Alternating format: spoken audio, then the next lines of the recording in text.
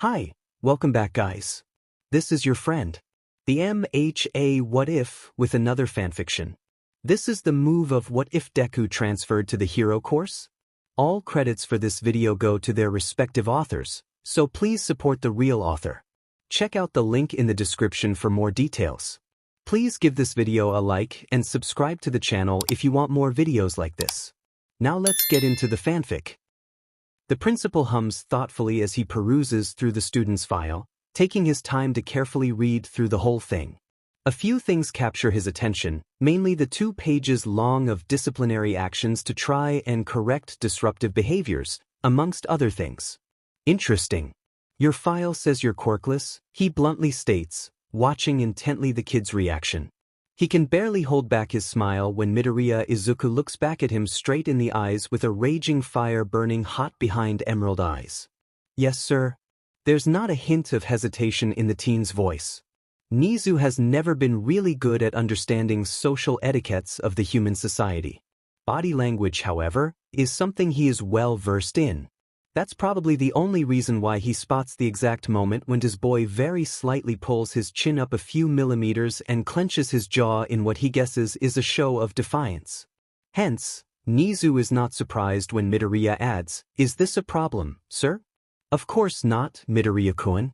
He doesn't miss the way the teen gulps when Nizu smiles his predatory smile. All sharp teeth and gleaming eyes. "Please fill the transfer files," he says, pointedly staring at the stack of papers piled neatly at the corner of his desk, and deliver them to Aizawa Shoyuta of Class 1A before the end of the week. Midoriya takes the dismissive words for what they are and stand up from the cozy armchair to reach for the documents necessary for requesting transfer to the hero course. "Thank you very much, sir." The teen bow respectfully before taking his leave, quietly closing the office door behind him. Interesting. Midoriya-kun. The doctor has one knee on the ground, placing himself at eye level with him with gentle big hands holding his shoulders delicately. "Don't worry about your quirk, I'm sure it will manifest sooner or later." The old man smiles at him. His lips are hidden underneath the pure white mustache he sports, but his cheeks crinkle and show dimples whenever he so much as quirk his lips upwards. That's how Izuku know the man is smiling. Quirks are feisty little things, Sonny. Depending on types, you can be born with it, have a powerful manifestation, or never even notices it's there. Izuku likes this doctor, he thinks. He has kind eyes and makes sure to always explain things so Izuku can understand what he's talking about with his mom. "Since your pinky toe is perfectly normal, you definitely have a quirk, so you can rest easy, little man." Izuku beams at him and happily yammers about his dream of being a hero, no matter what quirk he has. His laws and ethics class is just about to end, so he gives a last-minute assignment, their first of the year, to his 3B students before sending them off to lunch. He's gathering the pop quiz they'd had to do at the beginning of class to start grading them during his free period, when a tentative knock has his directing his gaze to the open door of the classroom. There stands a scrawny kid, most likely of first year, green-tousled hair with wide viridian eyes, staring at him.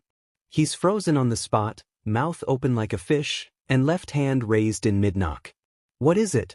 Shoyuta asks gruffly.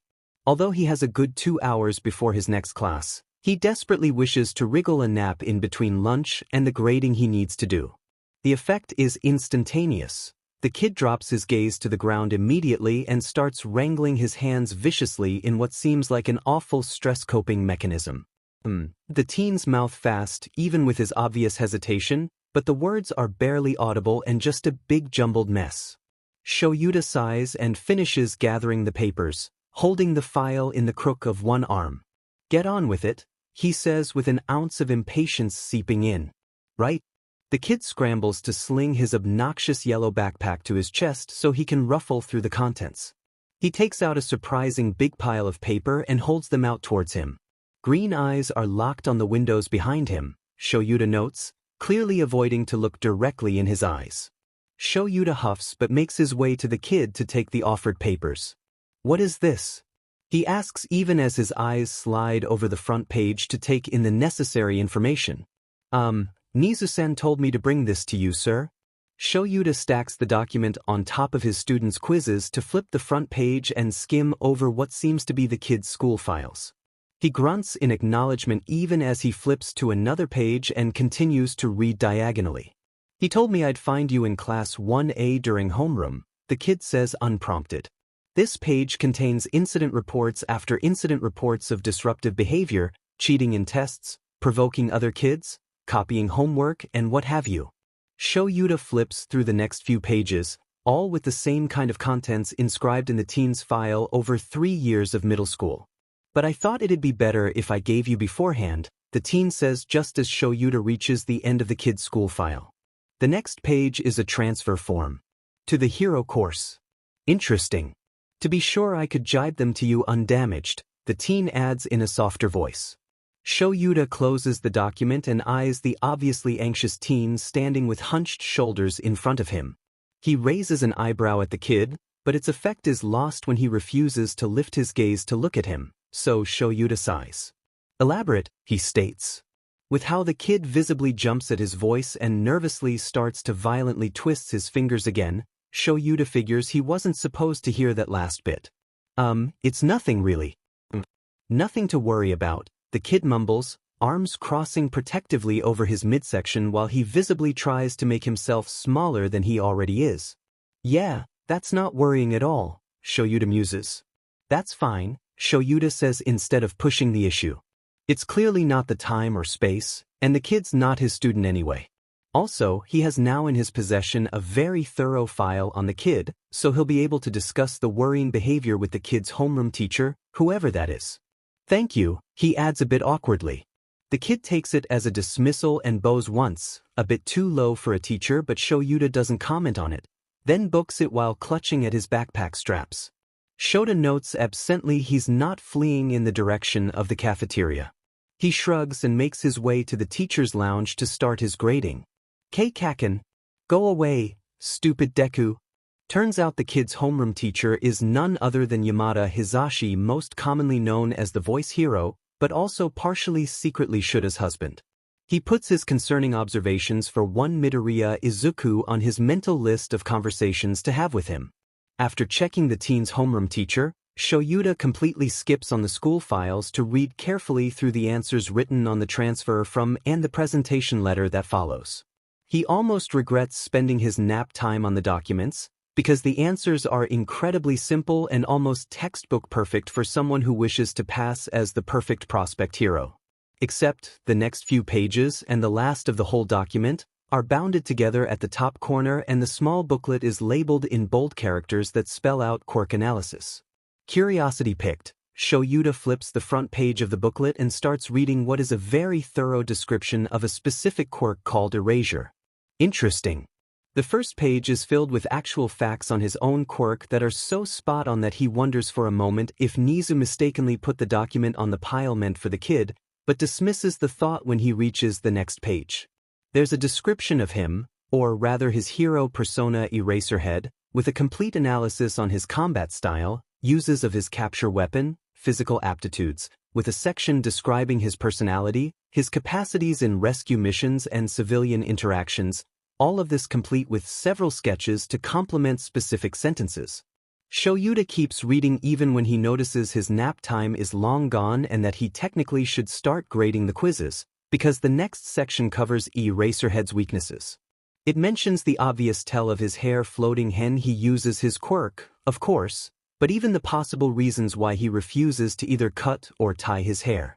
His lack of sleep makes its way in there, with a brief passage on his second job as a high school teacher and, more impressively, of his implication in quirk counseling for children with dangerous quirks.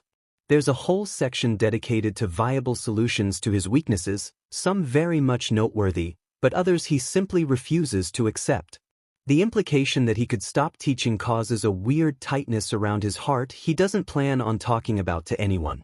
The whole document finishes with the signature of Midoriya Izuku.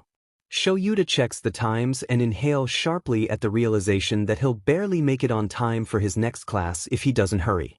Never mind that he didn't even start on grading. It was totally worth it though. He stands up from his desk and stretches, delighting in the way his back cracks at the movement. He flips the last page of the document and is about to slip it back under the pile consisted of ignore school files, transfer form and presentation letter when his eyes land on the simple sentence written on the back of the analysis packet.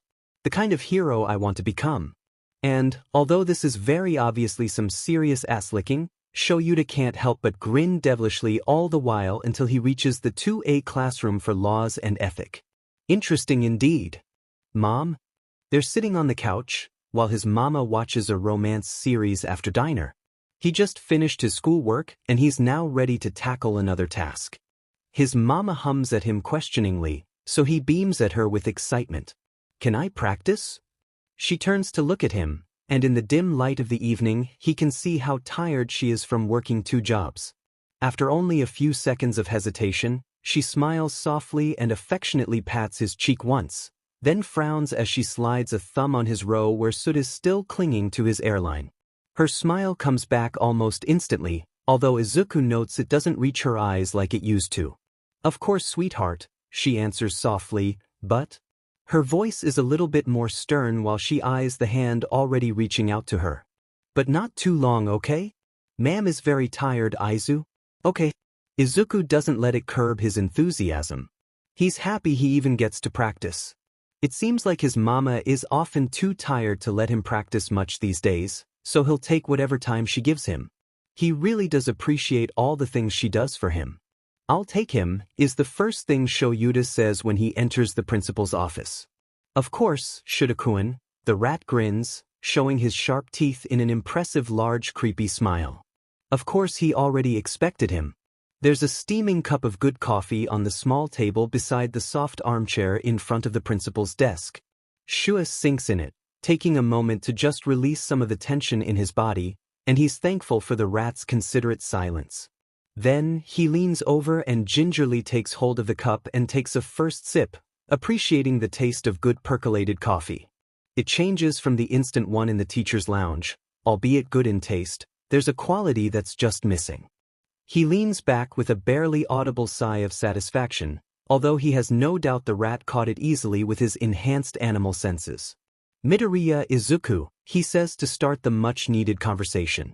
Yes. Truly an interesting boy, isn't he? Here's a suspiciously cheery gleam in beady black eyes. Shoyuta eyes the furry white creature, suddenly dubious about its intentions. What are you not telling me? He feels like he's been left out of the loop on purpose. Whether or not that's the case, the situation is this. Nizu knows something about this case that he doesn't. He narrows his eyes at the principal, because as much as he trusts him with his life, he's not sure he trusts him to not pull something outrageously terrorizing for everyone involved. Will you train him? The rat counters instead of answering. Shoyuta grunts in annoyance and tries to ignore how the creature's grin widens slightly at this. I'm tempted to say I'll take him only if he proves himself at the sports festival. He had taken some time to think on it this afternoon, intrigued beyond measure by the kid's impressive analysis skills. As he skipped the teen's personal files, he didn't know what his quirk was yet, but considering his scrawny body and nervous energy, he'd bet anything he doesn't have any kind of super-powered one. He suspects it's something along the line of an emitter type, but he thinks it's either increased intelligence or something related to his analysis.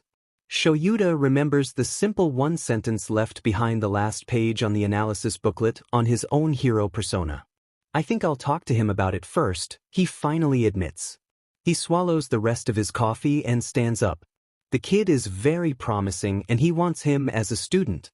Tell him to meet me after school on Friday. I'll wait for him after homeroom. Of course, Shota-kun. Shoyuta doesn't want to think about the satisfied air the principal emits. I expect great results. The rat calls out with a terrifying smirk. Shoyuta doesn't bother with a reply and hurriedly slinks out the door. He barely even sees his mother anymore. She works a lot.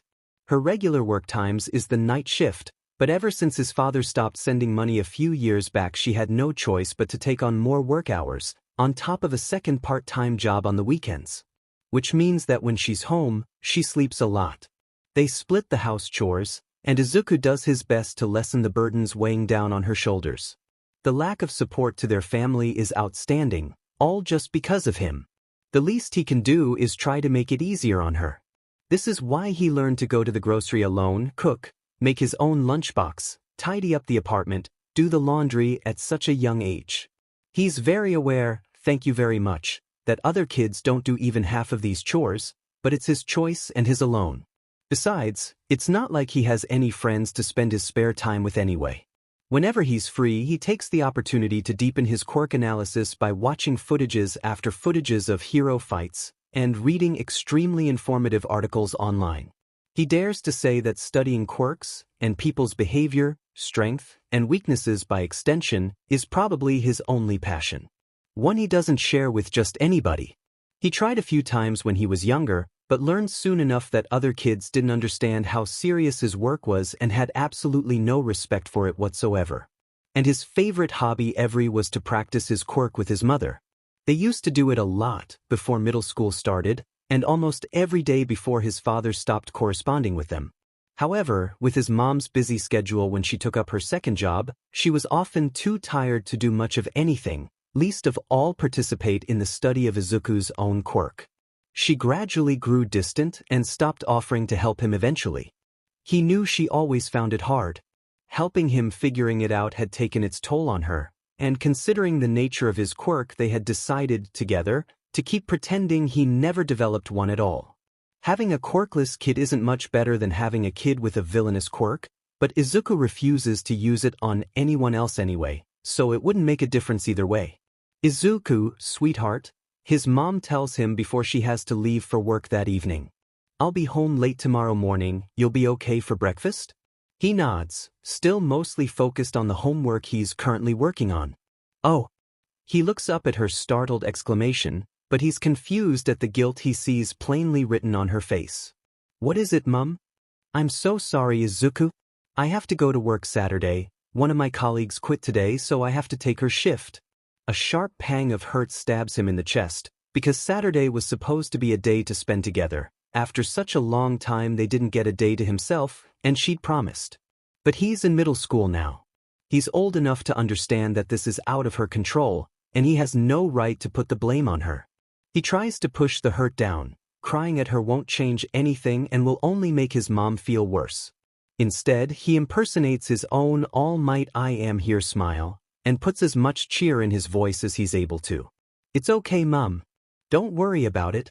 He gets up from the kitchen table to hug her goodbye when he sees her check her watch anxiously. She has to leave very soon if she doesn't want to be late. I have a school project that needs to be done for Monday anyway, he lies. She'll feel less guilty if she thinks he has important work to do in the meantime. Well, I guess it all works out for the best. Then, she tells him with relief clear in every line of her body. He doesn't regret the lie. Yeah. Still, I'm sorry for the change of plans, baby. I have to go to work now, call me if you need anything, all right? She kisses him, slips on her shoes and calls out a cheery good night, sweetheart, before closing the door behind her. Izuku waits in the entryway several more minutes, just in case she rushes back if she forgot something. When he's sure she's truly gone for work, he makes his way to the living room where he flops gracelessly on the couch. His homework lay forgotten on the kitchen table. It doesn't matter, he tells himself. He has the whole weekend on his own to finish it. There's a hotness in his chest when he thinks about how long it's been since he's had any quality time with his mom. Or anyone else, for that matter. It burns in his lungs and fills his eyes with stinging tears. It's easier to just ignore it. He stares at the ceiling numbly, head tipped back, and time blurs as his thoughts bring him into a quiet place in his mind, filled with white static, until the rising sun rouses him from his trance. Shoyuta has a small green-haired teen trailing behind him as he strides through the halls of the school. He leads the boy out the main doors, across campus all the way to a small gymnasium behind the main building. There are several training grounds at UA to accommodate all kind of hero lessons and all 6 classes, plus the one specifically designed for testing support items and the one built for ordinary PE classes. The one he's taking the teen to, however, is more of a private space to give one-on-one lessons to students who needs a little bit more of personal coaching. He holds the door open to let the kid in, then points at the changing rooms with a simple, "Get your sports gear on." When the kids come back in the school-issued gym uniform, Shoyuta eyes Midoriya's small physique and hunched shoulders. The teen chances small quick glances at him while shuffling his feet nervously, but waits in silence for Shoyuta to give instructions. How much do you work out? He asks instead. The kid is tiny. I have a small routine. The boy twists his fingers in a way that surely hurts, but Shoyuta resists the urge to pull his hands apart. It's not his business, and it's not his student. I mostly go on runs, the teen admits, eyes sliding down in the universal body language of shame. There's nothing to be ashamed of, though. God knows how many hero students he has each year that never even thought of training their body along with their quirk before attending UA. Good, Shoyuta says with a hint of satisfaction. I want to see what's your physical shape for today. This will set a starting point to your training regimen. Midoriya's head snaps up to look at him with wide, confused eyes. What is it? Just like that? The question has him reeling, and he hisses his answer through clenched teeth. Of course not. I don't just let anyone into hero class, he almost growls out. His displeasure is evident and he ignores the disappointment shining in green eyes. This is not a game, and he won't allow any of his student to behave like it's one. You'll have to prove your worth. Midoriya flinches at his words, but he doesn't let that get to him. He's not here to play nice, so if the boy isn't ready to fight for his spot no matter what, then he's definitely not determined enough to be a hero. Let's get to it. Start warming up. Shoyuta guides the teen through various exercises. He has a good amount of stamina, which he expected to a certain degree after he was told running was the boy's main training regimen so far. He has to correct him on proper positions for most of the activities he has him doing, but he's pleasantly surprised at the boy's execution of it all. He's satisfied with the strength the boy is showing though it all. All right, he says while the teen cools down a bit. He has him drink water and guides him through some stretches. Nothing this seems a bit novel for him. I'll send you a simple training plan to your school email. And perhaps some kind of meal plan. It can't hurt to put some more muscles on you, he adds with his face half buried in his capture weapon. Midoriya hears it anyway if his sudden red face says anything to go by. Good, now do the other leg, he instructs. I want you to do hose stretches after each workout. All of them. Midoriya nods and gulps at the severe intonation in his words. All right, get up. The boy scrambles to his feet. Shoyuta is satisfied that he recuperated enough to continue with today's plan. For the next, he steals a glimpse at his phone. 30 minutes, I'll show you some basic forms. I want you to memorize them and practice during the weekend. We'll review them together next week. Next week? Midoriya squeaks out. Yes. Is that a problem? The boy shakes his head energetically before he even has the time to think about what he'd do if it was a problem. Great, he says emotionlessly. Let's get a move on, I don't have all day. The first time he uses his quirk is on his father. His mom takes him in his arms when he cries that night, and holds him close until he falls asleep with tears still staining his cheeks. It takes him a while after this before he figures out how to fix his mistake, and his father grows more distant with each day. It takes him to understand how his quirk works. Already he doesn't want to use it. He's scared. It's only with his mom's support that he's finally able to work through it. Still, his father becomes cold towards him. He's never violent, Izuku has that to be thankful for, but his words are hard and bitter, disgust coloring his voice. When he leaves for America, stating it's for his work, Izuku is old enough to know it's really just so he can get away from him. He understands how much his quirk is scary, and even though he can already see its usefulness in heroics, the thing it does to other people can easily be seen as villainous. Also, he doesn't want anyone to suffer through this by his own hands. He makes a deal with his mother. She doesn't say it, not even once, but he knows she'll always be uncomfortable with his quirk, even if she lets Shim practice on her. She agrees to register him quirkless, what they call a false positive, even knowing how this will change their lives. He's sure she didn't expect to lose her whole family though, nor the friends she'd gained through the years, nor the hard-won position she had at her previous job. She doesn't expect her son to be bullied so thoroughly, and in the following years, she's the one who begs him to stop hiding his quirk when he comes home with severe burns on his shoulder and back, with his torso blue and black all over. In exchange, he promises he'll never use it to harm anyone else, that he'll become a hero even without it. That he'll be a good son. Young as he was, he didn't know how unfair this deal really was to his mother. When he truly understood how much it hurt her, he couldn't go back on his words anymore, both too afraid of the consequences and too hung up on his goal to do so. Having both teenagers in the same training session was troublesome.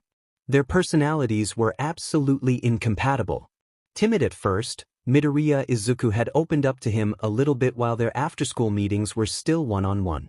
The ID had shown good potential with a sharp mind, and eventually stopped hesitating before asking a question or sharing an idea.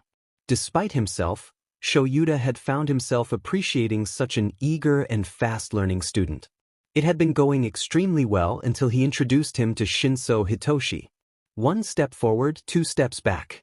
After seeing him at the sports festival, Shoyuta had set up a first one-on-one session with the purple-haired teen, then had continued to meet him alone for a few weeks before deciding to merge both boys together. He had started sparring regularly with Midoriya for a while already, and he had started showing the basics to Shinso, so he thought that joining the two of them would benefit them more. Instead, he sees Midoriya withdraw further within himself each time Shinso gives him the cold shoulder. Shoyuta understands the teen's frustration towards the world, having been himself victim of quirk discrimination. Perhaps he even saw too much of himself in Shinso, clearly angry at everyone and bitter towards anyone who seemingly had it easier than him. Shinso wasn't particularly mean towards Midoriya, just cold. Cold and indifferent. Each time Midoriya greeted him, he ignored him completely. When Midoriya started to talk about other heroes or classmates and their quirks, like Shoyuta often encouraged him to do, Shinso would scoff and throw scathing looks Midoriya's way. If Shoyuta knows one thing, it's that Midoriya is both very observant and extremely sensitive.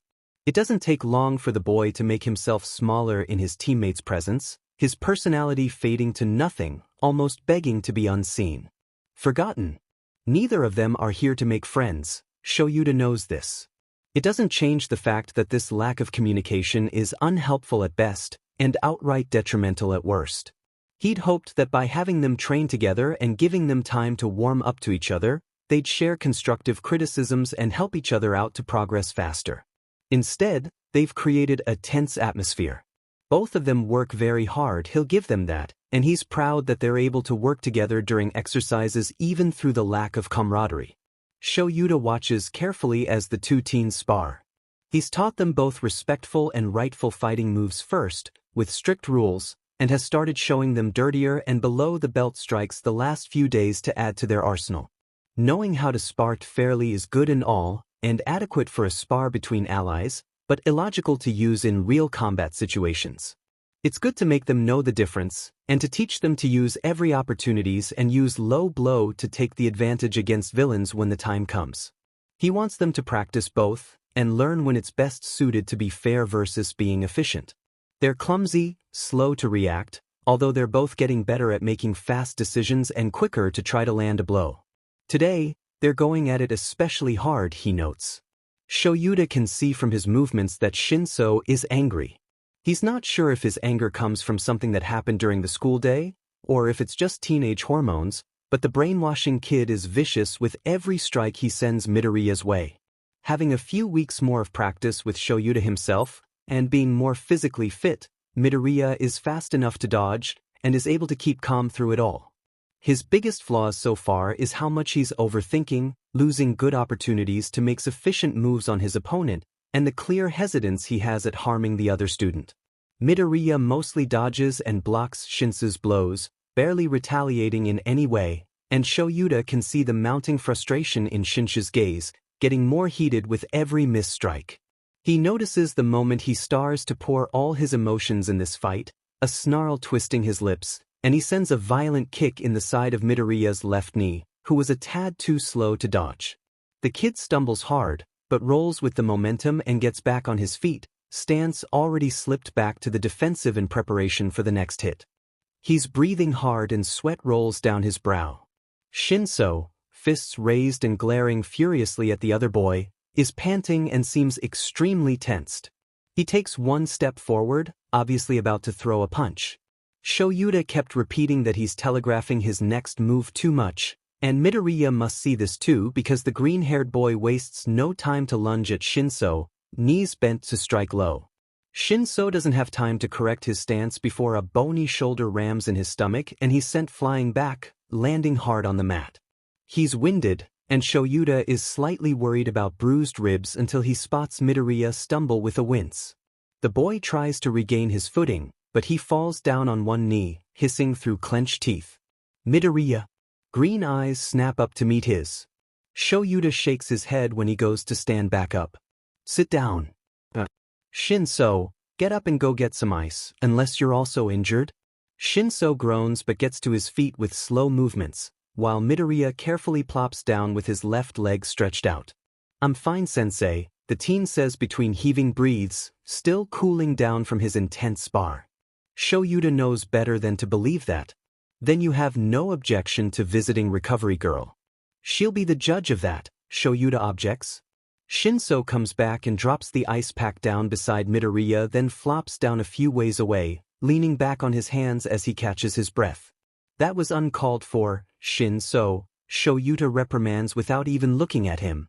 He's crouching down beside Midoriya, busying himself with rolling the teen's pants sleeve up to his thigh to take a look at his injured knee. Bruises are already blossoming on the side of it, but there's no swelling yet. It was a spar, isn't fighting the whole point of it? Shinso scoffs and his tone is sharp. Still angry. It's a spar, not a real fight. I thought I had made myself clear. We don't aim to maim. If you can't fight with a level head, I won't have you spar again, he threatens. They're here to learn, to get used to new moves and to ingrain it all in their bodies and their minds so it comes naturally when the time calls for it. They're not at a level where they can go full out with their blows. Shoyuta can feel the teen's glare boring into the back of his head. Something's clearly bothering you, but get your head out of the gutter, Shinso, otherwise I won't hesitate to drop you. He doesn't need to train someone who has no self-restraint, especially against a classmate. Shinso has plenty of potential, that's for sure, and he's driven to become a hero, but if he's to injure everybody he trains with each time something has him too emotional, then he's too much of a danger to push him towards becoming a hero. There's a moment of silence while Shoyuta prods around Midoriya's knee, confirming that nothing seems broken. Just a bruise, and maybe a sprain, judging by the way the boy couldn't put his weight on it. Fine, whatever, comes the short reply. The tone seems dismissive, but Shoyuta has worked long enough with Shinso to hear the acceptance in his words. Already, the bite in his voice is gone, so Shoyuta will take it as a win. Midoriya almost succeeds in hiding his wince when Shoyuta bends his knee a little. Definitely sprained, then. It's okay, Shinso, the boy murmurs. No, you didn't mean it. He finishes with a mumble, gaze trained on the ground. Shoyuta sees Midoriya's fist clench tightly, and he worries about nails breaking skin, before the teen fully relaxes and shoots a bright smile at Shinso, unprompted. Thanks. What? Shoyuta probably stares a bit too long at the problem child, because he almost misses the deer in highlights look Shinso sports. The teen hastily swipes his head away to hide his expression. Is he blushing? What the hell is going on? Shinso suddenly seems subdued, all anger washed away instantly. Shua has no idea what just happened, how the tense atmosphere suddenly did a 180 with a single word of gratitude out of Midoriya's mouth. Midoriya, what's this about? He asks, because he's the more honest of the two kids, and usually the more talkative too. It's nothing, sensei. Now Midoriya's blushing, face beet red, and he's waving his hands as if that further proves his point. It doesn't. Shoyuta turns his gaze towards Shinso, who already has his composure back and has schooled his expression into one of boredom. Some dumb fuck. Shinso, he warns, which elicits a small groan. Some dumbass. Shoyuta rolls his eyes at this because it ain't much better, but he knows how to choose his battles. Tried to pick a fight with Midoriya after school. Shoyuta continues to stare, because it really doesn't explain anything. And he said some nasty stuff, Shinso adds with a frustrated huff. Shinso seems to have finished his extremely lacking explanation, so Shoyuta turns back to Midoriya, who's now holding the ice pack to his knee. Wide green eyes flicker between Shinsu's expressionless face and Shuta's dark gaze a few times, before his smile widens suspiciously and he stutters out a cheery, "Don't worry about it, sensei." Shinso scoffs and picks himself up, clearly finished with the conversation. Shoyuta feels a peculiar mix of anger and concern swirl in his chest, which makes his next words harsher than he means them to be. Sit. We're not done. Shinso groans but obeys without much fuss. Midoriya, explain. Said boy's eyes snap back to his. He looks a little confused.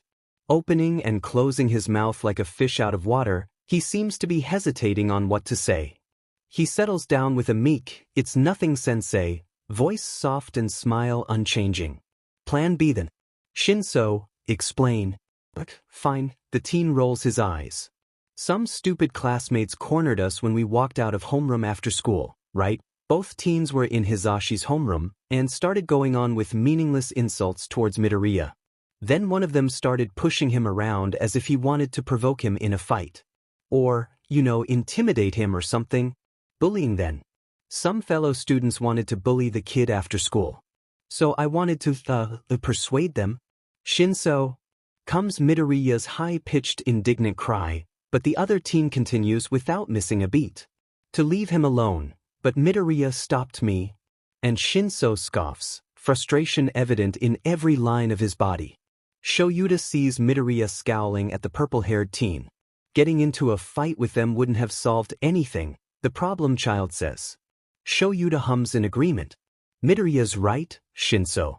When you witness bullying, Shoyuta frowns when Midoriya turns confused eyes to him and mouths, bullying? As if the word is foreign, he'll have to speak to him about this later, he thinks, but he continues his speech nonetheless. You first have to try to diffuse the situation with words. He put as much emphasis on this as possible when he sees Shinso rolls his eyes, and it earns him a frustrated growl from the teen.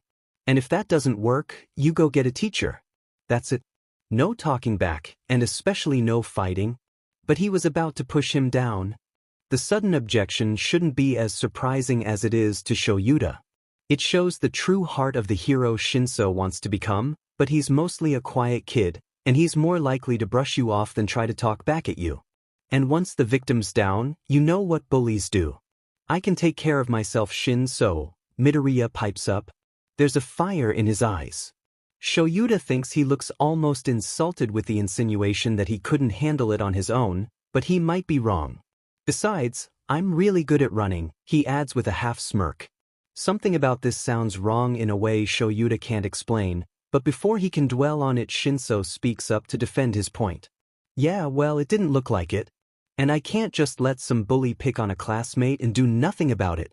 All right, enough.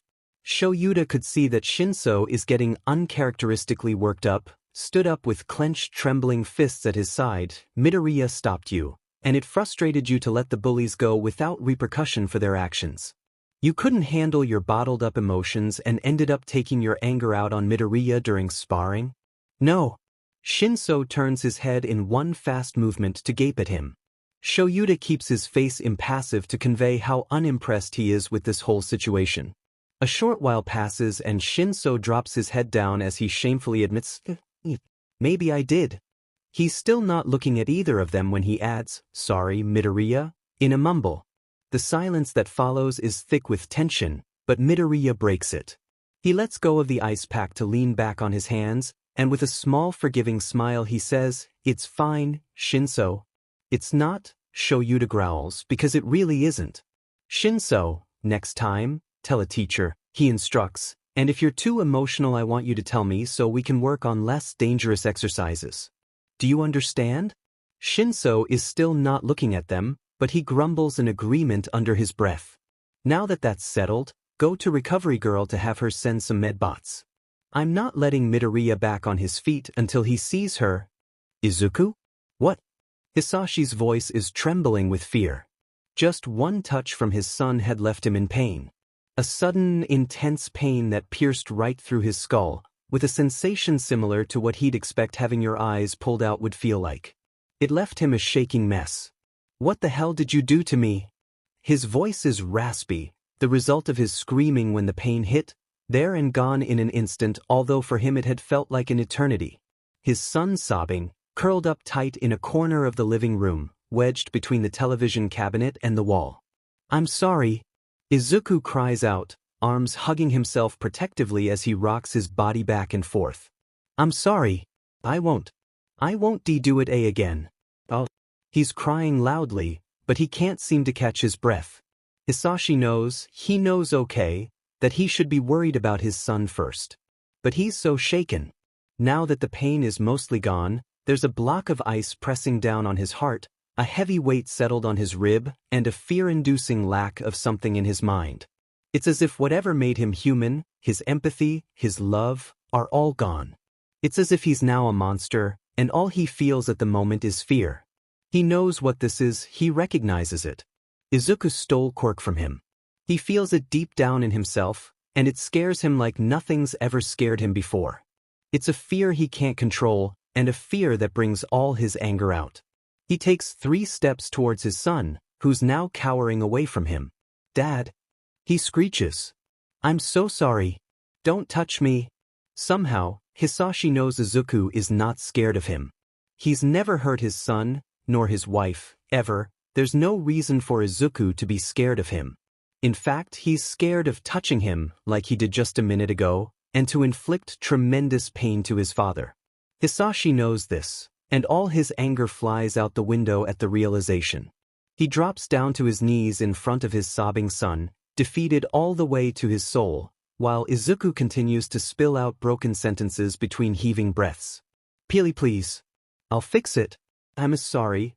Now that the anger is gone, leaving only the fear and the lingering coldness behind, he understands what just happened. Hisashi sits there, unmoving, feeling dead inside. When Inko comes back from work that evening, she finds a hysterical son, and a husband whose fire has been snuffed out from his eyes. We have 1 month left before the end of term, Shoyuta says first thing when he enters the gym to find both teens already in their workout clothes and getting warmed up. They're used to this by now, and know better than to stop their exercises just to look at him talk. They can move and listen at the same time. It's about time we start training your quirks. Shoyuta had been thinking about this all week. The kids were now pretty decent at sparring and parkour. The progress they've made since he started training them is tremendous. He's been focusing more on their bodies and physical abilities than on air quirks.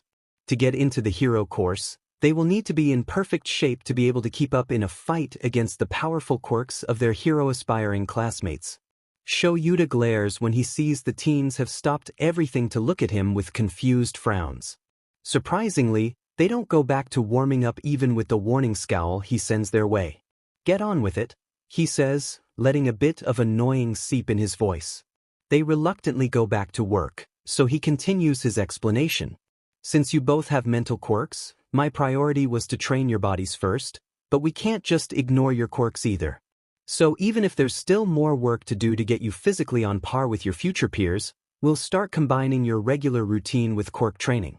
We'll start with Midoriya. The teens still once again, this time with incredulous looks painting their faces. Midoriya looks like a deer in headlights, while Shinso has his eyebrows raised so much they almost disappear in his hairline. What is it? Shoyuta growls. Why are they acting all surprised? They should have expected they'd be training their quirks at one point or another. Midoriya suddenly looks uncomfortable.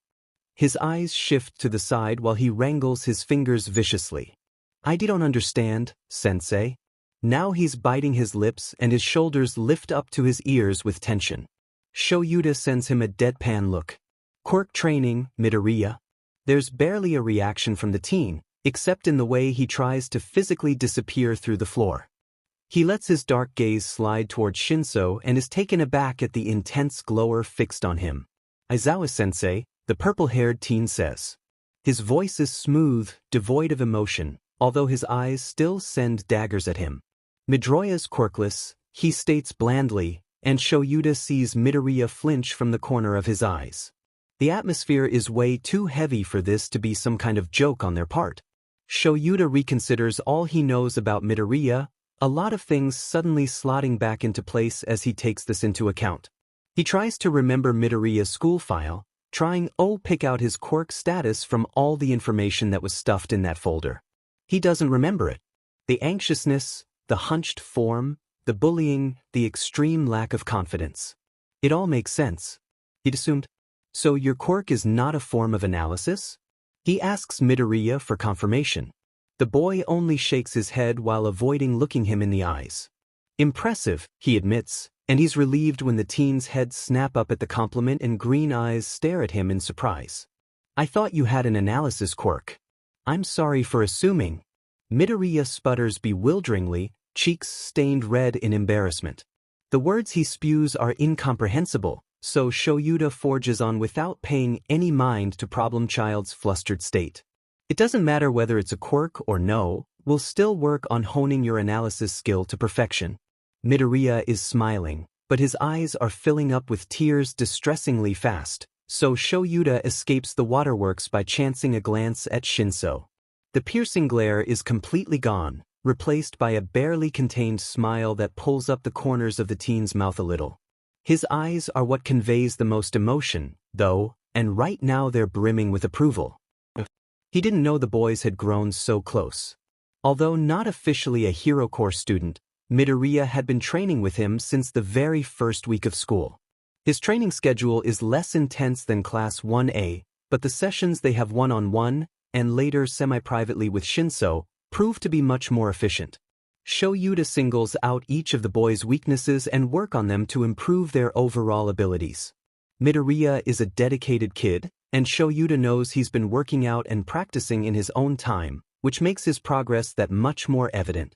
He's now training his sparring, parkour, stealth, enough to rival the most gifted students of 1A.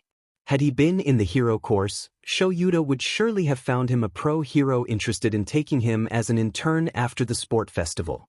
As it is, Midoriya hasn't had that chance, but Shoyuta wants him and Shinso to have some field training as well before tossing them to the wolves that is the hero course. Which is why he's decided to take them on patrol with him. He can't offer them much, there's only 3 weeks left before the end of term, but it's better than nothing. They'll have 3 days each. Having one inexperienced kid to watch out for is hard enough. There's no way he's bringing both of the at the same time. He's explained the rules to them both on their previous training session, but he makes sure to repeat them to Midoriya before they leave that evening. It's the 3rd day of patrol with the kid, and he's been exemplary so far. Still, he wants the rules hammered in their heads. Stay close. Pay attention. Stay vigilant at all times. Listen to everything I say. Don't talk back. Stay at a safe distance if there's a fight. Don't fight. Most importantly, run if I tell you to run. He's not taking any chances, especially after all the ordeal his class has gone through this year. They're not heroes yet, they're not ready to fight villains. He'll do anything to keep them safe, and that starts with setting firm rules. Midoriya repeats all the rules word by word to him, as he's asked him to do the 2 previous nights. There's a determined glint in the teen's eyes. Shoyuta thinks he's never seen Midoriya so self-assured before, and he's a bit proud of him at the moment. They depart UA not long after. It's still early, barely after 8, with the sun just over the horizon. The first half of patrol goes extremely well. Shoyuta lectures a group of teenagers smoking weed between 2 commercial buildings closed for the night, and apprehend one criminal who was attempting to steal a car. This one puts up a fight, but it's short-lived and Shoyuta doesn't even break a sweat. His intern keeps his distance like promised, only jogging up to him when the man is bound securely in capture cloth, and he dutifully calls the precinct with the instructions Shoyuta gives him. Their patrol continues as soon as Shoyuta gave his quick and precise statement to the police officers who arrived to take in the criminal. He's not surprised to see Midoriya taking notes all along. The teen knows they have an assignment following the internships, and as dutiful as the teen is, he's always making sure to never miss a thing. When they stumble upon their next fight, they're on the rooftop of a club still going strong. There's a small group of men lingering on the sidewalk in front of the club, smoking and talking loudly over each other, their voices almost drowned out by the music escaping the building's front door. What Shoyuta sees and makes him stop in his tracks is a long man manipulating a clearly intoxicated woman in the side alley of the club. She barely puts up a fight, but she's either too drunk or too high, or both, to consent anyway, so he gives the signal to Midoriya to wait and drops down the fire escape to intercept the man. Landing at a safe distance from the rapist, Shua takes stock of what he's dealing with. The man is burly, muscled in a way that is only possible through long-term training or because of a quirk. He obviously has at least a partly mutant quirk, with twin goat-like horns spouting from his bald head and the unnatural shape of his legs. Shoyuta will have to watch out for those. He has no idea what the man is capable of, and it looks like he won't be able to rely on erasure. The criminal has the mostly unresponsive woman caught between the wall and himself, one hand blocking the girl's only exit. The way she can barely keep herself up, coupled with how her head rolls weakly to the side, makes Shoyuta worry about a possible overdose. Both of them didn't even notice the underground hero's presence yet, so Shoyuta uses the additional time it gives him to catch Midoriya's eyes, who's carefully watching from the edge of the rooftop. He subtly points to the woman, then to the mouth of the alley behind him with a thumb over his shoulder. His message gets across, his in turn nodding vigorously with a determined frown barely visible in the darkness of the night. Shoyuta can count on Midoriya to get the woman to safety when the time comes, so it's one less problem to worry about. "Hey!" Shoyuta calls out, and stays on his guard even when the criminal spins around too fast and ends up stumbling regain his balance. He's also probably drunk, then.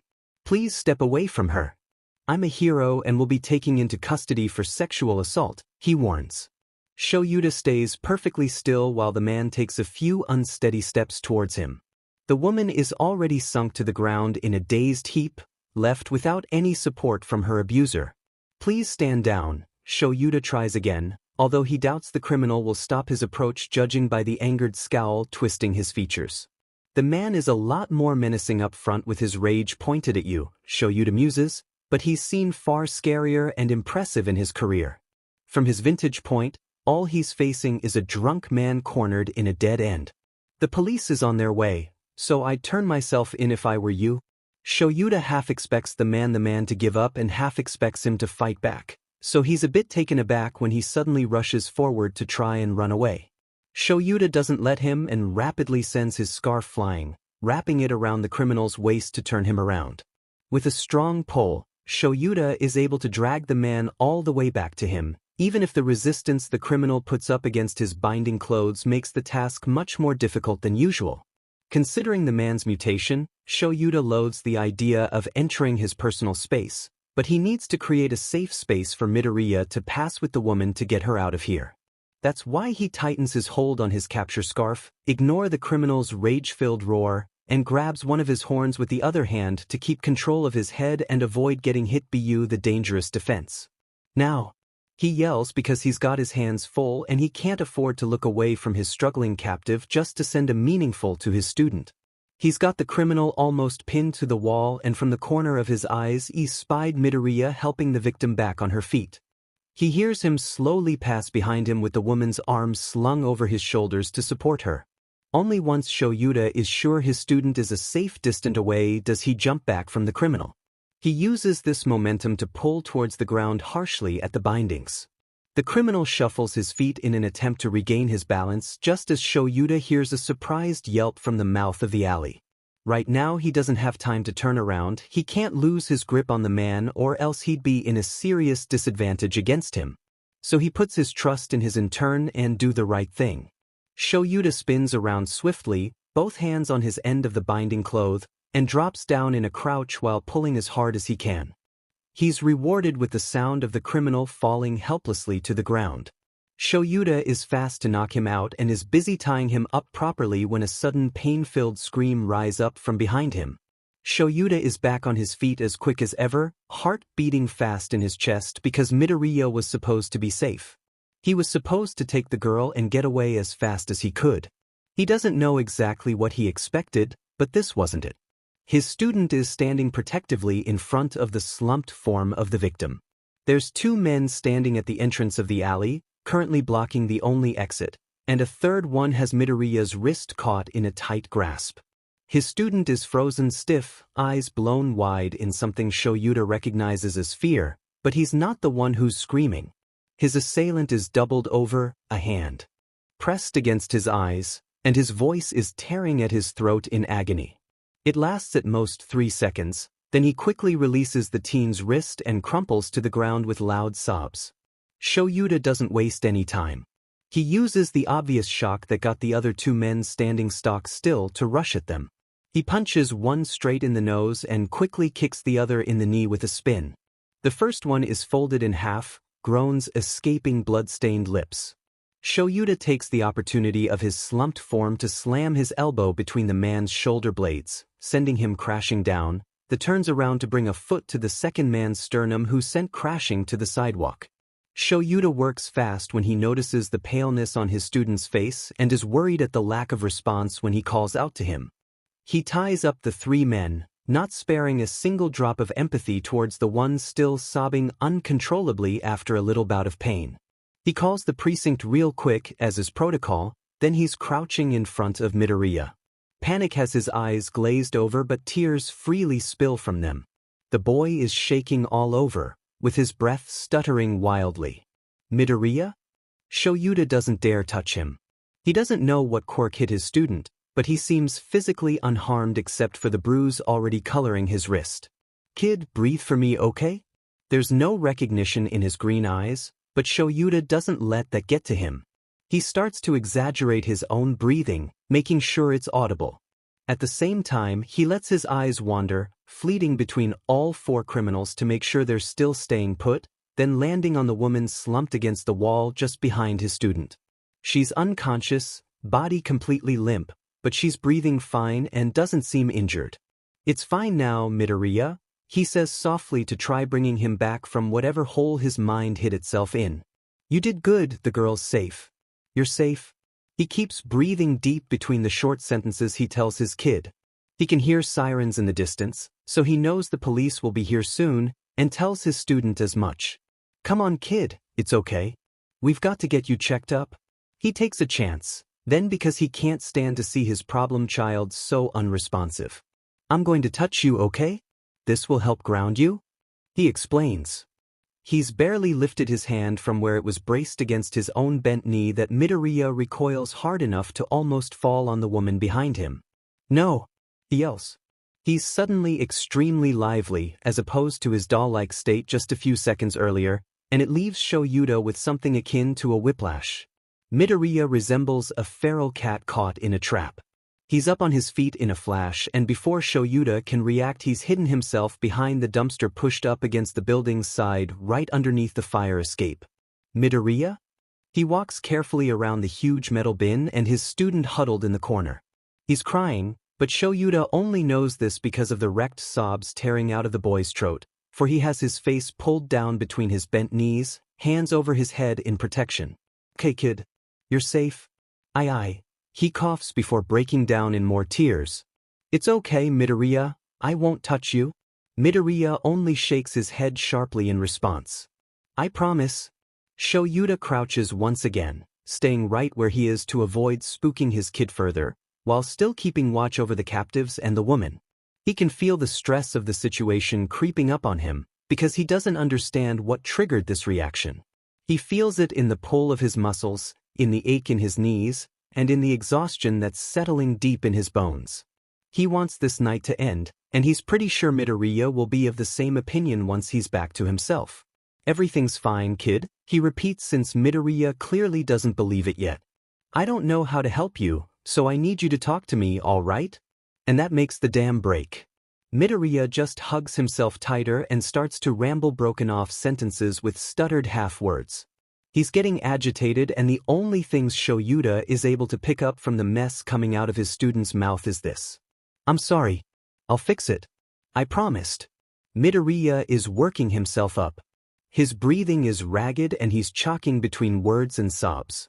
Enough, Shoyuta says firmly but not unkindly. Breathe with me, kid, or you'll pass out. He repeats his previous exercise, however this time Midoriya tries. Come on. Deep breaths, he encourages. Usually, he'd want to hold the boy's hand to his chest so he could feel him breath and have less trouble following the rhythm. This way has to be enough, though, because he'd promised he wouldn't touch him and he respects other people's boundaries. That's it, he soothes as the kid starts to calm down. The sirens have stopped, but Shoyuta sees the blue and red lights reflected in the store's windows on the other side of the street. The police will be here soon. You doing okay, kid? Midoriya nods once but makes himself smaller, so Shoyuta is not convinced at all. Do you want me to stay with you?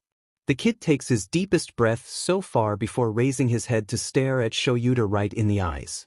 His eyes are puffy and red-rimmed from tears. A soft sob escapes him every few breaths, but his eyes are surprisingly dry now that he's calmer. He's biting his lips anxiously, but he lets it go to speak with a voice raspy from misuse. I'm fine, Aizawa-sensei. You can go. Hearing the teen speak with such assuredness reassured Shoyuta, so he nods back to his kid, never breaking eye contact. But stay here, I'll make it fast. Seeing the tiredness slowly seeping into Midoriya's form, he adds softly, then we go home.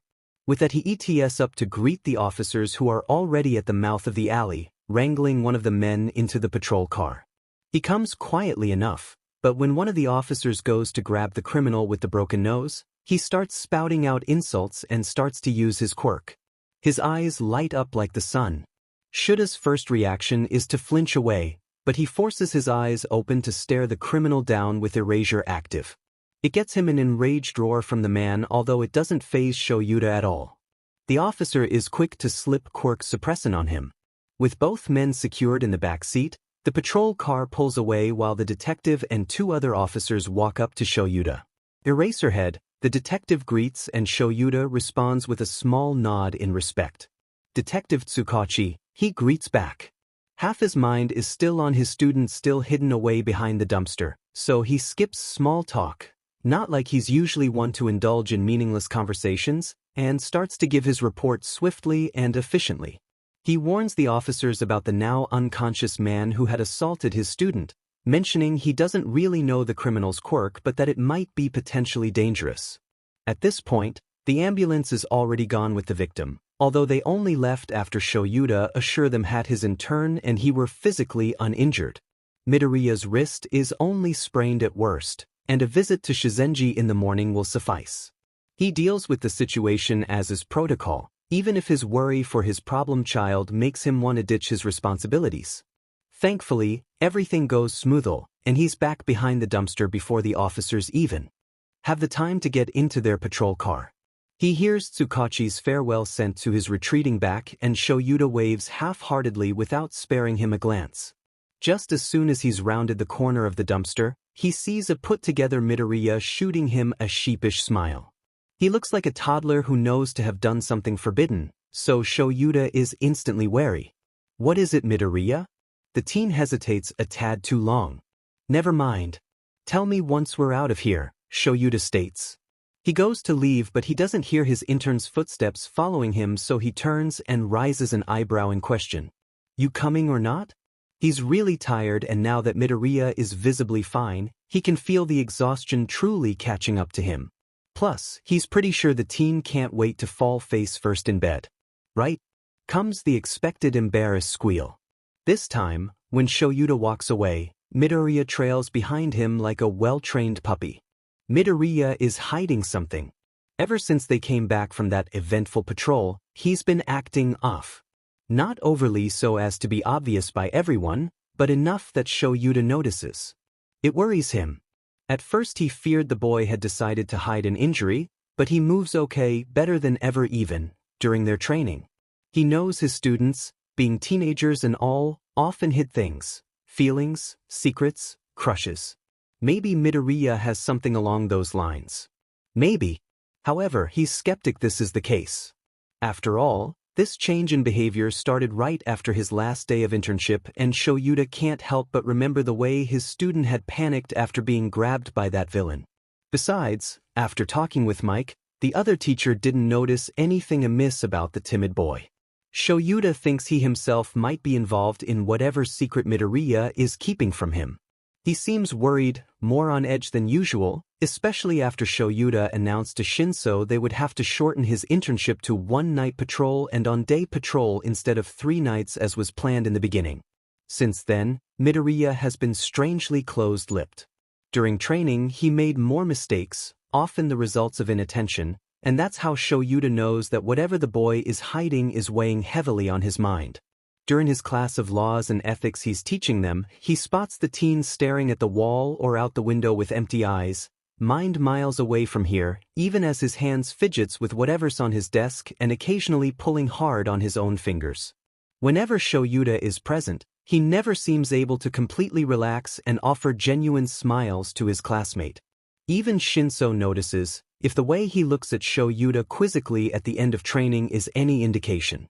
Each time, before leaving the gym, Midoriya lingers a little bit behind Shinso.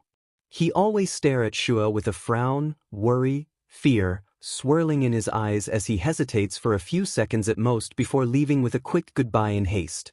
This is the last training session they have before the finals week. He decided to let them concentrate on their studies for the last week, so technically this is the last time he's tutoring them before summer break. He's just given them exercises to do regularly on their own and is about to dismiss them, but his eyes land on Midoriya's. The teen is glaring fiercely at him, hands in tight fists by his side and jaw clenched. Shoyuta frowns at him, trying to figure him out, but Midoriya's attitude doesn't change. So instead, Shoyuta says, "Shinso, you can go. I need to speak to Midoriya." Shinso glances between the two of them confusedly, then shrugs and makes his way to the exit. "Just try to not kill each other," he grumbles before closing the door behind him. Shoyuta would have snorted had he not been under the intense glare of his other student. "Do you have something to tell me?" Shoyuta asks because Midoriya just keeps staring, but doesn't seem in a hurry to share his thoughts. Green eyes flicks once towards the exit, and when they come back to Shuta's eyes he sees hesitation warring with resolve. "Midoriya? You can't tell anyone." The teen blurts out suddenly. His fingers play with the hem of his shirt at his side. Shoyuta blinks when tears start to fall down freckled cheeks. Midoriya is scared of him. Or rather, his reaction. "But what for?" "Please," the teen begs, one hand coming to wipe at his eyes. There's fire in them once he's able to dry them, and his lips thin in a small line. "I have something to tell you, but you have to promise you won't tell anyone." Midoriya's breathing fastens, so Shoyuta replies before the teen works himself into hyperventilation for nothing. "All right. I promise to keep whatever this is to myself." He doesn't verbalize the conditions he sets up in his mind, afraid Midoriya won't spill anything if he does.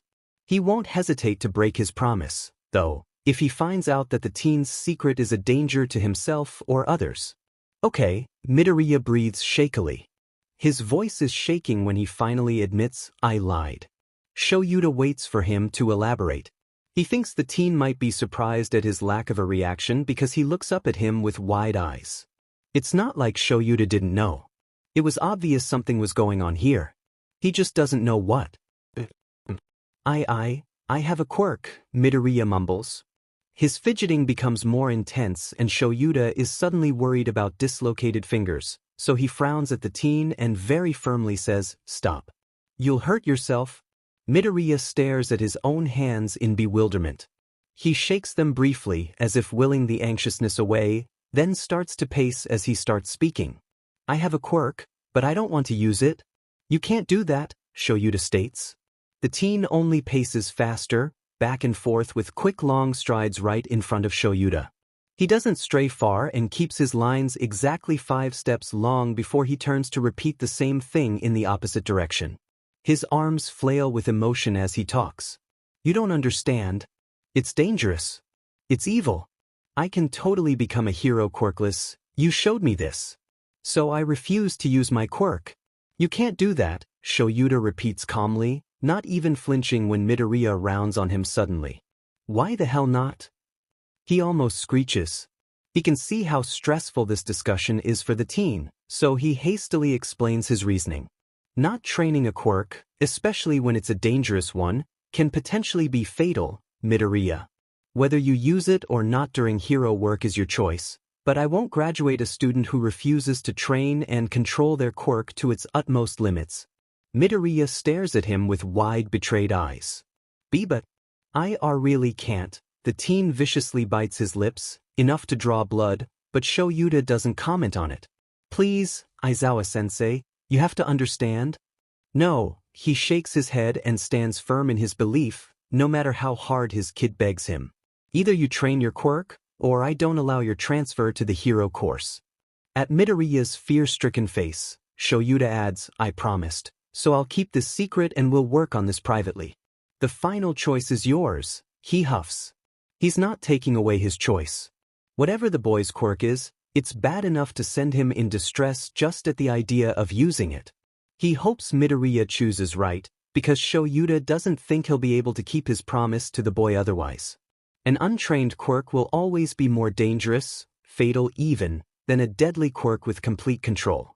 If the boy chooses to abandon heroics to avoid using his quirk, Shoyuta will have no choice but to notify at least the principal of the situation.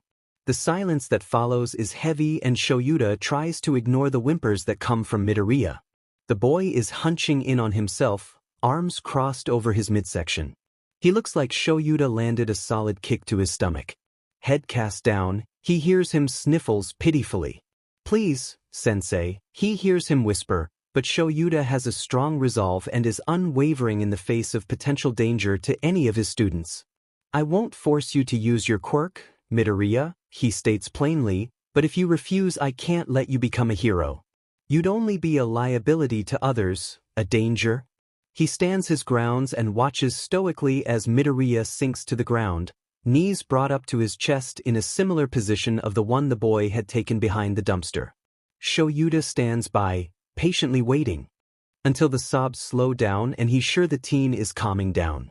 He knows Midoriya is emotional and cries easily, but this breakdown comes from something deeper, something that pulls at the boy's heart to the point that it's painful. What do you say, kid? He prompts. Midoriya slips a hand over his face to wipe away tears. Will you work with me? The boy takes a deep breath that ends with a hitch, but he locks his gaze with his and gives him a small nod. There's vulnerability in his eyes, in his whole posture, but Shoyuta swears he'll help him grow and break his fragile cocoon so he can become a great hero. Yet, first things first. All right, problem child.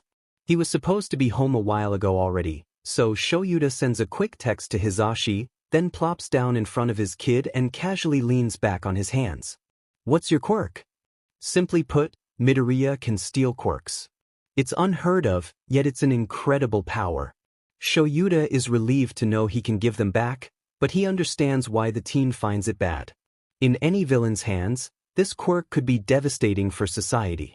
Shoyuta can't help but feel extremely glad it was the kind-hearted Midoriya who developed such a quirk and not, say, Shigaraki. He shudders just thinking about it.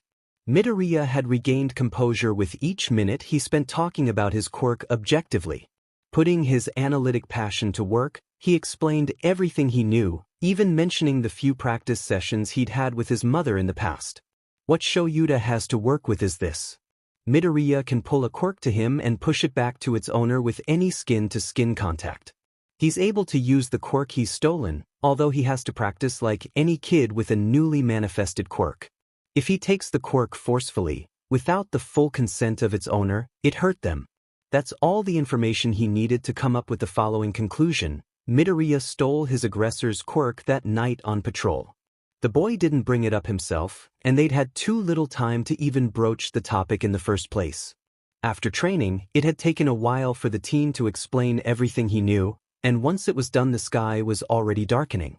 Shoyuta had sent him home after telling him they'd speak about this further during lunchtime tomorrow. What's got you thinking so hard, Sho? Hizashi flops down on the couch beside him, effectively pulling him away from his recollection of the last few hours. Shoyuta grunts in annoyance but answers nonetheless. I'm not sure I should send the kids to summer camp, he admits with a frown twisting his face into a grimace. It's no point precising who he's talking about. Hell class, heel spawn, monsters, brats are all synonyms to his 1A class. Kids, on the other hand, and problem children, only mean either Midoriya or Shinso. Or both. Something happened, the blonde asks with a hint of uneasiness. Shoyuta can't stop the huff that passes his lips. He grinds his teeth with the headache that throbs dully at his temple. Something like that, he offers as his only answer, because he promised. He rubs his forehead absent-mindedly and almost jumps when Hizashi nudges him with an elbow. He passes him a small glass of water with a few painkillers, which Shoyuta accepts with grumbled thanks. I can't really speak about it, he explains with a sign once he's downed all the water in a few gulps. His partner accepts this easily enough and pats Shuta's knee in reassurance. He understands. Okay, the blonde says softly. I trust your judgment, Sho. Whatever you decide, I'm sure it will be the right choice. Shoyuta snorts, a little bit self-depreciating, and Hisashi pushes him hard enough to almost topple him off the side of the couch. Stop it. I'm serious. There's a ridiculous pout twisting his partner's face. Fine, Shoyuta replies lightly, amusement audible in his voice. Now time for your beauty sleep, he adds dismissively once he spies the time, to which Hisashi gasps dramatically. Sho. The faux indignation fades away fast enough, though, and the blonde shoots Shoyuta a concerned gaze. Still, he gets up, kisses Shuta's cheek goodnight, then tries to hide his yawn behind a hand. Alright, be safe, Sho, he whispers as he slinks off towards their bedroom. Shoyuta doesn't bother to respond. Saying good night would be pointless. He knows Hisashi will probably stay away purely out of worry. He'll wish him good night only once he's back home from patrol. He gets ready to leave, limbs already heavy with exhaustion, although he doesn't miss the way he feels a little bit light on his feet thanks to Hisashi. His partner always do wonder to lift up his mood, so he's glad he got to share a little bit of his worries with him before he has to leave for work. Hisashi is right. He'll make damn well sure to take the best decision. He has a little less than 2 weeks before summer vacation. He has that same amount of time to work with Midoriya and his quirk. Then he'll be able to make a sound decision. If he deems the kid ready, he'll bring him and Shinso to summer camp. So, what's that man's quirk? Midoriya chokes on his bite of food. Shoyuta nudges the kid's juice box closer to his hand impassively. The teen chugs it, then lets out a relieved sigh once his airway is cleared. Sorry, he apologizes. Shoyuta can't be sure if the redness in his face is due to the almost asphyxiation or the embarrassment that follows it. Maybe both. Whose quirk? Shoyuta doesn't believe the innocent look the teen shoots him along his question. The man who grabbed you the other night? It's lunchtime and they're occupying one of the small meeting rooms that belong to no one in particular. There's an empty desk with a basic leather chair behind it. They have no use for it, so instead they've settled themselves on the couch pushed against the wall to the side. Having already finished his jelly pouch, Shoyuta is leaning his head back and has his feet propped up on the coffee table in front of them, where Midoriya's lunchbox lay on the other end. It's not very comfortable, but he'll take every opportunity he can to relax. I'm not sure, exactly, Midoriya shares. He hasn't finished his meal yet, though he seems content to just push the leftover food around with his chopsticks absent-mindedly. Eyes half-masked and brows furrowed, he gives Shoyuta the impression that he's concentration really hard. It feel like, a whirlwind of sorts, the teen verbalizes after a short while. That's still pretty vague. Have you tried using it? Shoyuta has one eye opened and trained on Midoriya, so he sees him whip his head up towards him to gape indignantly at his question. No way. He almost look insulted, Shoyuta thinks. Why not? He asks, both out of curiosity and the sadistic wish to make the kid more flustered. It's not mine. Midoriya is shaking his head, looking upset. After what the kid has told him the previous evening, Shoyuta isn't really surprised with that reaction, although he is proud of what the teen splutters next. It's not like I asked for his permission. Besides, I have no idea what it does. It would totally be irresponsible and dangerous to even try using it without having at least an idea what it does first.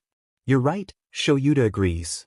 The kid's cheeks flush pink with a small upwards twitch of his lips that shows his giddiness at the compliment.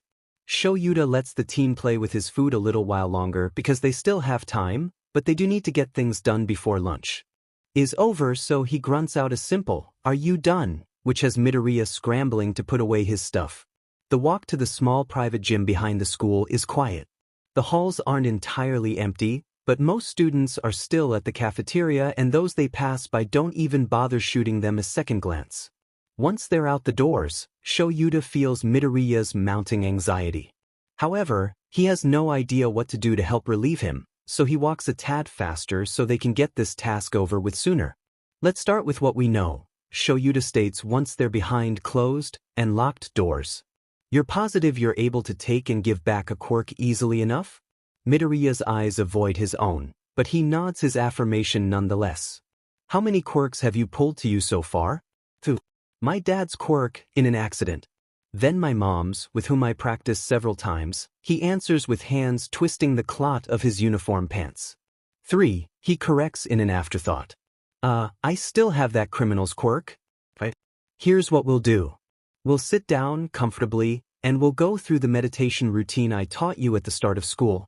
The last thing he wants is for the teen to freak out on him, so he feels this is the best course of action. When you're ready, I want you to pull my quirk to you, slowly, calmly. All right? Yes, sensei, the kid mumbles. They both settle down in front of each other like they always do when they meditate, but Midoriya keeps fidgeting. Shoyuta refrains from sighing. The kid is already insecure enough. He doesn't want to make him think he's annoyed at him. What's wrong? He asks instead. He keeps his voice level and his posture relaxed. I'm not sure if I can steal more than one quirk at a time, he admits. That's a valid concern. Well, we'll find out soon enough, won't we? At best, you can, and that will give us something more to analyze at a later date. At worst you can't, and we'll know one of your limits already. If that's the case, I'll make sure to find a solution so we can start training you properly. The simple answer seems to ease the teen's worries. Midoriya starts meditating then, eyes closed and breathing controlled, so Shoyuta follows suit without another word. They're at this for at least 10 minutes before Shoyuta finally feels the kid's fingers brush his left hand laid limply on his knees. Shoyuta has no idea what to expect from Midoriya's quirk. What's the feeling of having your quirk taken away from you? He doesn't know, so he focuses his awareness on himself. That's probably the only reason why he feels the tentative tug at his mind. It's a bit like having a fishing line hooked deep in his brain with the line pulled taut, but not overly so. Shuta's first instinct is to recoil at the foreign sensation, and instantly he feels a pinprick of pain flare both at his temples and just behind his eyes. He remembers Midoriya explaining that resisting usually leads to pain. Knowing his own limits, he tests it out, making sure to never react outwardly to avoid scaring the teen. He breathes deep, once, and tries to tug back. It's instinctual, like flinching when something comes at his face unexpectedly, or coughing when breathing water instead of drinking it. The pain grows sharp and white in an instant, enough that he has to force down the grunts that almost pass his lips at the sensation. Instead, he breathes in one long slow breath, then simply lets go.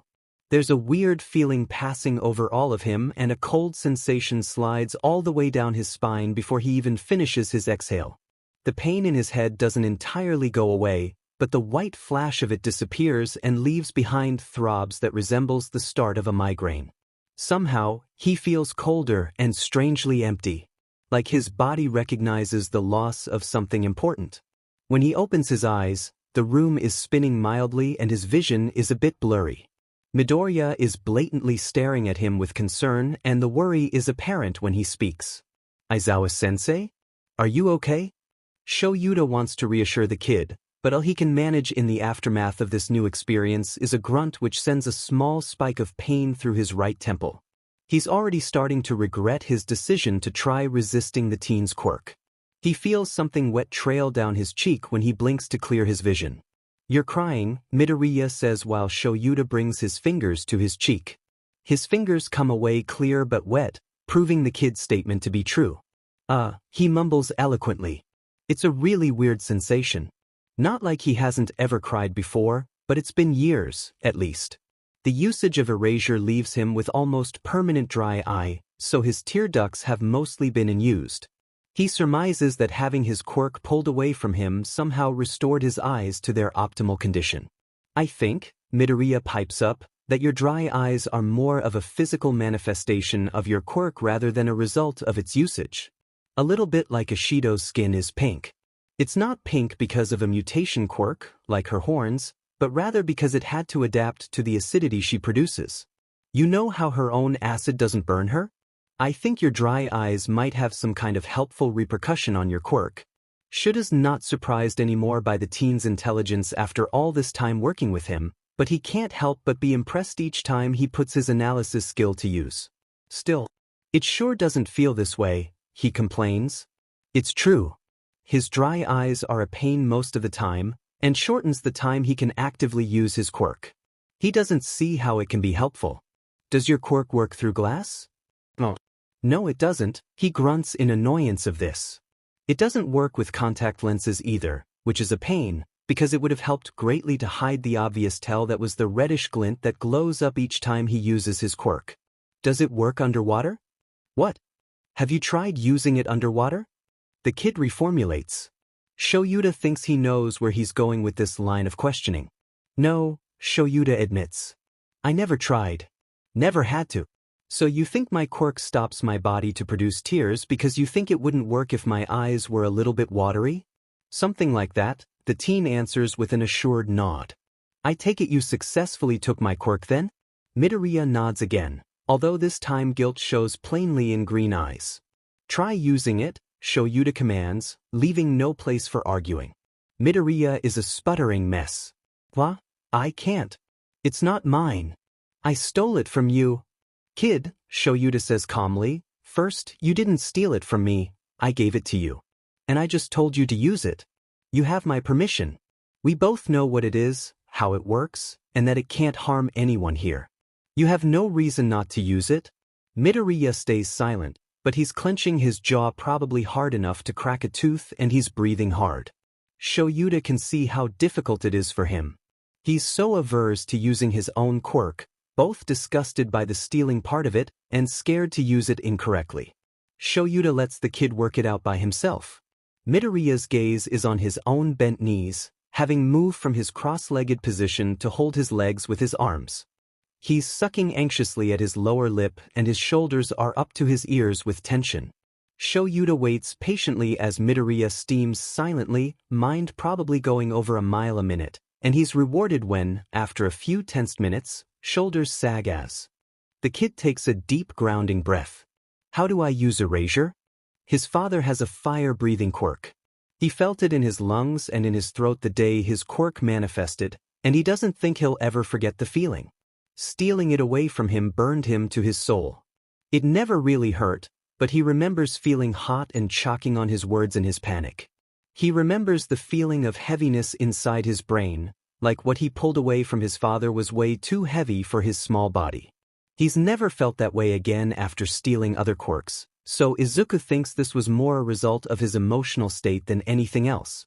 His mother has a weak telekinesis quirk. It feels not so unlike his own quirk-stealing quirk. The feeling of taking hold of something and pulling them towards him are eerily similar. It's why he thinks his own quirk is some kind of freak mutation of his mother's. Telekinesis is light and easy to use, natural even. That night on patrol with Aizawa-sensei, he doesn't mean to steal that man's quirk. It was a high-stress situation and he had the mission to bring that woman to safety, so when the man suddenly jumped out of nowhere and grabbed his wrist, he used his quirk instinctively to protect himself and the almost unconscious victim. And he uses it hard. His aggressor doesn't even have time to process what's really going on when he pulls hard, and in a very short time Izuku's flooded with so much stuff. It's the first time, since his father, that he forcefully steals a quirk. He'd forgotten how different the feeling is than when someone willingly lets him take it like his mother did.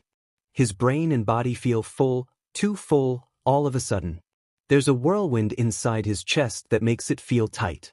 He barely notices the man, screaming with quite possibly a splitting headache, and the blood flowing from his nose because at that moment, Izuku feels very scared. He had promised. To his mom, yes, but also to himself, that he wouldn't use his quirk on anyone else. He had promised he wouldn't steal forcefully anyone's quirk without their consent. To him, it's a form of abuse, violation, and it would make him no better than the villains he'll be trying to stop in the future. He doesn't realize Aizawa-sensei stepped in to incapacitate all their enemies before crouching down in front of him, until his brain registers the hand that lifts up from the man's side along with the word touch that tumbles softly out of his mouth. Izuku's mind goes into overdrive while his panic intensifies. He can't let him touch him. He'll steal his quirk. And then Aizawa-sensei will be hurt. And he'll know. If he knows about his quirk-stealing quirk, he'll never let him be a hero. So he does the first thing that his oxygen-lacking brain tells him to do. He runs. Not very far, because he's gasping and his limbs are heavy. His knees are so weak that he crumbles to the floor behind the only thing he sees that can hide him. After a long moment of being alone while Aizawa-sensei deals with the officers that came for the criminals, he's finally able to calm down enough to shoot his teacher a sheepish, embarrassed smile when he comes back to check on him. He knows what he's done is bad. He wants to give the foreign quirk back to his aggressor, but he's already gone in the patrol car. The man surely didn't deserve this kind of thing. Izuku almost tells everything to the underground hero right then and there, but he hesitates, thinking of the consequences he'll face. He loses his window of opportunity when the man states tiredly that this could wait and that they're leaving. Izuku feels extremely selfish in that moment and extremely guilty in the following days. He wants to tell Aizawa-sensei so he can give back that man's quirk. Yet at the same time, he really doesn't want to tell him. It's almost the only thing he can think of all day, even though he knows it distracts him from his important studies. It even distracts him from sleep, apparently. His mother is hounding him, asking him what's wrong after school when he barely touches his food, and in the morning when he wakes up visibly more tired than when he'd left for bed the previous night. He also wants to tell her, so she can give him advice and guide him towards the right decision, but he's too ashamed of what he's done, of the promise he's broken, to tell her anything. In the end, she still helps him make a choice when she begs him to talk to someone, anyone, if he can't talk to her before he leaves for school on Wednesday. It's their last training session with Aizawa-sensei, and Izuku is determined to tell him just after they're finished, ready to face the music. He expects him to be angry at him, to tell him he won't have him become a hero with such a villainous quirk, even to go so far as to expel him completely from UA, knowing the man's reputation. He absolutely doesn't expect this. The offer to train his quirk. The requirement that he trains his quirk if he wants to be transferred in the hero course. It shocks him. And it scares him so much, but his dream is still within reach, surprisingly, and he won't let go of it. Not now. Not ever. Shoyuta isn't entirely sure Midoriya is ready to join Class 1A and 1B on the summer camp. Although he's gone a long way in just over a week of quirk training, the teen is still too insecure and too scared to use it. Physically, though, he's already far superior than most of his own class. It's only that fact, and the fact that he knows he won't use his quirk in public, that reassures Shoyuta enough. He decides to bring Midoriya to summer camp. And Shinso by extension. Shinso is definitely not ready. His potential as an underground hero is tremendous, but he still has a lot to work on. Shuta's hoping the teen will stick with Midoriya and that he'll use this opportunity to observe each student's fighting style. Maybe he should make an assignment out of that, actually. It wouldn't hurt to have Midoriya have the same assignment, but Shoyuta doesn't want to risk them working on this together. No, he has another task to tackle with Midoriya. He just hopes he'll listen to reason and let at least one of the pussycats in on his secrets so Shoyuta doesn't have to deal with this alone. Midoriya is currently in possession of an unknown quirk and Shoyuta wants him to try using it, or at least identify it. For one, Shoyuta wants to know what he can expect in case of an emergency. Also, having a foreign quirk and leaving it dormant, untrained, is probably just as dangerous as letting Midoriya become a hero without training his own quirk. If the teen allows Shoyuta to have someone else to help, he also wishes for the teen to get a feel of someone else's quirk. From what the kid told him, holding on to a quirk feels different for every one of them, so having him get used to different quirks would surely help him identify quirks he takes more easily, perhaps without even having to try using them. "You're coming to summer camp," he tells them plainly on the last day of school. He had summoned them to his office, absolutely uncaring of the small jolt of stress it would surely give them, so they could be prepared for what's to come. Summer camp? Yes, Shinso. Summer camp. To an undisclosed location. There's a beat of silence before Shoyuta remembers the teens can't possibly know what it entails. With both first-year classes of the hero course, he adds in an afterthought. Midoriya's anxiousness morph into unbridled excitement right before his eyes. Shoyuta has to admit it's both impressive and worrying how fast the changes occur. He must suffer some kind of emotional whiplashes or something when he keeps changing attitudes suddenly like this. Shinso, on the other hand, great. He sounds sarcastic, though Shoyuta can't blame him. Spending a whole weekday and night under one roof with several obnoxious headache-inducing hero in training was not his definition of a fun time. Come on, Shinso, it's gonna be awesome. Think of all the works we'll get to see in action. Cue problem child to think of this out of everything else a normal teenager would get excited about. Midoriya then grins with a mischievous glint in his eyes and says, more seriously, or rather, think of his as a practice run before we're transferred to the hero course.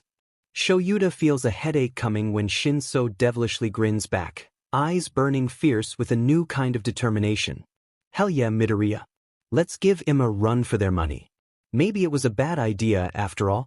Shoyuta admits he might be a little bit too cautious and a tad overprotective. He knows both Midoriya and Shinso, although different, have similar experiences with bullying and bad treatments. He knows both teens grew up differently. Where one learned to become cold and distant, protecting himself at the same time, and learned to verbally lash out at anyone who could potentially be a threat, the other grew with an outstanding tolerance of other people's bad behavior and was left anxiously anticipating and learned to prepare himself to receive the lashing, be it verbally or physically. The thought of sitting them in a bus full of 20 rowdy teenagers with no way to retreat doesn't sit well with Shoyuta. His house spawns are all a bit awestruck to meet with the wild pussycats in the middle of nowhere, so they don't pay any mind to the random car also parked on the side of the road. It's only once they're all launched into the wilderness below in an intense test of survival that Shoyuta turns to the waiting car and nods to the driver.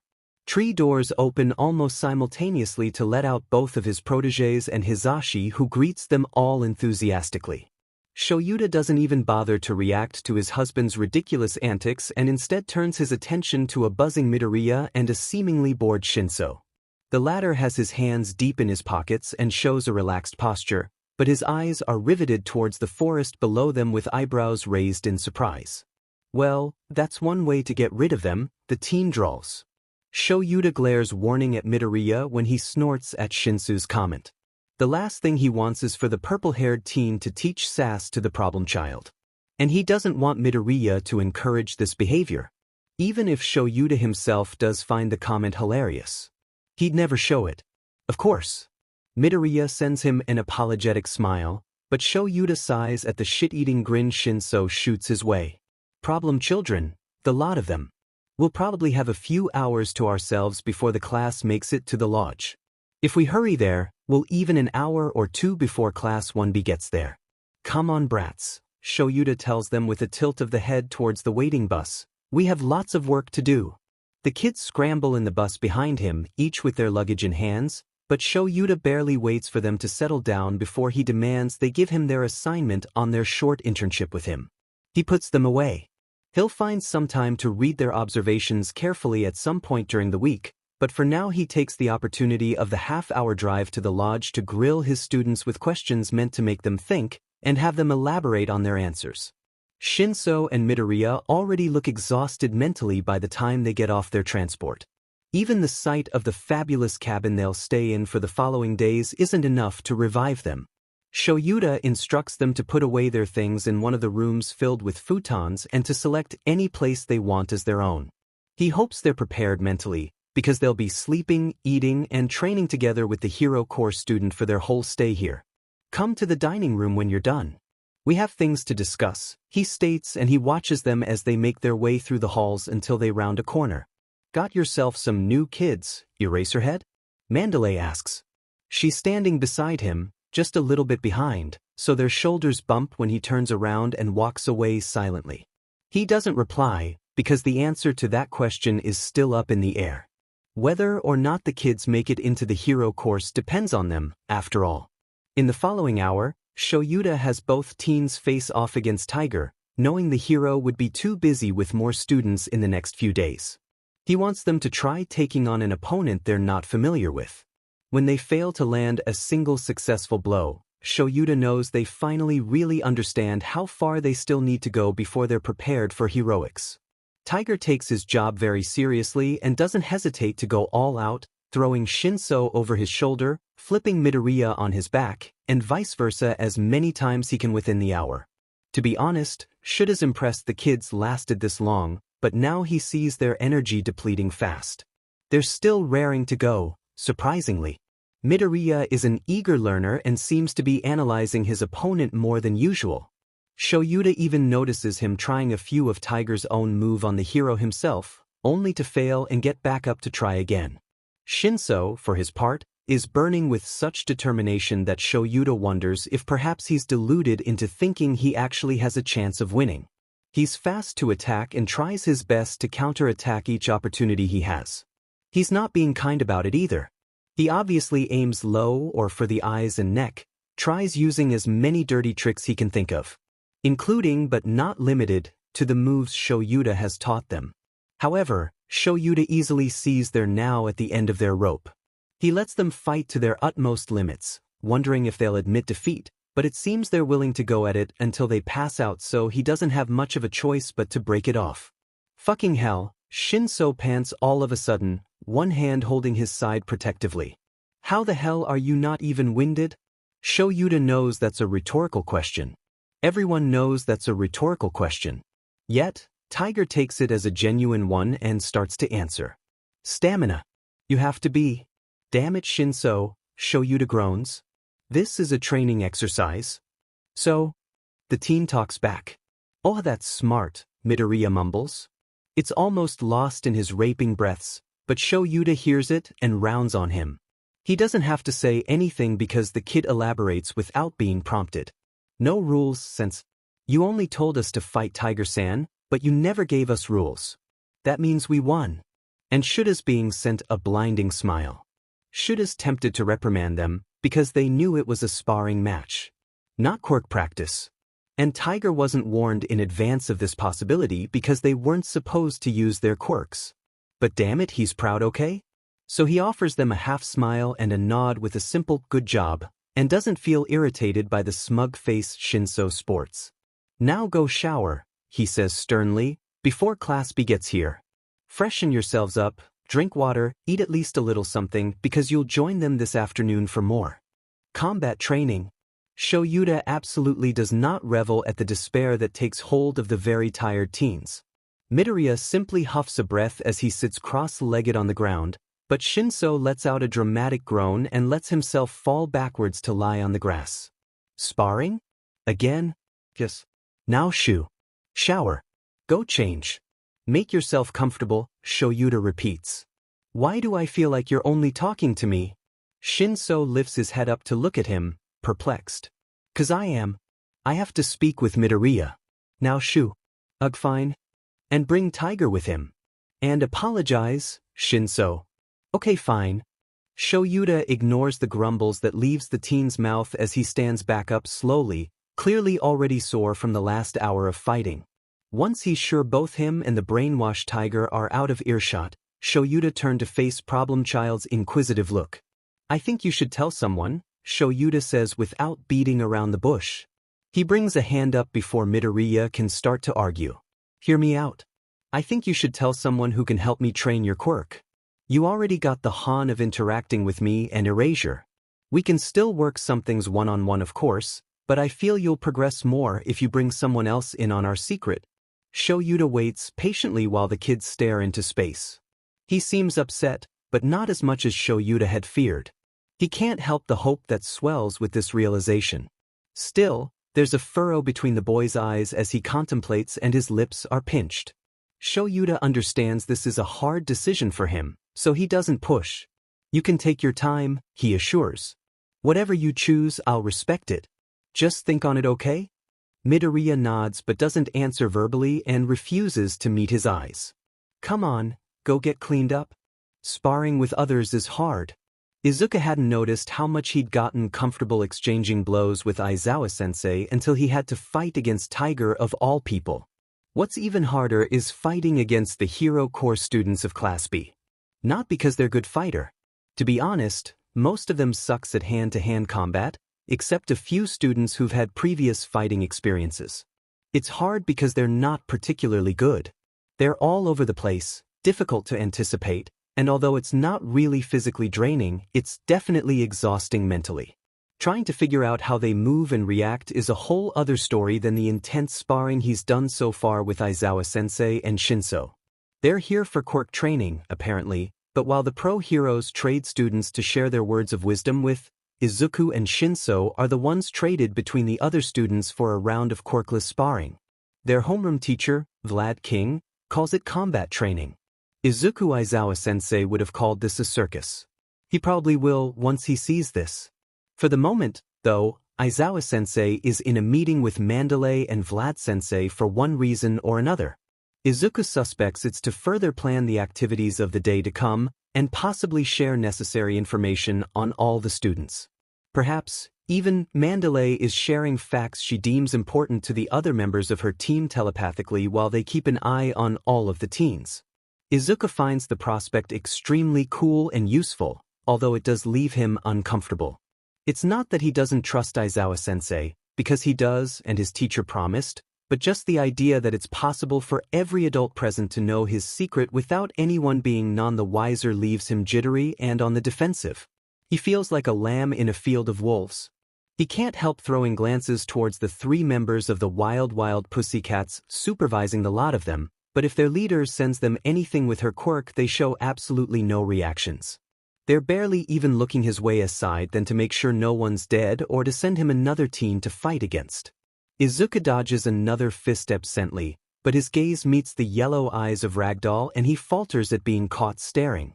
He loses his footing some in his embarrassment, but uses his own mistake to instead drop down to a crouch and sends a leg out clumsily, still a bit off-balanced, to trip his opponent who falls on hands and knees half on top of him awkwardly. Izuku doesn't waste any time, though, because if Aizawa-sensei taught him something, it's to act fast and quit overthinking. He knows that's his biggest flaw, so he forces his body to move, using one of the flips the underground hero sewed him a while back, and switches position with the other teen. He has him pinned down pretty fast, making him feel a little bit of pride. Sorry. He apologizes when he notices the boy tapping out, and hurries to move off the other teen to let him stand back up. Holy shit, you've got some moves, he exclaims between pants. I thought for sure I had you just then. I saw you fall. Izuku smiles sheepishly with a hand coming up to rub shyly at the nape of his neck. He's proud, that's for sure. He even surprised himself with that sudden quick reaction. Although, he is a little bit ashamed at the mistake he made that started it all. Who taught you this? Sensei, he blurts out. So embarrassing. Izuku can feel his face flush red and laughs nervously at his social awkwardness. Keep your secrets. I'm still going to beat you. Ready for round 2? Of course. This time, Izuku grins back excitedly. It's fun, he thinks, to mingle with other students who don't look down on him for once. He knows it's partly because they don't know about his quirklessness, but the feeling is nice. He can't help but think that maybe he'll finally be able to make some friends if he ever transfers to the hero course. The teen's name, Izuku learns during their second match, is Tsubaraba Kozai. Their second match was inconclusive, though, because as soon as Tsubaraba told him about his solid air quirk, Izu started grilling him with questions about it, and their spar went forgotten in favor of exchanging ideas that could help Tsubaraba. The teen admitted he wanted to come up with moves that would allow him to either knock out or capture his opponent, and Izuku asked him if he ever tried making a box or something similar with solid air. It's Pixie Bob who breaks up their conversation, yelling at them to get back to work or she'd kick their asses into gear herself. Izuku and his sparring partner yelp at being singled out and resume their match with as much, if not more, enthusiasm as earlier. Shoyuta watches stoically when his own Hell class finally emerges from the forest, looking worn down and to the point of passing out. He knows he himself is slouching. It's been a long day for everyone, himself included, and even if all of his 20 students were always monitored by Ragdoll all day, he couldn't stop the worry that built tension in his back and shoulders. Class 1B and his personal protégés are all done for the day, probably fast asleep by now after the intense workout they've been through. Tomorrow would be even harder, he knows, and he already misses all the sleep he'll lose this week, having to supervise all 42 students constantly. And knowing the threat they face, he and the other heroes have set up a night watch rotation, just in case. You never know. Better be safe than sorry. Enough. He barks to cut off his spawn's exhausted ramblings and complaints. Go get your stuff out of the bus, Sower, then go to the cafeteria. promises of food always get teens to react faster. He's not disappointed when they all rush to carry out his orders, and he heads to the dining room for a second round of diner supervision. He's already eaten with Class B earlier, so instead he settles down to observe his students come back to life in front of all the food available. He feels a headache coming on at all the loudness, and only hopes the other teens sleeping in the rooms a corridor away are dead enough to the world to not be woken up by a bunch of rowdy children. Real goddamn children, the lot of them. Still, their apparent joy and excitement is a bit contagious, so Shoyuta has to hide his smile in his scarf. "You're such a dad," comes the familiar voice in his head. Shoyuta sends a glare Mandalay's way, who only smirks at him knowingly from across the room. "I'm not," he mouths back at her. She can't hear his thoughts, for which he's very, very glad, but she can read lips. She rolls her eyes in reply but drops the topic to turn her attention back to the surprisingly energetic pack of students. Perhaps they weren't hard enough on them today if they're still got so much energy to spare. A shadow passes before the entrance of the cafeteria, wrenching Shuta's gaze away from his class. He frowns, guts clenching in worry, because what if? He goes to chase after it, but stops a moment to catch Mandalay's eyes. When she looks over at him, he juts his chin towards the door with a pointed look, and she nods in understanding. He makes it out the doorway and instantly spots the figure standing close to the wall beside it. Small, hunched shoulders, shuffling feet and twisting fingers. Shoyuta sighs a breath of both relief and exasperation at seeing his problem child nervously loitering just outside the cafeteria. "Aren't you supposed to be in bed?" Shoyuta wants to go back in the dining room to tell his coworker of the false alarm, but the teen looks uncomfortable and Shoyuta can't just dismiss him. Midoriya gulps, eyes darting to the floor. "Just wanted a glass of water," he mumbles. Shoyuta would have believed him several weeks ago. However, Midoriya is actively avoiding to meet his eyes and Shoyuta knows him better by now to tell when he's being lied to. "What is it, Midoriya?" he asks instead of buying it. The teen looks up at him, then, with a glitter of incertitude in his eyes. "Can we speak?" The teen's voice is soft, barely audible with all the ruckus in the room behind them. Shoyuta raises an eyebrow inquisitively, but Midoriya huffs and hisses out, privately, with a hint of annoyance. Maybe, Shoyuta thinks, being exhausted makes him a tad more impatient. "Fine," he huffs out before leading the way to the meeting room. It's not much, really, just a round wooden table surrounded by 5 or 6 chairs, with a projector screen on one wall. There aren't even any window. Shoyuta beckons his kid inside and shuts the door behind them. "What is it?" he repeats once they're both settled down. Midoriya gains his self-confidence back with the privacy the room gives them and finally looks at him straight in the eyes. "I wondered if you had anything planned to train my quirk this week." "I was serious when I said you have to keep this secret, sensei." His eyes drop back down to the table, but this time it's not out of nervousness. He almost looks dejected. Resigned, Shoyuta thinks with a frown. Midoriya doesn't trust him, he realizes. He thinks he'll rat him out, that he'll break his promise. And he will, but only if this ends up being a danger for anyone. Otherwise, he fully intends to keep it. It breaks his heart a little that his kid still chose to share his biggest and darkest secret with him and still expected it to be revealed to the world. "I know, Midoriya. I promised I won't tell anyone and I won't," he reminds him in a stern voice. Midoriya only nods in return, yet doesn't seem convinced. "Maybe he never will. What I planned truly depended on you, in fact. Whether or not you wanted to bring someone else in on your training. If that's still a no, and I understand, okay, don't worry about it," he says before the teen even opens up his mouth to sputter out an excuse. "I wanted you to practice using your quirk on me while fighting. So far, we've worked on it slowly, without force, and in complete calm.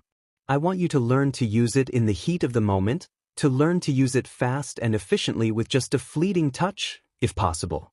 Without losing your concentration on the sparring, of course." "Okay, that's a good idea," Midoriya says with a nodding head, but he seems pensive. Shoyuta lets him stew whatever it is that's cooking in his brain, and watches intently while the kid makes interesting faces with each thought that crosses his mind. Finally, he lifts up green curious eyes at him and asks the one question Shoyuta had been hoping for. Who would you want me to tell? Shoyuta knows Midoriya isn't stupid, far from it, so he isn't surprised he figured out his teacher probably already had a good idea for his quirk training that involved someone else. He's not wrong. Shoyuta doesn't want to influence his kid's decision, because trust is the most important element in such a delicate case as this one. He figures it wouldn't hurt to tell him. Besides, if he doesn't, he has no doubt Midoriya will hound him with questions all night long. Or until he'd fed up enough to knock him out cold himself. Ragdoll, he says. He sees instantly the kid's eyes light up in understanding, just before he starts mumbling a mile a minute as he's wont to do when faced with interesting quirks. Right? Shoyuta agrees half-heartedly.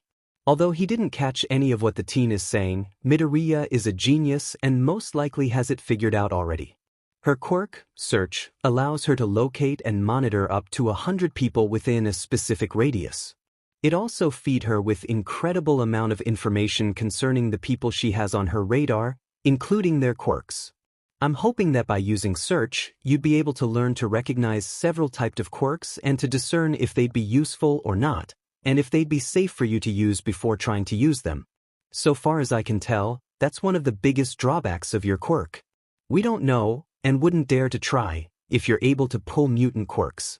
We don't know what effects mutant quirks would have on your body, or if quirks that manipulates your own body could be harmful to you or not. Right? Midoriya nods enthusiastically. So if I steal a foreign quirk, I could potentially recognize if it's safe for me to use before trying to use it, he formulates. Should is a bit hopeful, he admits, because Midoriya looks excited at the idea, so he blurts out the following question without really meaning to. Will you tell her? What a dumbass. What? Big anxious eyes are staring at him, then Midoriya frowns and drops them to his hands, back to wringing them with nervous energy. I don't know. Way to go, Shoyuta. You expected this. You knew this would be the answer if you'd asked directly. Sorry, Oda don't. Okay, Shoyuta says casually. He doesn't want to push him. He wasn't supposed to push him, and Shoyuta will berate himself plenty later, when he's alone with his own thoughts. For the moment, though, he has to do damage control and ease the teen's worries. That's okay, Midoriya, he repeats. He sees him bite his lips, frustrated at his own insecurities. We don't mind, right? Midoriya looks up, perplexed by the turn of the sentence. Isn't it our secret? We don't mind, kid. We'll be fine. Somehow it works. It seems to soothe him. Shoyuta feels tension leave his own shoulders, but his breath hitches and he tenses back up when a voice suddenly pipes up in his head. Everything okay? Sensei? There's evident worry in his student's gaze. Shoyuta shrugs it off with a grunt while he reaches for his phone. It rings only once before Mandalay picks up, concern coloring her voice. Eraser? Is everything okay? Shoyuta hears the commotion his class is making in the background, even making out Bakugo's voice that yells profanities at his classmates. Yeah, he huffs. Just a student out of bed. I'm leading him back to his room, he explains. He makes a motion with his free hand and Midoriya, bless him, gets the hint and stands up, placing the chair back to its place. Shoyuta follows, and almost misses the comment Mandalay makes when his own chair's legs scrape the ground noisily. You're such a dad. Shut up, he hisses before ending the call in annoyance. Midoriya is standing by the door, one hand on the knob, but he's looking back at him with an amused smile. Shut up, Shoyuta repeats, this time directing his glare at his kid who only snorts in reply and flees out the door. Goddamn problem child. Okay, Midoriya says the very next morning. He's come up to stand beside Shoyuta at the kitchen counter, but Shuta's too busy scowling at the very slow coffee machine to deign him an answer. I'll tell someone, the kid adds. Shoyuta slides his eyes to peer at him from the side and notes the disheveled state he's in. Shoyuta figures Midoriya didn't get too much sleep, probably mulling over this very decision for a very long time. If not all night. Good. He truly thinks so, but it's still early and he's still waiting on his coffee. To be honest, he's surprised the teen is even speaking about this so publicly, with the other pros eating breakfast alongside students at the table a little ways further, considering his reaction the previous night. But, Midoriya says firmly, jaw set with conviction, only to Shinso. It makes sense. Or not. What the hell, Midoriya? He almost hisses. The kid stares at him intently, unperturbed by Shura's mood. He can't help, he explains, because apparently he needs to. Not in a way that matters. I meant an adult. A pro-hero. Someone who can help us develop your quirk farther. Midoriya pinches his lips but doesn't back down from the staring contest. But I trust him, he refutes. Shoyuta wants to argue, he really does, because this isn't helpful. Shinso won't be able to help Shoyuta train Midoriya.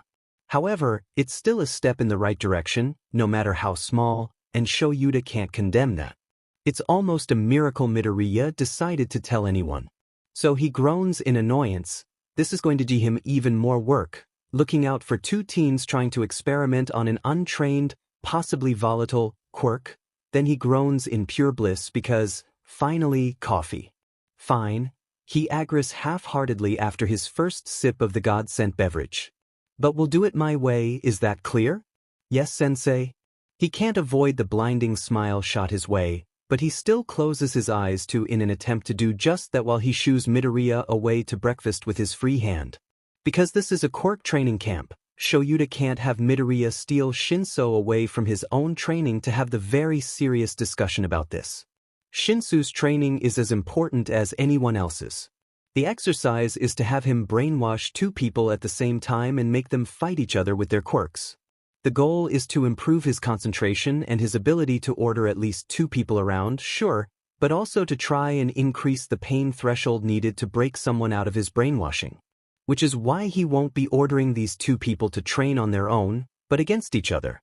Shoyuta had first considered having him brainwash Ojiro and Kirishima to have them face off, but he's not blind. Ojiro clearly has distaste towards Shinsu's quirk. Shoyuta admits he's worried it would turn into hostility if he forces them to work with each other, especially with Shinsu's knack to press all the wrong button with a few well-placed words.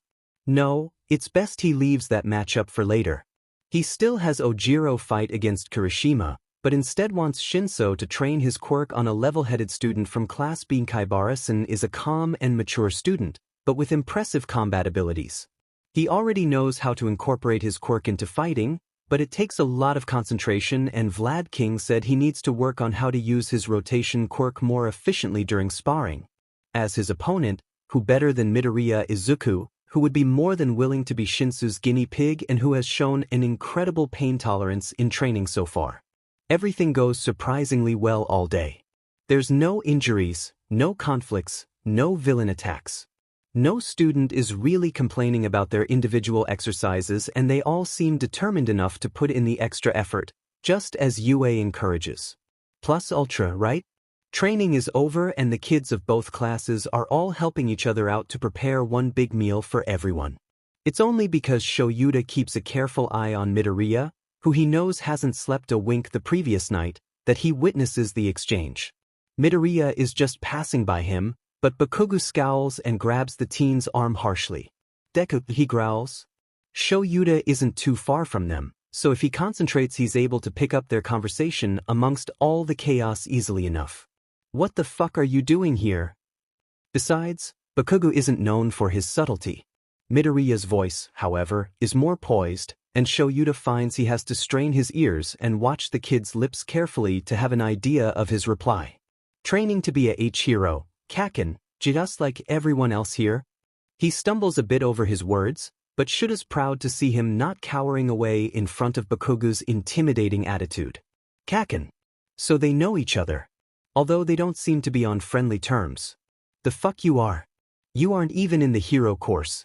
Midoriya only squares his shoulders and look at the explosive teen right in the eyes. But I will, Kaken. Midoriya's eyes darken. Shoyuta has never seen the Sunshine Boy look this menacing. He looks ready to go for a fight, right then and there, and not the friendly spar either. Just watch me. He lifts a hand, presumably to push Bakugo's gripping hand away, but before he even reaches it Bakugo flinches and takes 2 steps back in quick succession. Midoriya's free, but he seems hurt by the other teen's reaction. Don't fucking touch me, Bakugo hisses through clenched teeth. There's an edge to his voice, threatening, and his fists are trembling at his side, half raised as if he's just stopping himself from pummeling Midoriya. But for once, it's not anger that fuels Bakugo's reaction. It's fear. And from that alone, Shoyuta knows that somehow, in the past, Bakugo learned about Midoriya's quirk. He knows and is scared of it. Remedial classes? Yes, Shoyuta says plainly. Come on, the others are waiting. He'd already sent the 6 students who had failed the practical exams into the classroom. But we passes our exams, right? Why do we go to remedial classes? Midoriya looks confused and nervous at the same time. He's probably worried he's failed one test or another. Shinsu's trailing behind them with dragging feet. Because you didn't get a practical exam. You're not in the hero course yet, so your curriculum certainly isn't the same. Hence, if you want to be too far behind once you get transferred, it's important that you participate in remedial classes which will cover foundational hero work. Midoriya is quick to agree, of course, while Shinso shows his distaste with an exhausted groan. Shoyuta ignores him, but he sees Midoriya slowing down to a walk side by side with the reluctant purple-haired teen. Come on, Shinso, the teen says while pushing his friend. Shinso stumbles a bit before regaining his footing with a mean scowl. It's not like you'll be losing the sleep after all. You already don't sleep. The way Midoriya says this is teasing, nipping at the insomnia that clearly keeps the other boy up most nights. Shinso retaliates by trying to push him back, hard, but Midoriya is steady as a rock even while in midstep. Shinso grumbles. Shoyuta snorts as he opens the door to the classroom. Children. The boys meet the Hellspawn and they all get excited at the unexpected addition to the remedial classes. Ashido and Kirishima especially warm up to Midoriya soon enough, and surprisingly Kaminari is able to rope Shinso into sharing a desk too. Watch something on his phone. All within barely 2 minutes of being in the same room.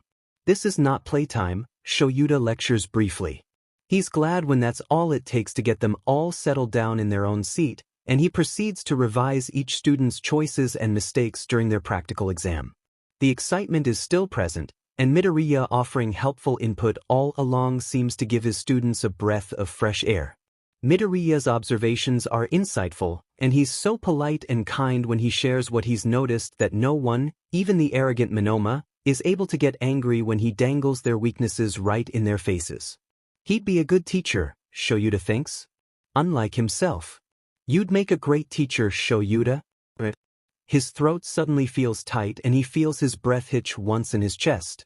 Oboro's words came to mind unbidden, and he's suddenly realizing how alike Midoriya is to his long-lost friend. Yet, he continues with the lesson with his students none the wiser, and delves into the theory portion of the remedial class once the review of the practical exams is done and over with. As time goes on, Shoyuta can see all students visibly deflate. The theory is definitely not as interesting, that's for sure, even though it's very much necessary. He can see that Ashido is barely keeping up and, surprisingly, Midoriya is completely disconnected, eyes glassy staring absently at the blackboard. Although, considering how the teen barely slept the night before, it's to be expected that he'd crash at some point. Shinso is past the point of pretending already and is conked out with his head pillowed on his arms. He snorts once, loudly, and it grabs the attention of Kirishima who's sitting up front and Monoma who's just beside him. It tears a surprised snort from Sato, which in turn pulls Midoriya out of his thoughts. Aren't you going to do something about it, Aizawa-sensei? Ashida asks with her head tilted to the side. Kaminari is trying to be subtle while filming Shinso, but fails miserable when he almost drops his phone. Shoyuta checks the time, only now noticing how late it is. Oh. Class is finished for the night? Siro whoops with renewed energy, what the fuck, and even that isn't enough to wake Shinso. Sato groans in exhaustion and Monoma stretches his back with a grunt. Come on, off you go. He vaguely motions towards the door. Don't wake him up, he adds while sending a warning glare Midoriya's way. Perhaps he'll learn to fall asleep in class once he wakes up with a stiff neck. Good night, sensei. Comes the chorus of leaving teens. Ashido's voice is bubbly, but her feet are scraping the floor as she walks away. Everyone leaves, except Shinso who's still snoring and Midoriya who's lingering by the door while Shoyuta gathers his notes in one pile he leaves at the corner of his desk. Aizawa-sensei, I had an idea. The teen says once he's sure the other students are out of earshot. What if I try transferring your quirk to Shinso? What for? Shoyuta admits it's an interesting idea, although he has no idea how this could be useful for hero work. I don't know, just, you never know, right?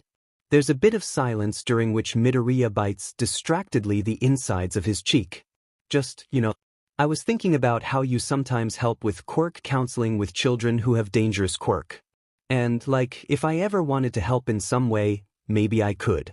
For example, Midoriya gains confidence the more he talks and starts to gesticulate with his hands. If a child has problem controlling, I don't know, an explosive quirk or something like that, maybe I could transfer it to someone who has a similar quirk, like Kaken, Bakugo, who could try it out then teach the child how to use his quirk safely. You really thought a lot about this? By the guilty look Midoriya sends him, Shoyuta finds it safe to assume that's what has been holding his attention for half of the class tonight.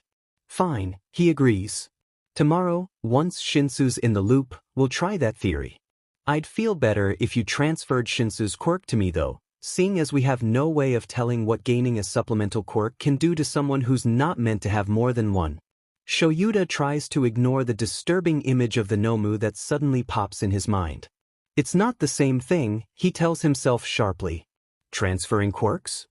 Shoyuta and Midoriya both swivels to looks at Shinso who's staring at them like they're both grown a second head. Oh hey Shinso, Midoriya waves. Shoyuta notices how he's trying to keep his composure, but the teen's face is pale and Shoyuta heard his breath hitch just before he spoke up. Don't hey me Midoriya. What the hell are you talking about?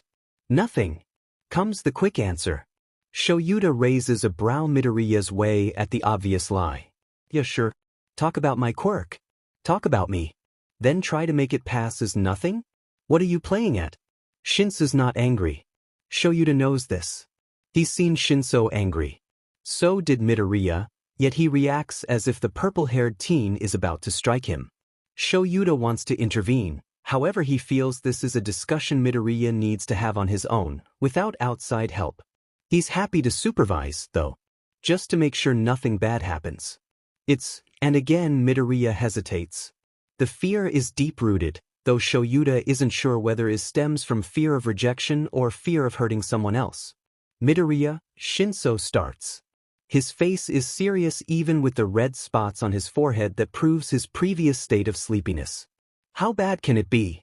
Just, I trust you, okay?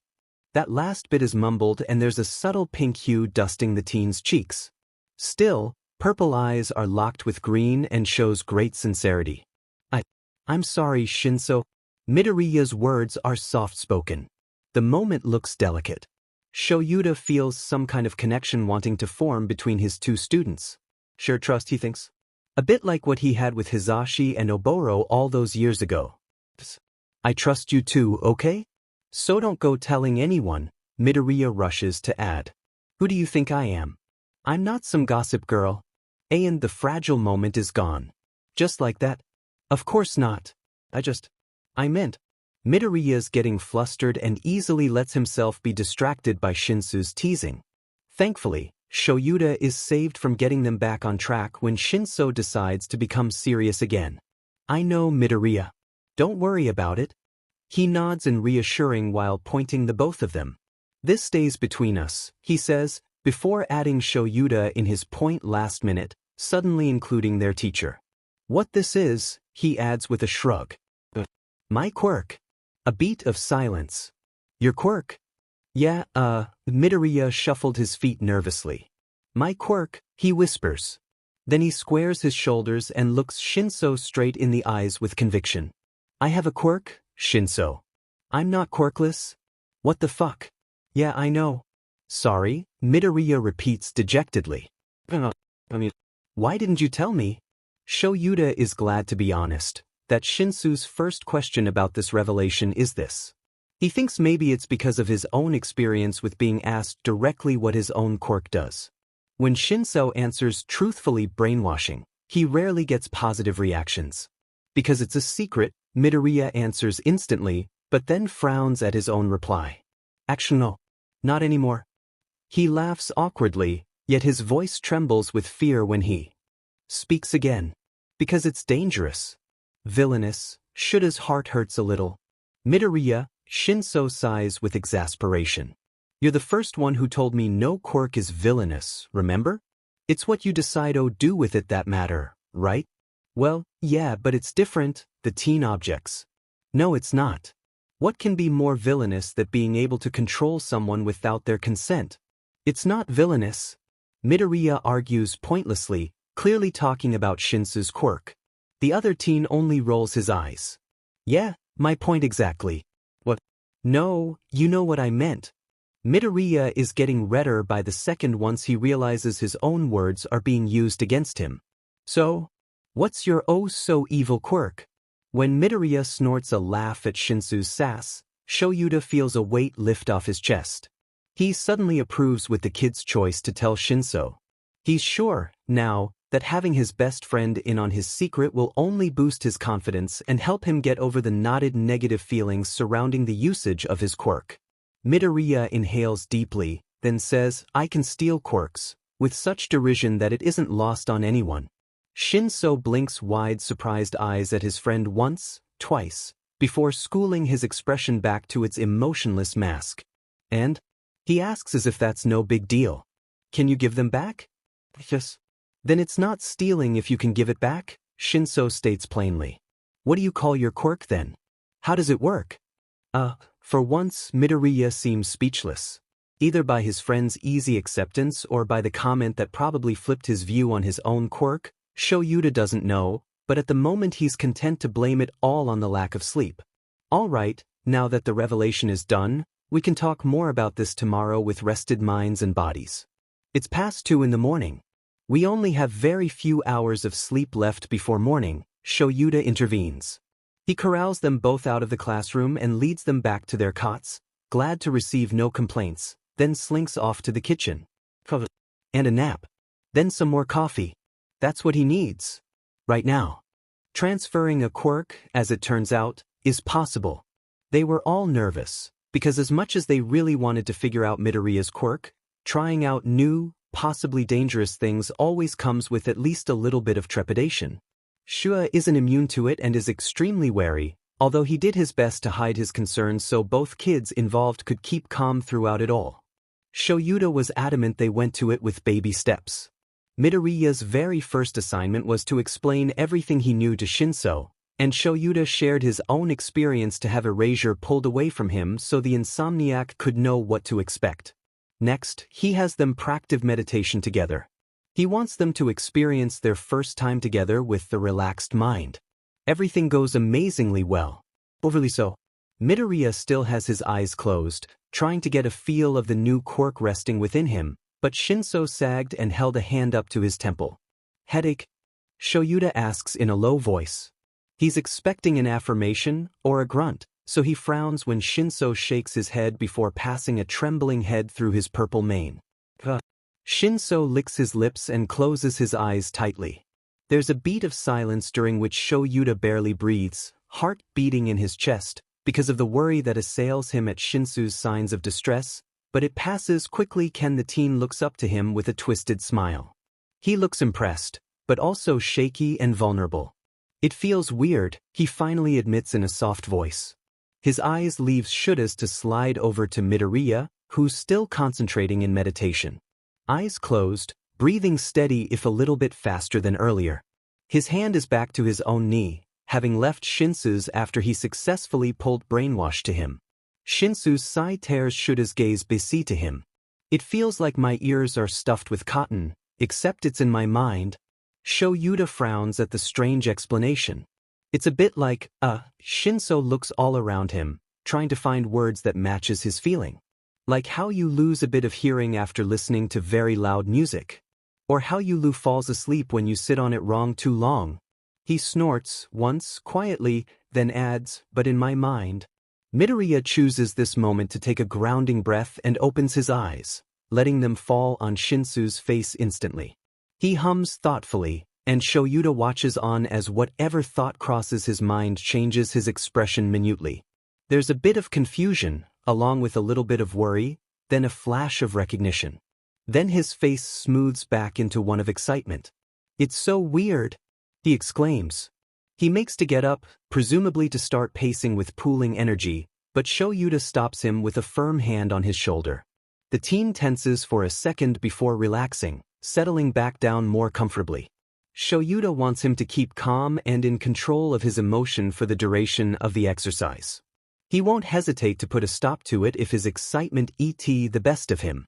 Rushing into this is a recipe for accidents. "Is this how you always feel?" Midoriya asks Shinso. His knee is bouncing, but Shura's relieved to see he's making an effort to stay poised. "What do you mean?"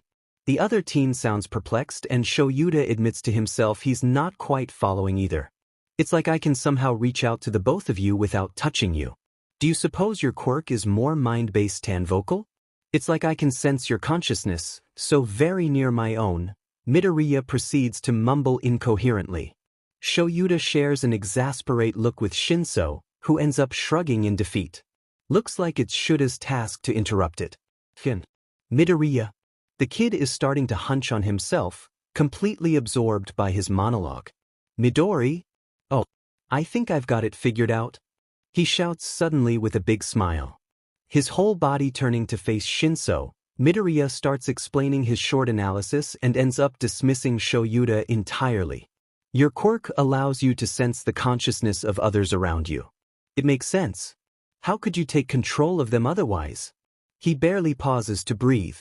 Reaching out with your own consciousness is near impossible, but by asking them a question, you direct their attention on you, a bit like waving someone over from across the street. When they answer your question, they're probably trying to reach out to you unknowingly. To continue with the metaphor, it would be like they're crossing the street to come meet you. And then bam! Using your quirk at this very moment locks the deal, your consciousness takes hold of theirs. Like once they've crossed the street, all you have to do is take their hand to pull them wherever you want. Shoyuta doesn't he think he understands half of what sprouts out of Problem Child's mouth, yet Shinsu's face light up in realization and he almost lurches to his feet, only backing down because of Shura's warning glare. "Yeah, you're right." He looks ecstatic to finally be able to connect with someone about his quirk. Shoyuta takes mental notes of it. He wonders if he can find a pro hero willing to take the purple-haired teen for an internship. A hero with a mental quirk that has similar effect. With his big hero worship, maybe he'll ask Midoriya which one would be the best suited for Shinso. "It's so cool," Midoriya voices, awestruck. "Shinso, can I try it?" Instantly, Shura's hackles raise and he hisses angrily at the teen. "Oh, absolutely not." "Yev," Shinsu's eyes glaze over. "Midoriya." The teen jumps and swivels to gape at him, then flinches hard at the murderous look that's probably plastered over his face. "God damn it," he curses with a hand over his eyes. He hears Midoriya sniffle once, but aside from that the room is eerily silent. Shoyuta just breathes, slow and deep, while he struggles to pull his emotions back in check. Sorry," Midoriya starts with a meek voice. His breath hitch and Shoyuta hears a bit of rustling. He figures it's Midoriya's attempt to wipe away tears, but he doesn't look to confirm. He doesn't want to see the hurt that surely adorns the kid's face, knowing he's the one who put it there with his outburst. I'm sorry Aizawa-sensei." "Don't," he snaps, nerves already frayed beyond measure. "Do that again." Midoriya lets OU a single sobs then hums pathetically. Shura's heart breaks a little, making his chest feel overly tight for a moment until he lets out the breath he's been unconsciously holding in one long shaky exhale. Then, he says more softly, "Don't do this again, kid." He slides his hand down his face, feeling tiredness creeping up on him, but keeps his eyes fixed on the ceiling, still feeling the after effects of fear. He blinks a few times, then drags his gaze down on Midoriya who's trying very hard to hold in his tears. He's visibly failing, a few spilling down his cheeks while shoulders shake with suppressed sobs. Shinso is sitting still with a blank look, under the spell of his own quirk used against him. A barely audible whimper tears its way out of Midoriya's throat. Shoyuta feels like a monster, yelling at the kid like that without any warning. But it had been dangerous, and the last thing he wants is for them to deal with the consequences. Shit, he mumbles along with a sigh. Midoriya, listen to me very carefully, okay? The teen has his wide green eyes already riveted on him, and he nods his affirmation without missing a beat. I don't set up rules just for fun. What you did was dangerous, you get that? Right? Midoriya can't help the sobs that escapes, but he bites his hand with the attempt to hold it all in. Why yes, sensei, he whispers. We were supposed to go slow, Shoyuta continues. He's rarely spoken with a voice as soft as this. He sighs regretfully. He offers comfort with a small head pat, repressing the frown that wants to twist his face when Midoriya flinches slightly before stilling when he recognizes the form of affection Shoyuta sometimes distributes after a job well done. Warn me next time. Okay? Yes, sensei, Midoriya replies in a small voice. He wipes away his tears with the back of a hand, sniffles once, twice, before passing a sleeve under his nose with an embarrassed smile. All right, Shoyuta soothes absently as he turns his attention back to the brainwashed Shinso. He lets Midoriya have a moment to compose himself, then, are you okay to continue the experiment, kid? He wants an honest answer, so he looks Midoriya in the eyes. His gaze is met head-on and Shoyuta relaxes with the knowledge he won't be lied to. Yes. Midoriya's voice isn't trembling anymore and determination is shining bright again in his eyes. Can you release him? Shoyuta asks while designing Shinso with a tilt of the head. I think so, the teen answers, then proceeds to close his eyes and concentrate for a bit. Shinso gasps loudly and turns wide, incredulous eyes at Midoriya, finally out of his control. Holy shit, he breathes, a little bit shook from the experience. Do that again, he adds in a rush. Midoriya goes to speak up but Shoyuta growls, a low warning rumble that comes from deep in his chest, and the problem child gulps anxiously before sending his friend an apologetic smile. No, he answers darkly in lieu of Midoriya. Don't encourage this behavior, Shinso. Do you have any idea how dangerous it is? The point of these exercises is to let him get a feel of new quirks, not carelessly start using them the minute he has his hands on them, Shoyuta lectures. Both teens look thoroughly chastised, so Shoyuta decides to leave the reprimand to that. Instead, he starts to explain the next step in Midoriya's training. They only have 45 minutes left before remedial classes start, but Shoyuta still insists they don't rush it. If they don't have enough time on their hands tonight, then they'll continue their plan tomorrow. For now, Shoyuta prepares himself and Midoriya for the upcoming task. We'll do this the usual way, however if you feel anything amiss or any pain at all, I want you to completely stop, is that clear? Yes, sir. And with that, Shoyuta lets Midoriya pull eraser from him, slowly, gently, like they've practiced many times before, and before he knows it he's once more left empty. Midoriya is now the holder of 3 very different quirks. The image of the Nomu comes to mind suddenly, without any warning. It leaves him reeling and out of nowhere panic is pressing down on his mind because what if all of the heroics teachers have talked to each other about this during a faculty meeting? The topic was a heavy one, but necessary, insinuating one of their own was a spy for the League of Villains. Nisa didn't want to bring distrust into their midst, mentioning that now was exactly the kind of timing that required trust, especially among the faculty who were responsible for the few hundreds teenagers in their care. He'd also, quite regretfully, mentioned the possibility of the spy being a student, whether they were willing or not. Midoriya has the ability to take other people's quirks. And he learns, that very same training session, that he also has the ability to give them away. Brainwash feels exactly as Midoriya explained. Now that the quirk is resting inside him, Shoyuta has a better understanding of the onslaught of information the kid spewed just a few minutes ago.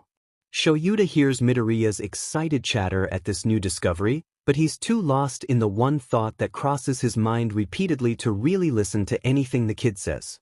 Being an active participant in the investigation on Shigaraki and his gang, Shoyuta is one of the few people who knows the details concerning the Nomu they retrieved at the USJ. Probably a test subject. A victim, kidnapped and experimented on. By someone who, presumably, had figured out how to force multiple quirks into one body. And here stands Midoriya Izuku, a boy who could do exactly that. Sensei, are you okay? Oh my god, I'm sorry. Midoriya's hand reaches out to him, but Shoyuta lurches back, away from him. Sensei, please? The teen's voice is high-pitched, clearly in distress, but sounds far away, as if locked away in another room. Aizawa-sensei. A hand slaps him hard on the cheek, enough that his head turns sharply. The pain registers only 2 or 3 heartbeats after, stinging but surprisingly grounding, and Shoyuta finally breathes. He comes back to himself slowly, only now starting to realize his own heaving breaths and trembling limbs. How could he? Shoyuta feels nauseous at the very thought. To think it even crossed his mind. There's absolutely no way that Midoriya can be a spy, or a traitor, or anything resembling a villain. Not willingly. Suda straightens up, willing his racing heart to calm down, and sends a thankful nod at Shinso. The purple-haired teen is standing just in front of him, tension in every line of his body, but he relaxes slightly when he sees Shoyuta is at least somewhat back to himself. It's only when he lowers it that Shoyuta notices the hand that was held up, ready for a second strike if necessary. Well, looks like he'll have to teach them on the different, more acceptable, methods of bringing someone out of a panic attack or anything similar. Midoriya, for his part, hasn't moved from his spot on the floor, although he looks on the verge of breaking down in tears. Okay, Shoyuta whispers. I'm okay, Midoriya. You didn't hurt me, he adds, because he's sure that's what the teen is freaking about right now. I'm sorry, I was surprised and didn't react well. There's been way too many mistakes for a single training session, Shoyuta thinks. They are all exhausted from days of intense workouts, and too emotional to continue in the same direction. I think it's enough for tonight, he announces and ignores the short snort followed by a grumbled "no shit" from Shinso. Okay, Midoriya? The teen in question nods before standing up and shuffling his feet nervously. Final step for today. Give us back our respective quirks. Then we'll have remedial classes, and finally we'll all be able to slink off to bed. How does that sound? Yeah, Midoriya says wetly, that sounds great. Transfer. Shinso told him his quirk wasn't villainous, wasn't evil, and after this evening Izuku is finally starting to believe it. Knowing he's able to transfer quirks and not just stealing them makes him believe he can finally find a useful way to use it, to be helpful for once instead of hurtful. With that new belief, he decides to give a name to his quirk. One that communicates the good sides of it, the helpfulness, the usefulness, and puts the bad sides of it in shadows. Transfer. Shinso and he are sitting in the classroom reserved for remedial classes, chatting as they wait for the other students to arrive. Vlad King is supposed to participate in today's class, although Aizawa-sensei wouldn't tell them why before he left them here alone to go kidnap the Class 1A students who were apparently already supposed to be here. That's a cool name, Shinso compliments with a grin. He's sitting in the same spot as the day prior, head already pillowed on his arms. He doesn't look like he's wanting to nap, he's just relaxing, so Izuku doesn't feel too bad to keep the conversation going, excitedly yapping away about their earlier experience. Thanks. He feels his face hot and he's grateful Shinso doesn't comment on the redness that surely colors his cheeks. He's still not used to being given compliments like free candy, but it's nice. Very nice. He likes it and doesn't really want it to stop, he thinks. How did it feel holding on to both of our quirks? Although his body language scream of indifference, Izuku recognizes the glint of curiosity that sparkles in his friend's eyes. It wasn't as weird as I expected, Izuku says. I thought I would feel fuller or like some pressure on my mind or something. However, it felt almost right. He frowns, thoughtful. He remembers when he'd stolen his father's quirk, how overwhelmed he had felt just from holding on to his fire breathing. Perhaps, he figures, it felt so heavy and huge inside him because it was the very first time his supposedly quirkless body held onto something this powerful. Or, most probably, it was just the effects of the distress he'd felt at that moment. Brainwash is still very new. Feeling other people's consciousness is novel and I didn't get to practice it, but I've worked with erasure for over a week now and I'm pretty much used to how it feels. I could feel both of your quirks, just there, waiting to be used. It was almost nice, he explains with a small smile. He remembers thinking briefly, before he noticed Aizawa-sensei freaking out on them, if maybe he could use both quirks at the same time. He thinks it's something he'll ask to try later, maybe once he's gotten some more practice with brainwash. It's funny how his teachers and his friends' quirks felt natural, like they also belonged to him, while his aggressor's quirk from the other night still felt extremely foreign. Izuku thinks it might be because erasure and brainwash were given to him willingly as opposed to the unknown whirlwind quirk resting dormant inside him. He's broken out of his thoughts when the classroom's door is slid open, revealing Vlad King guiding a pouting Monoma inside. Izuku waves at them both enthusiastically and Vlad-sensei answers with a short greeting. Shinso, however, doesn't even look at them and even feigns sleep, probably hoping to escape any awkward social interaction. Monoma slides into a seat and sighs forlornly when Vlad-sensei pushes an assignment on his desk. Get started on that, the man instructs with folded arms. Somehow, Monoma takes it as encouragement and he pulls the sheets of paper closer happily enough. Right, sensei? Vlad-sensei grins at him, clearly proud of his student. I'll show them how Class B is far superior. Then, against all odds, Monoma starts to fill out his work with determination. Only a few minutes later, Aizawa-sensei is barging in with several students wrapped tightly in binding cloth and he drags them inside while blatantly ignoring their complaints. Monoma pipes up with an arrogant comment, which starts a round of bickering amongst all teenagers. Izuku just watches on, amused, until a female voice pipes up inside his head. All the other students are in the forest for the camp's test of courage organized by the Wild Pussycats, so Izuku's blood runs cold when he recognizes Mandalay's voice as she warns everyone of the sudden villain attack, instructing them all to run back to camp for safety. Izuku has known how Aizawa-sensei's class had been targeted at the start of the school year. They'd been attacked by the newly formed League of Villains at the USJ. Izuku remembers, because it was such a huge deal for the famous #1 hero school to get infiltrated and ambushed so easily. It had been on the news for weeks. Also because his teacher had showed up to his training sessions severely injured and wrapped in bandages all over. The other students in the classroom are all mildly panicking, openly sharing their worries for classmates still out there. Izuku thinks about how it must feel, alone in the forest after dark and knowing there are bad people actively trying to find you just to hurt you. The thought scares him, of course, but something inside him stirs and his heart aches. Because suddenly he feels the vicious need to protect them. He can't bear the thought of sitting here idly while someone else is out there and in danger. Izuku has no idea what leads him to this, but his mind takes him to Koda. His heart stops.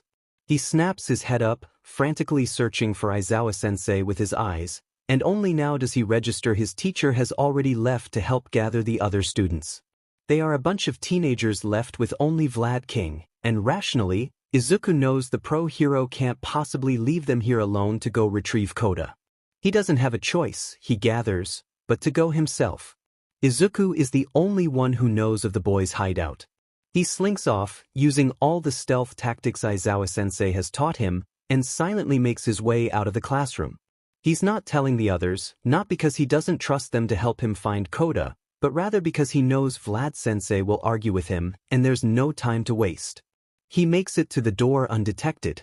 It's only when he turns to leave that he spots Shinsu's eyes boring into him, so Izuku stops, looks him in the eye, and mouths Koda as clearly as he can, hoping his friend will understand. Then, without waiting to see if the message got across, Izuku turns on his heels and slips out the door, falling into a mad dash out of the camp. He runs, long and hard, as fast as his legs can go, through the forest, then up the rocky climb all the way to Koda's secret hideout. He's never been so thankful for his teacher's intense workouts as that moment, when he spots the little Oi cowering in fear in front of a giant of a man assuming a threatening pose. When his eyes land on the scene, Izuku takes in all the information he sees in barely a second. The villain has a fist raised, preparing to punch Koda hard enough to send the boy flying. He's not even sure the kid would survive the hit. He's so small, and his aggressor is huge. Besides, he's standing on the edge of the cliff. Just a push would be enough to send him to his death. Izuku also knows, in that moment, that there's only a single thing he can do in this situation to save him, so he does it without thinking on it any more than necessary. He pumps his legs, sprinting forward, then pushes hard, muscles screaming in protest, in a jump, hoping with all his might it will be enough. He catches Koda in his arms in the nick of time, protecting the boy's neck and head with his arms, but in exchange he's the one who receives the blow. The villain's fist collides with his side hard, and the strike sends him rolling violently to the ground and steals his breath. Still, Izuku take it as a win, because even though this probably cracked some of his ribs, Koda is completely unharmed. The boy sits up with trembling lips and tears in his eyes, clearly starting to freak out.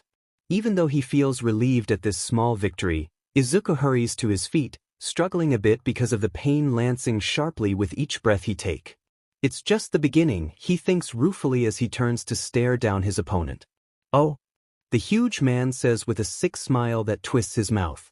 His left eye is an abomination to look at and Izuku feels queasy looking at it, so he concentrates on staring into the right one instead. "You come to play a little? I don't think I recognize you, little hero." The word is spit like an insult. Izuku feels his lips twist in a snarl, letting the anger overweight the fear that's rapidly pressing down on him. Izuku feels like a fool. He's a fool. He didn't think this through. He's known for always overthinking things, they've been training him on that, but it seems this time he didn't think enough. He forgot to ask himself the numerous what-ifs he usually do, so now he's faced with a powerful villain, willing to kill, and Izuku is completely powerless in front of such a formidable foe. Muscular rushes at him and Izuku dodges, pushing Koda away. He hopes the kid gets the message and runs away while he can, because he's not sure he'll be able to both fight and protect at the same time. The villain is extremely fast and incredibly strong, thanks to his powerful quirk. Realistically, Izuku doesn't stand a chance. He's basically quirkless, with no support, no teammates, and has barely any fighting experience. Still, he thinks of Koda, clearly scared out of his mind, and he dodges blow after blow, rolling, spinning, ducking, crouching, evading every punch sent his way.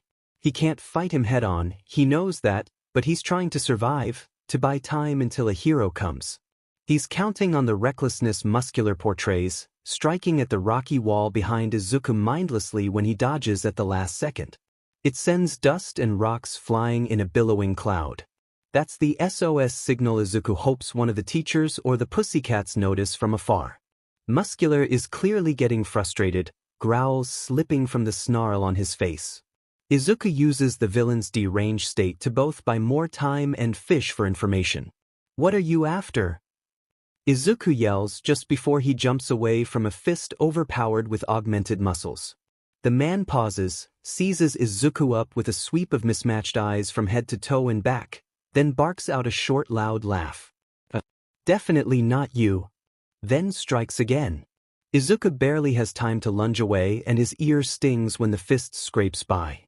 He runs, trying to round his enemy to get into his blind side, but Muscular pivots on one foot and reaches out with his left hand. Whether he's trying to push or grab him, Izuku doesn't take any chances and crouches low, rolling forward in one smooth motion. He scrambles on his feet, then plunges directly between the man's legs, opened wide enough for him to pass through, and land directly behind him. This is the best opportunity he's ever had. He probably won't have another chance like that either, so Izuku uses it to the best of his abilities. He spins around and uses the momentum for a roundhouse kick that lands successfully in the villain's side, as hard as he can. Hard enough to break ribs and send a normal man flying. Except Muscular is not just any man. Izuku's strike lands on pure muscles that grew unnaturally fast, thick and big enough to absorb the whole of the shock, which makes his kick ineffective. Expecting to send the villain flying, Izuku loses his balance completely when his ick is stopped short, leaving him unable to defend when Muscular whirls around with a mad smile on his face and a powerful fist raised with the intent to maim. To kill. The only thing Izuku is able to do in that split moment before the hit lands is put his arms up in a last-ditched effort to protect his face. The blow catches his left arm and sends his whole body backwards. Izuku doesn't hear it, but he definitely feels the bones in his left arm crack at the impact. There's a sudden sharp pain and he grunts, though the sound gets buried under the shock he receives, stealing his breath away, when his back hits the rock wall with a loud smack. Izuku is exhausted. He has half a mind to just lay there and wait for it to end, his hope of being rescued all but snuffed out by now, but his ears catch Koda's fear-filled scream. When he opens his eyes, all he sees is Muscular's back. Fear fills him, though not for himself. Even without seeing him, Izuku knows the little boy stands just in front of the villain.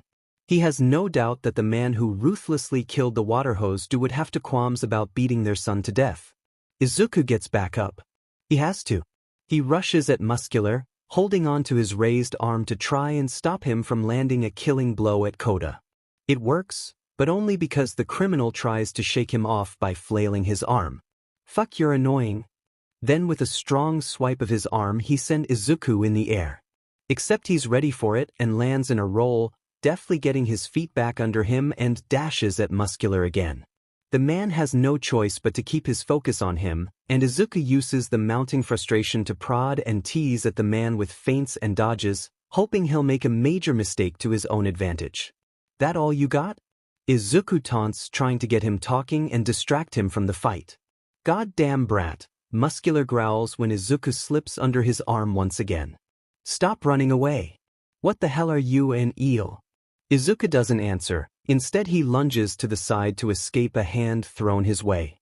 He keeps an eye out on Koda, who's watching on the sidelines paralyzed by terror, and subtly directs the fight further away from the child. "Why the hell are you here?" he asks, breathless, and surprisingly Muscular stops suddenly and sizes him up before grinning wolfishly at him. Izuku clenches his jaw as he feels fear seize his heart, though he does his best to hide it with a glare fixed on the criminal's face. "Let's make a deal, brat. I won't kill you if you tell me where's the kid called Bakugo." Izuku's breath hitches, because they're after Kaken of all people. He's somewhere in the forest, that's for sure, but he has no way of knowing where exactly. Though he'd never tell the serial killer whether he has Kaken's whereabouts or not. He'd never sell his childhood friend like that. "Go fuck yourself," he spits out instead. It garners the kind of reaction he'd hoped for. Muscular's face twists in an angry scowl, making his messed up eye even more threatening, and muscles start to grow all around him. Arms, legs, everything gets covered in thick, strong fibers as the villain prepares himself to get serious. He's furious. Muscular lunges at him and Izuku barely dodges the blow with a roll. He keeps running around, repeating the same dance as earlier, except this time his opponent is moving faster than ever. Izuku feels his legs burn with exhaustion, and he's starting to search his air. Maybe thinks he'd be able to keep up with him more easily if he hadn't trained so hard all day. As it is, though, his body is tired. Too tired to properly dodge the next blow. The decision is not one he makes thoughtfully. There's a quirk lying dormant in him, and in the last second before a fist connects with his stomach, it's the only thing that can potentially save him from death. The tornado is created out of nothing, in a fraction of a second. It emerges from his own chest, already huge and violent. It whirls at an impossible speed and slams right into Muscular and pushed him harshly away and straight into the already half-destroyed mountainside. Izuku breathes, heart beating extremely fast as he stares at Muscular's slumped form. There's blood trickling down the villain's temple. "Koda!" he gasps, eyes searching frantically for the boy.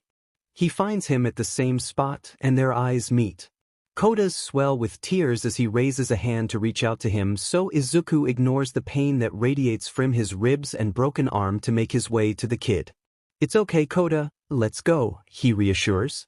However, a shadow looms over them. Izuku reacts without thinking, grabbing Koda's outstretched hand and pulling him his way as he lets himself fall to avoid the kick that Muscular tried to crush them with. He has to act fast. Izuku's body won't hold that much longer, so he has to end it now. A plan has already wormed its way in his head before he even makes it back on his feet, Koda sheltered behind his back. He executes it. Knowing what Whirlwind does now, he sends one tornado, smaller than the previous one, straight at Muscular's face.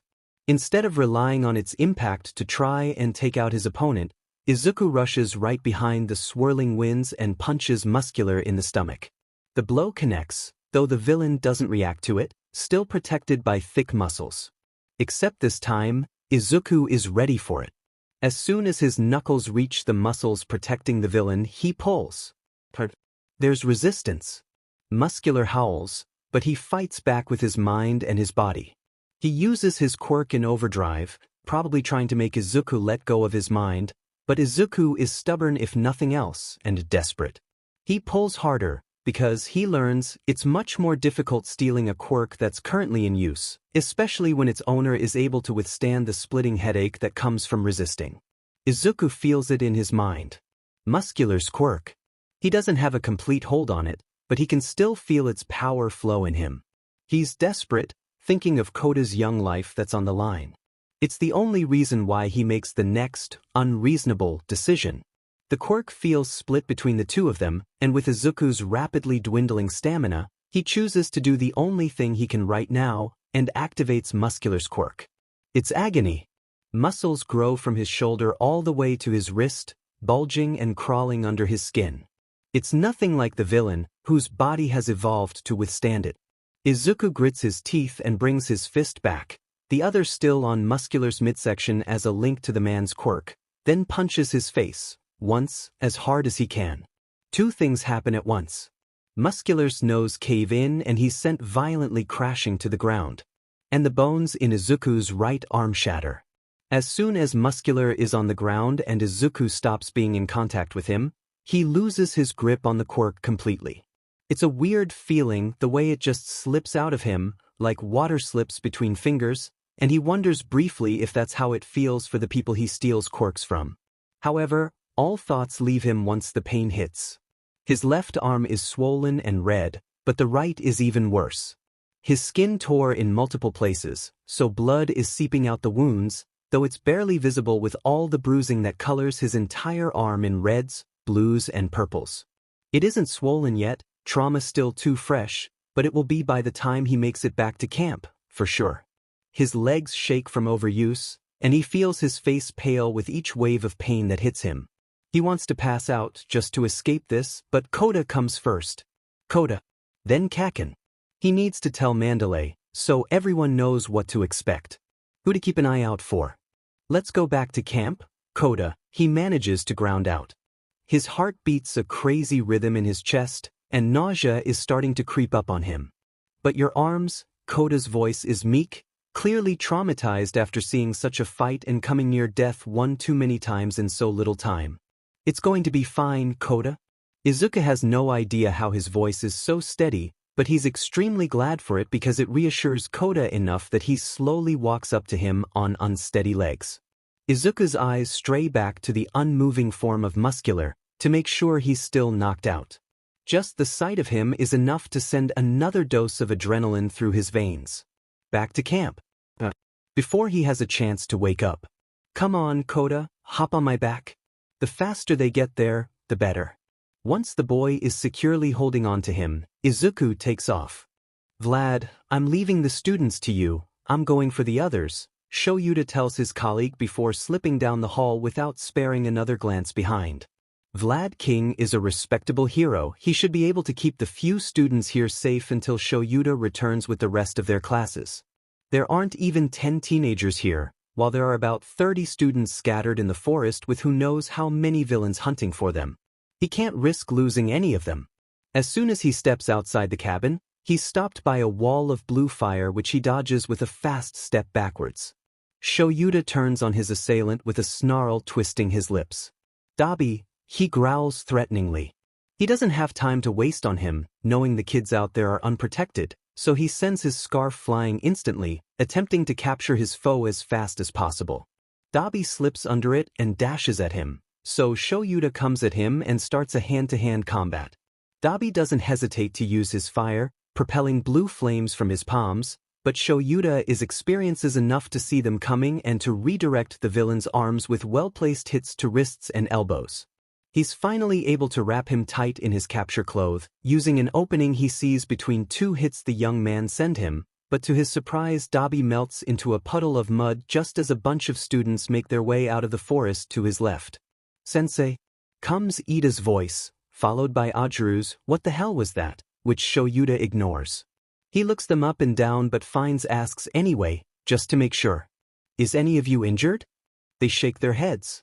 They don't look hurt, but they look shaken. Get inside. Vlad King is there with your classmates? Yes, sensei, they chorus almost in unison and Shoyuta nods at them in what he hopes is a reassuring way. Aizawa sensei. Shoyuta turns around at Shinsu's voice coming from behind him. He glares at the teen, because he gave clear instructions before leaving. To stay put. Get back inside. He barks. Shinso flinches but stays rooted in place with a determined frown. I need to tell you something. He argues. Shoyuta doesn't have time to waste, he needs to get to the other students. Now isn't the time, he snarls before turning back to the forest. Stay inside, he repeats vehemently. Then he starts running without a glance back. It doesn't take long for the sound of pounding feet to catch his attention. Without slowing down, he sends another warning glare behind him where Shinso is keeping up with him stubbornly. Fine. He yells, not breaking his strides. I don't have time to argue. Same rules as your internship apply, understood? Only the sound of his student running behind him can be heard, so he snaps another understood and is vaguely reassured by the gruff, yes sir, that comes from Shinsu's mouth. The teen is not winded, not yet, but he clearly saves his oxygen for later. It's a known fact that Shinso has less stamina than Midoriya, and they've been working on this for a while already, though he's still not up to par yet. Shoyuta starts to repeat the rules he used for their internship to make sure nothing's forgotten, even though he had them repeat them before each patrol and it should be ingrained in their brains by now. He's about halfway through when he hears rustling and a kid's voice that yells a short but shrill look. A figure runs out from behind trees and directly in Shuta's line of sight. He slides to a stop in surprise, a hand already fisted in his capture weapon, but he inhales suddenly when he realizes it's Midoriya. Midoriya, whom he left behind in the classroom with Shinso and the other students. He isn't supposed to be out there. What the hell is he doing out there? Shoyuta remembers the mud clone and adopts a fighting pose, not sure he can trust what he sees. Sensei? Midoriya exclaims while slowing to a small jog then to a walk. He stops a little way away, taking note of Shuta's posture. Sensei? He asks with a worried frown. He turns his head a bit and only now does Shoyuta notice Kota attached to his back like a koala. The small boy climbs down to his feet and Midoriya rolls his shoulders with a wince. That's what I've been trying to tell you, comes Shinsu's grumbling from behind him. Shoyuta swirls on him angrily because what the fuck? You knew? Damn it, you should have started with this. Midoriya interrupts before he can even start his lecture about efficient communication. Sensei, I have to tell Mandalay. There's urgency in Midoriya's voice, so Shoyuta snaps his attention back to him. You're injured, he states bluntly, made obvious by the way the teen holds himself, both arms broken and limp at his sides, plus the bruises and scrapes that litter his face and his clothes. How the hell did you get hurt? Midoriya just shakes his head. We don't have time for this.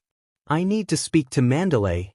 The teen's eyes are wild, and Shoyuta realizes the kid is still running on pure adrenaline alone. He must put a stop to this. Right now. No. Go back to camp. He leaves no place for arguing, voice stern and eyes hard. However, Midoriya just grits his teeth hard, body taut with tension, then turns around and starts sprinting away. Not towards camp, but deeper in the forest. Midoriya! He calls out angrily. He takes one end of his scarf, intending to capture him and escort him back to camp himself, but Shinso sweeps by, running after his friend. I'll go with him. God damn it, Shinso! He yells back, but he lets go of his binding clothes, knowing there's no way he can catch the both of them in time. Stay together. He orders. While he could probably have prevented Shinso from going after Midoriya, it's probably best he doesn't let the problem child go alone, not in the state he is. Not ever, he adds quickly, and come back here right after, though he's not sure they've heard him as they're already out of sight, hidden by trees and distance. He can only hope for the best. He desperately wants to go after them, but Kota is standing beside him, clearly in shock, slightly injured, and he can't possibly leave him here on his own. Mandalay! Izuku yells as he runs up to her. She's apparently busy exchanging blows with her opponent, and she's winded and visibly tired. Tiger is fighting another villain, more ordinary looking, but Pixie Bob is knocked out cold, lying a few meters away. He hopes she's just unconscious. Shinsu's following right behind him, breathing hard. He silently offers support when Izuku sways as soon as he stops running, so he sends him a small grateful nod. What is it? Get back to camp. Mandalay grounds out between dodges and strikes. Koda's okay. Izuku doesn't hear it, but he sees her lips in what resembles a thank God before she kicks the mutant villain, who blocks it with an arm before swinging his huge weapon at her in retaliation. She jumps out of the way hurriedly, but is able to spare one quick look at him that has her gasping. You're injured. Get to safety now. Sorry. I need you to send a message to everyone with your quirk. She grunts in acknowledgement but keeps her focus on her fight. The villains are targeting specific students. I don't know how many, but Katsuki Bakugo is on their list. Spinner, the villain, almost lands a blow, but Mandalay rolls away in the nick of time. Fine. She yells, and Izuku hears her voice in his head as she communicates his message to all students. Also, he adds with a last-minute idea, though he's pretty sure he'll be berated for this later when Aizawa-sensei learns about this. Pro-hero Eraserhead gives permission for all students to fight back if necessary. Right? Now get back to camp. She successfully lands a blow to the side of her opponent's knee, who falters with pain and loss of balance, but it's not enough to bring him down. He swings the monstrosity of blades in a circle around him to keep her away. Thanks. Izuku blurts out before running away. Except instead of heading back to the cabin, he starts towards the other side of the clearing where he knows the other students are scattered. It's the other way, Shinso tells him, still following near. I know. I've got to find Kaken. Kaken? Bakugo. I know him, he offers simply. He's not really a friend, not anymore, but they've known each other since birth and were pretty close when they were younger. There's no time to discuss this, though, so the simple explanation will have to be enough for now.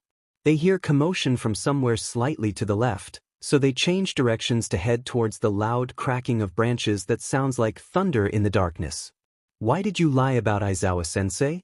Shinso is panting now, definitely at the end of his rope stamina-wise, so Izuku slows down a bit to grant him a little respite. They can't burn themselves out yet, they don't know what awaits them further down the road. It's probably the only way everyone can survive. We don't know how many villains there are. Aizawa-sensei and Vlad King are both at the cabin. Pixie Bob is unconscious, or worse, but he doesn't say that out loud. Mandalay and Tiger are both busy fighting, which leaves only Ragdoll to protect everyone, and her quirk is supportive, not combat-oriented. She can't keep everyone safe. Izuku slows to a walk as they get nearer to the source of the noise. Everyone will have to fight back if they encounter more villains. But there are laws. If they break them without a hero's permission, even if it's for self-defense, they'll be sanctioned heavily. That's bull, is the only reply Shinso gives. The following silence gives them both time to bring their breathings back to normal. Izuku doesn't want to stop, can't stop, before he finds Kaken and brings him back to camp safely. He doesn't feel pain now, pumped with endorphins as he is, but he will if he stops and start to relax. He can't afford that. Besides, he adds after a short while with a knowing smile, that's probably what Aizawa-sensei would have said if he knew the villains were targeting specific students. It's only logical. They continue moving forward. Izuku doesn't want to slow further down from the fast walk they've got going, knowing time is of essence. He even starts a light jog when he and Shinso recovered enough. Sometime later, somehow, they miraculously stumble upon the very person Izuku has been looking for.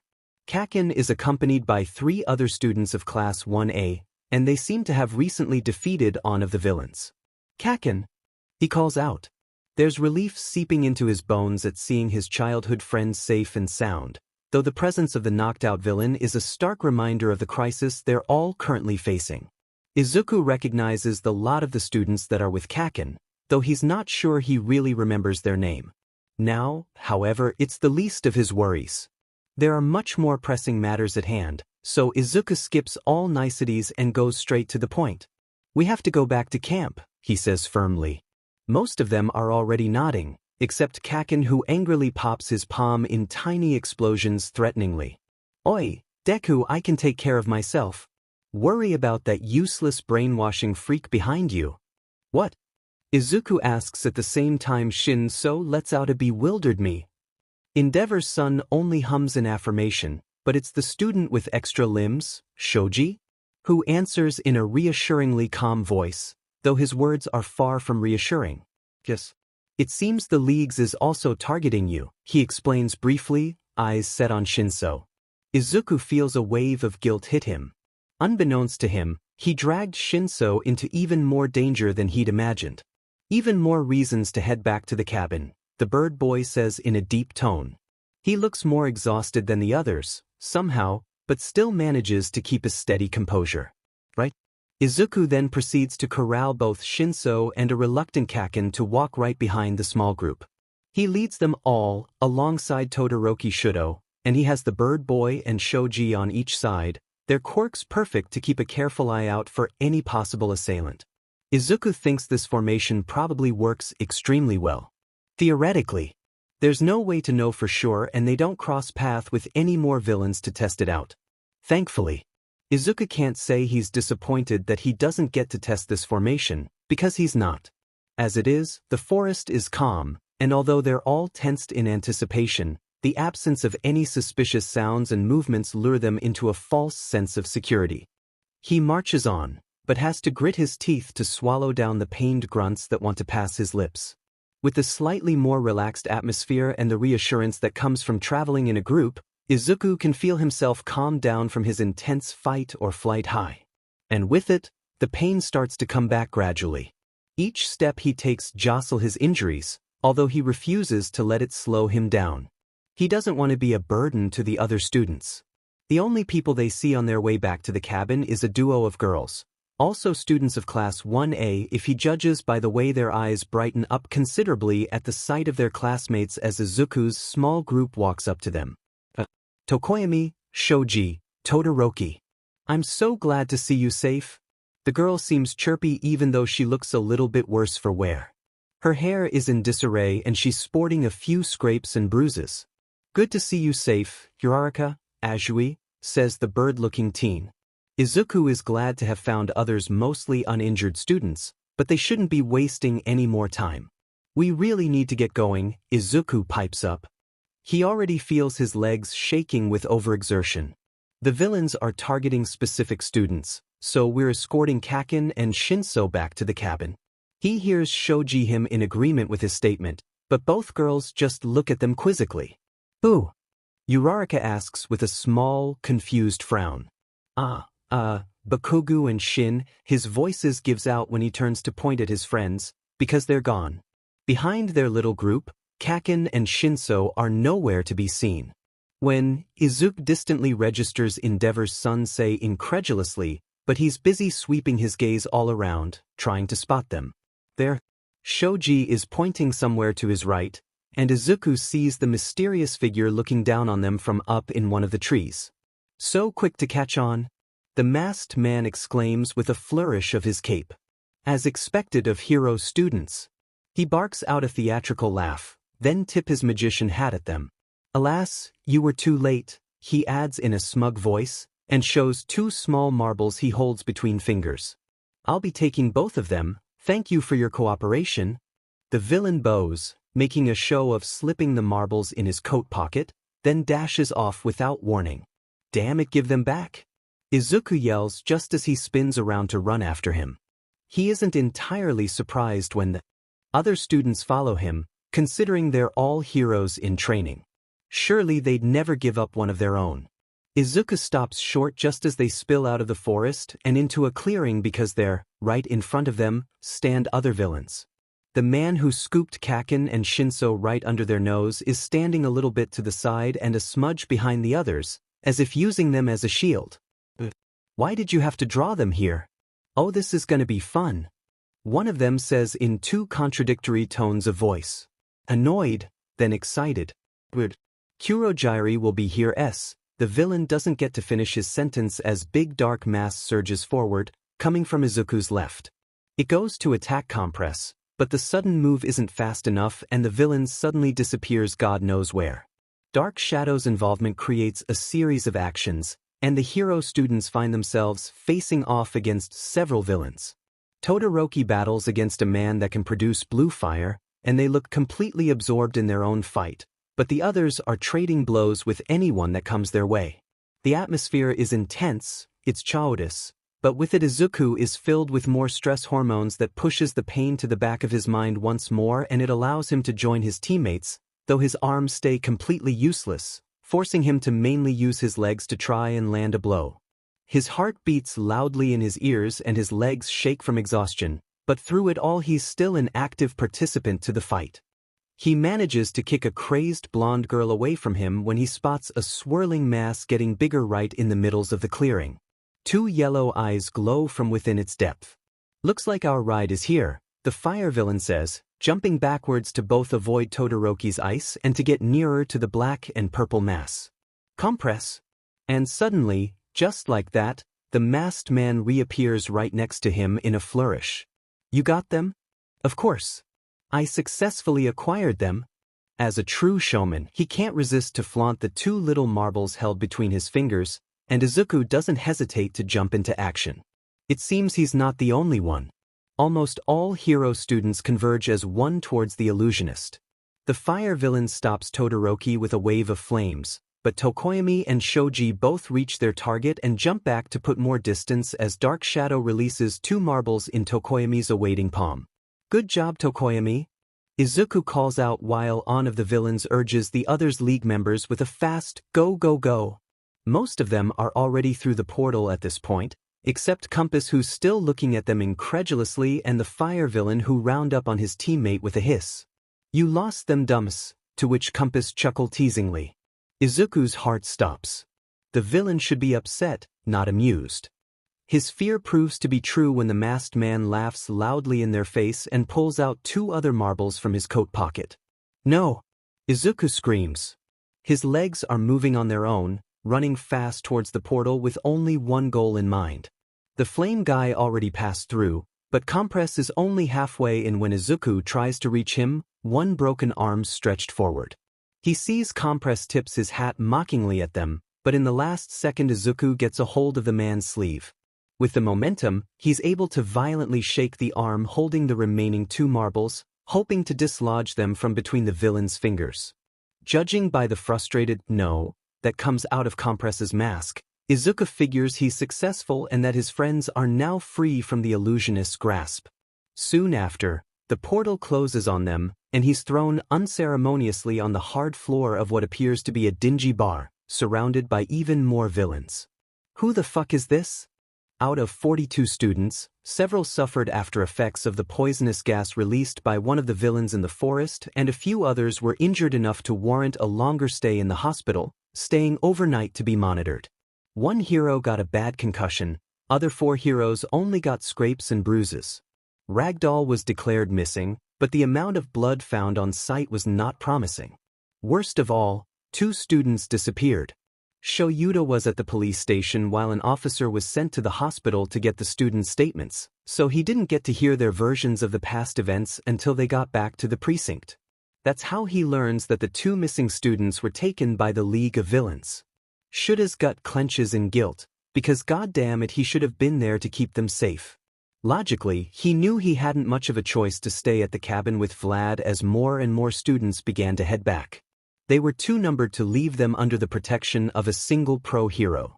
If he'd left for the forest and they'd been attacked in his quest to bring back the remaining kids, it would have been on him. No, he really couldn't have left them behind, no matter how much his mind screamed at him to go retrieve the other students himself. Even if he knew all of this, rationally, Shoyuta still couldn't help the guilt that kept trying to press down on his chest each time he thought about the kidnapped teenagers. Midoriya and Bakugo. As the witnesses narrated, Problem Child successfully retrieved the marble Shinso was imprisoned in, but ended up falling through Kurogiri's portal in the process, and the League apparently kept its hold on the marble Bakugo had been stuck in. On top of the guilt that's steadily eating away at his heart, fear also creeps up on him. Fear for Midoriya, who he knows had been fairly injured even before he ran straight into the danger. Fear for Bakugo, who he knows won't ever back down without a fight, perhaps to the price of his own well-being. However, the most prominent emotion that has him wanting to tear the league down is anger. He's furious. Nizu invokes him and a few others in an emergency meeting. He has a plan, apparently. It's only the principal, Shoyuta himself, Detective Tsukachi, and All Might. They're all sitting in Nizu's office, bodies tensed with stress. Settling down on the comfy couch's cushions makes him antsy. They don't have time to just sit back and relax. They need to be out there, looking for his kids. He wants to lash out at them, but he reels it back down. Surely they have a good enough reason to gather them here, and that plan has got to be sound enough if Nizu insisted on him participating. Shouldn't Vlad also be included in this meeting? He asks instead. He can't make himself lean back in the couch, so he's sitting with his elbows pressed on his knees and hands merged tightly together. It's a matter of utmost secrecy, a firm voice responds. Shuta's head whips back to look at Toshinori in bewilderment. The man acts like he's the one leading this meeting, so Shoyuta narrows his eyes at him in suspicion. Utmost secrecy, he repeats slowly. His body language must be somewhat threatening, because the #1 hero's shoulders go up defensively, although his eyes are hard when he meets his own. Determined. Yes. Very few people know about this, and I intend it stays that way. There's an edge to All Might's voice, one Shuta's never heard before. It sounds dangerous. This couldn't wait? He argues mildly. We have students to bring back home, he adds with a warning tone, but the blonde is already shaking his head minutely. I'm afraid, Nizu's voice cuts right through the tension in the room, that both matters are closely related, Shuta-kun. There's a beat of silence during which Shoyuta merely stares at the principal's beady eyes in contemplation before he turns his attention back to All Might. So, what is it? They don't have time to lose. This is about the nature of my quirk. Your quirk? What does that have to do with anything? Shoyuta growls menacingly. Just hear me out, the man says, so Shoyuta sends him a small nod to gesture him to get on with it, and All Might starts his tale. This is tale. Because it sure as hell sounds like a fairy tale to him. If Shoyuta hadn't already known about Midoriya's incredible and eerily similar abilities, he'd never believe a word coming out of Toshinori's mouth. A quirk that can be passed down? A supervillain with the ability to gather several quirks? It sounds impossible. However, Shoyuta saw his own student pull erasure from him and use it himself. Shoyuta received, albeit for a very brief moment, Shinsu's brainwash. And Midoriya was able to hold onto both quirks at the same time. Considering Midoriya can take and give quirks as he wishes, the idea of a transferable overpowered quirk and a quirk-stealing supervillain doesn't sound so far-fetched after all. So you suspect this? All for one might be Shigaraki Tamura's mentor and the real leader of the league. When we discovered about the Nomus, All Might trails off. His face is grim and he's looking at his clenched hands with both fear and anger warring inside his shadowed eyes. I'm sure it's him, he admits. That's where you come in, Eraserhead. Tsukachi pipes up from beside him. We already have a plan in motion. One of your students was insightful during this time of crisis and managed to attach a tracker to the Nomu that attacked the camp. We now have the location to its whereabouts. We've also gathered enough evidence that the League might have settled down in a closed-off bar, one that seems to be suspiciously full of activity. We're planning on dispatching 2 teams of heroes, one to each location. Without knowing for sure where the students are held, we intend on striking both at the same time. Which heroes will be part of the operation? Shoyuta asks. It's a sound plan, one he can approve of. It's the best chance they've got at recovering both teens as fast as possible. Endeavor, Best Jeanist, Edge Shot, Tiger, Gran Torina, Mount Lady and Kamui Woods. Shoyuta grunts in acknowledgement. Having top heroes participate is a sure way to assure victory, although the presence of Endeavor is a bit of a shot in the dark. The #2 is strong, but he has zero subtlety and almost no concerns for the consequences of his reckless way of fighting. Still, they'll need all the help they can get, especially since there's a strong possibility of Nomus being part of the fight. Which team will I be assigned with? We need a diversion, the detective says in all seriousness. And that's where you come in, Shuta-kun, The rat dog bear thing says. What? No way. We want the League of Villains to think we're desperate for any leads. They don't know yet that we have such valuable information, and we want to keep it this way. If UA stays silent too long, they'll start to suspect something, Nizu says calmly. Black beady eyes stares him down, and from experience Shoyuta knows the principal made up his mind about this, though he already suspects he won't like this. For this to work, we need you and Sekijiro-kun to participate in a press conference that will be aired live on national television. No, Shoyuta refutes systemically. He won't sit back while his kids are in danger. No way in hell. I'm afraid you don't have much of a say in this, Shuda-kun. He clenches his teeth so hard he thinks they might crack. He needs to think this through rationally. Anger is surging through his veins and all he wants to do is lash OU and run out of here to go find his students himself, but he can't. What's your reasoning? He inquires instead, red eyes burning a hole in the scenery that lays beyond the window just behind the principal, though it's Tsukachi who answers him. We're assuming the League of Villains, and by extension All for One, will be keeping a close eye on the news for anything concerning the current situation. Probably to stay updated on our progress in our investigations if possible. We were thinking of having you and Vlad King participate in a live press conference, alongside Nizu-san, while we strike both of their bases. If they're watching the news as we suspect, they won't see us coming. Besides, All Might adds, amongst all the heroes that will participate in the raid, Erasure is probably the most threatening quirk for my enemy. All the reason more I get assigned to a team, Shoyuta grounds out. Erasure is also probably the most useful quirk he can acquire, All Might reiterates. If he ever gets his hands on you, the rest is left unsaid, but Shoyuta can only imagine. A supervillain who can use an unlimited number of quirks, being able to use Erasure on top of it all? No one would be able to beat him, not even All Might. The atmosphere is heavy, everyone taking in the information sullenly, and no one speaks for a while. He's bitter to admit they have a point. There's nothing else he'd rather do than barge in with the other heroes and retrieve his lost kids himself, but if he'd be more helpful and less of a liability behind a microphone in front of dozens of interviewers, then so be it. Except, something else might work, if only the rat agrees to it. Izuku always admired Katsuki. Ever since they were young kids. Kaken was strong, knew what he wanted, was courageous, and loud, and friendly, and confident. He was everything Izuku wished to be growing up. Just like All Might. When Kaken's quirk came in strong, flashy, perfect for hero work, and Izuku's didn't, things started to change. When they played, alone or with other kids, Izuku couldn't play the hero anymore. Not even the villain. He always had to play the civilian in distress, the one that had to be saved by Kaken who always impersonated the #1 hero. Not long after, he couldn't even play the civilian anymore. They were always switching roles, but playing with Izuku was too boring, they'd say.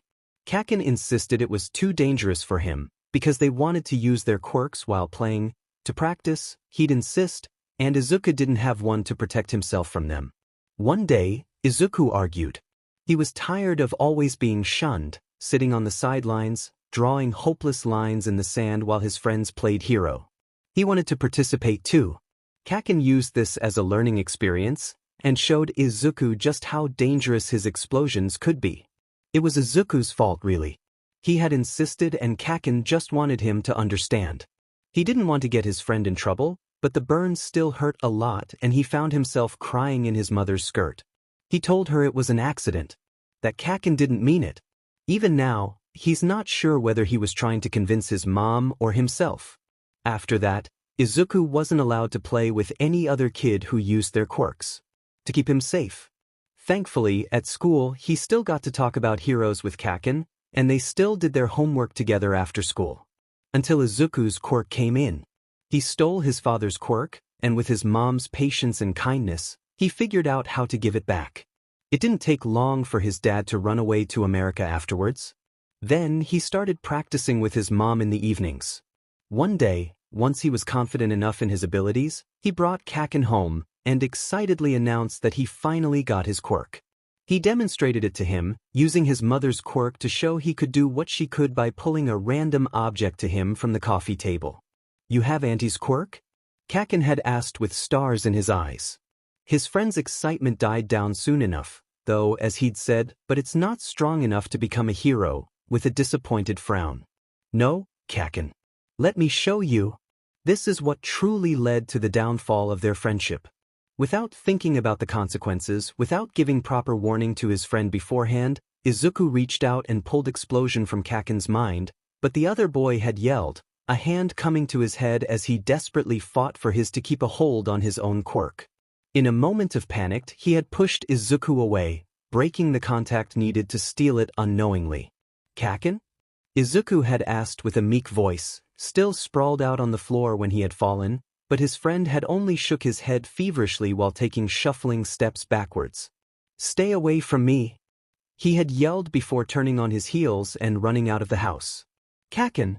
Since that day, Kaken never spoke to him anymore, except to throw insults at him.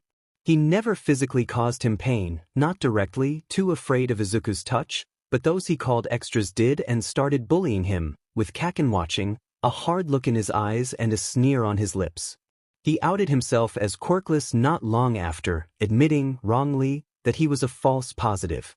Kaken never shared their secret to anyone, much to Izuku's relief, even though he can't know if it's out of fear, or out of a leftover obligation to their old broken friendship. Who the fuck is this? Izuku hurries to hop back on his feet. He wants to bring his arms up in a defensive stance, but they both hand unresponsive at his sides. He's facing several villains, some of which he recognizes from the fight earlier, but others he's never seen before. He's extremely outnumbered. There's no way he's coming out of this alive, not if he tries to fight back. Still, he can't make himself back down. He's just glad he managed to land as far away from them as possible, with a wall at his back to protect his six. He thinks he must look a bit crazed, wide eyes searching every face he sees, every corner of the room in the hope to see a possible exit, and darting to every small movements his enemies make. That's how he finds himself looking at a pale-skinned man. The guy brings up two hands rapidly at his neck and starts scratching at it excessively. In his over-alertness, Izuku can't bring himself to look away from the disturbing sight. The man, maybe only a few years older than him, grunts in annoyance, then turns to look at Compress, who wilts under his murderous glare. He seems to have some kind of authority over the lot of them. Their leader, then? Well, his voice is rough, as if he's parched. Compress takes a deep breath to regain his composure, but it's Dabi who speaks up with an uninterested "Dunno." He's leaning on the far wall with both hands in his pants pockets. You don't know, it's clearly not a question, it sounds more like a threat, voice dropped low in warning. Well, Izuku's eyes snaps back to Compress, who makes a show of pulling a marble from his sleeve. Izuku's just short of gasping out loud, both surprised and extremely disappointed in having failed his one and only mission, but he manages to hold it down to avoid bringing any attention back to himself. I don't know who this boy is, though he's definitely a hero student. I still acquired one of the targets, he exclaims proudly. But the leader sends him a scathing look and growls menacingly. I fucking hope so, or you'd be dead, he threatens, taking a single heavy step towards Compress. Shigaraki. Izuku turns in one swift motion, only now noticing the man standing behind the counter, calmly polishing a glass. He's the mist villain, Izuku recalls, the one who created the portal that landed him here. He's dressed up nicely, but his yellow glowing eyes are narrowed at the leader in disapproval. Teach, Shigaraki makes a vague hand movement towards Compress, who gulps nervously. Let him out then, he orders coldly. They're quick to act, everyone clearly knowing what to expect and how to move, and before Izuku has a chance to process what the hell is going on, Kaken is tied up in a chair in front of him. The other teen is angry, furious even, and cusses up a storm at the villains without an ounce of fear. He's glaring furiously at Shigaraki, not flinching when the pale man sets his eyes on him. Izuku's admiration for his childhood friend flares up at seeing him unwavering in front of so many villains in such a compromising situation. Izuku looks at Kaken in awe, seeing him banter and argue with all of them, while he himself is cowering slightly behind the chair his friend is tied to, back still glued to the wall. He's pathetic, he thinks, gritting his teeth in frustration. If only he had the use of his arms. He'd be able to fight back alongside Kaken. Yes it is, he's so useless even his enemies don't bother with him. He's just a liability. Deku? Kaken's shout of surprise pulls him out of his thoughts, his eyes focusing on red angry ones. What the fuck? So his name's Deku, says a young blood teen, showing sharp teeth as she smiles creepily at him. She looks excited, hanging off Dabi's arm with one hand and making grabbing motions towards him with the other. You're so cute. Deku. Shigaraki's drawl sends a shiver down Izuku's spine, and he has to force himself to meet the cold stare of the leader. What's your quirk? As if I'd tell you, he growls, even though it doesn't seem to impress the man at all, who just turns towards Kaken dismissively. What's his quirk? He repeats, jutting his chin Izuku's way, as if he needed to elaborate on who he's talking about. There's a long beat of silence, during which the atmosphere built up in thick tension. Kaken glowers at his kidnappers. Izuku can see him open and close his hands in tight fists repeatedly, probably holding off on letting out frustrated explosions. To Izuku's horror, he grins wide, almost maniacally, showing his teeth like their weapon. Deku can beat all your asses just with his quirk, fucktards, he snorts. He's mocking them, edging them on. Provoking them but also intriguing them. Izuku swallows compulsively, fear and anxiety churning his stomach. It's their leader, surprisingly, who takes the bait, sending the blonde a furious glare for insulting them. He can steal all your fucking quirks, and then you'd be fucking useless. Kaken barks angrily. Izuku feels color drain from his face. Keeping his quirk secret was a huge advantage in this situation. Either they'd underestimate him, or they'd be wary of him, not knowing what he could do. Kaken just blew away their only opportunity. Except, maybe he isn't entirely wrong. Having them fear transfer might be just as good. If they don't know how he activates his quirk, they'll hesitate to touch him, even if it's just to restrain him, though they'll be keeping a closer eye on him. Kurigiri. The voice that suddenly sounds through the shocked silence is slightly distorted, coming from somewhere behind Shigaraki. Izuku can't see who's speaking, but it doesn't look like there's anyone physically there, and from the audio quality sounds like it's coming from some kind of communication device. Sensei? Shigaraki asks with a bit of confusion in his voice. Good job, Tamura, for bringing that boy here, the voice says, and through the apparent lack of understanding, Shigaraki still manages to look proud of himself. Izuku feels shivers run down his spine. The longer he hears that voice, the more familiar it sounds. Kurigiri, bring him to me, the voice orders. Izuku bends his knees, ready to jump out of the way if someone tries to grab him, but he yells in surprise when inky blackness spreads on the floor just beneath his feet just before he falls through. Kaken's Deku is the last thing he hears before he's sent crashing to a cold concrete ground, the portal rapidly closing above his sprawled form. He tries to sit up, but moving his arms proves to be a mistake.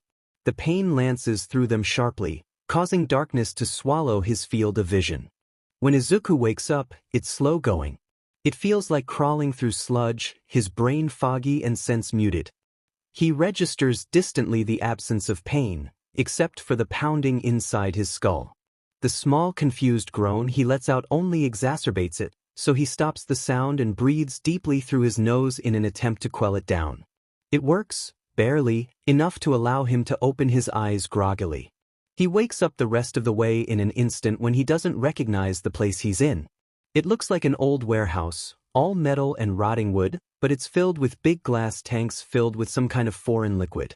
And in them, some things sleep.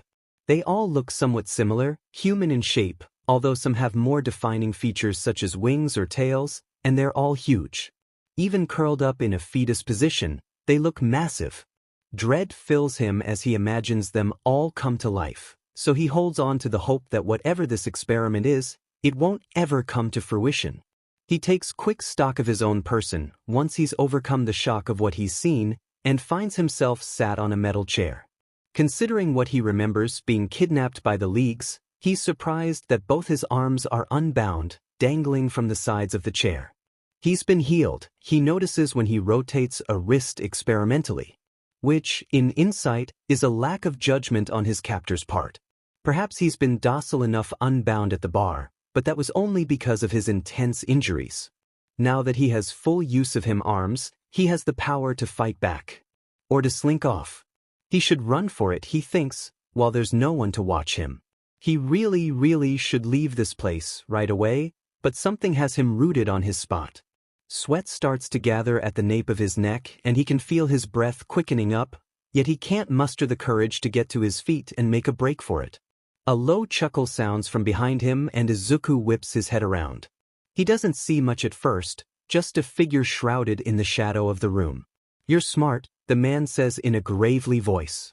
A somehow familiar one. He takes one step, two, then three, slowly emerging from the darkness, as Izuku's gaze takes in at first the shiny black dress shoes before traveling up a striking smoky suit to finish on a faceless face. There's intense scarring across the man's eyes and nose, leaving only the mouth as a recognizable part of his face. The man is blind. However, the relief Izuku feels at the realization is short-lived. The man holds himself with confidence and exudes so much power just with his presence. If he was truly powerless, Izuku surely wouldn't be in this situation right now. He's quick to link together this man with the disembodied's voice who ordered Kurogyari to wrap Izuku to him. All the dots link together to form a disturbingly clear picture. This guy is the real leader of the League of Villains, not Shigaraki. "Midoriya Izuku," the man greets. Izuku realizes he's been holding his breath when his chest starts to burn. When his full name leaves the villain's lips so casually, all the air that was trapped in his lungs rush out suddenly, leaving him reeling. How can he know his name? Has he been unconscious long enough for the man to conduct research on him? Or has he been on their radar all along? "I admit I have been negligent with you, Izuku," he remarks, his tone almost soft if it wasn't for the cutting edge to it. Like he's silently hiding anger or impatience. He speaks with confidence, though the fluidity of his words make him sound like they've always known each other. Izuku's heart beats faster because this is a man who's extremely dangerous. He knows it, can feel it down to his core, yet he can't help but relax slightly with just a few sentences, his hind brain getting swept by the comforting undertone to his voice. It's parental almost. "I should have been more observant, or maybe I should have played a bigger part in your life." "What do you mean?"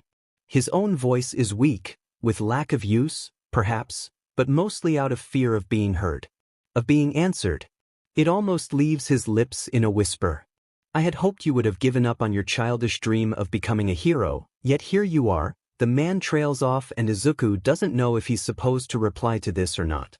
Instead, he just shakes his head slowly, eyes not leaving the mastermind for a second. The man breathes deep.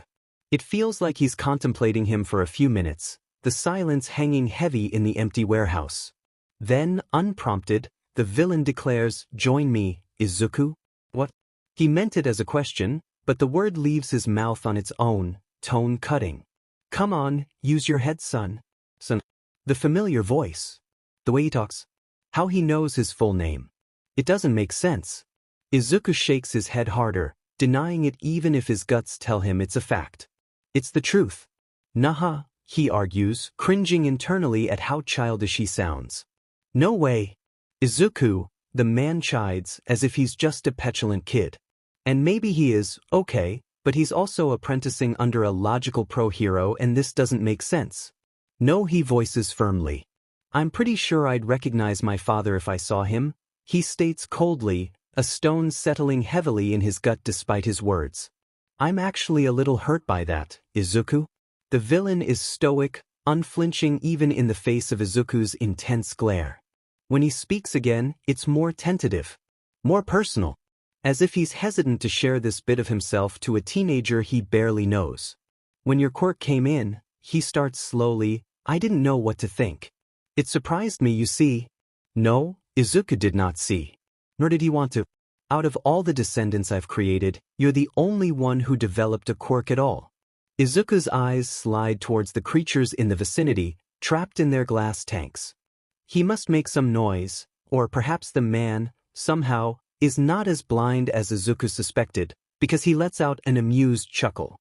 "Of course not. These are nomus.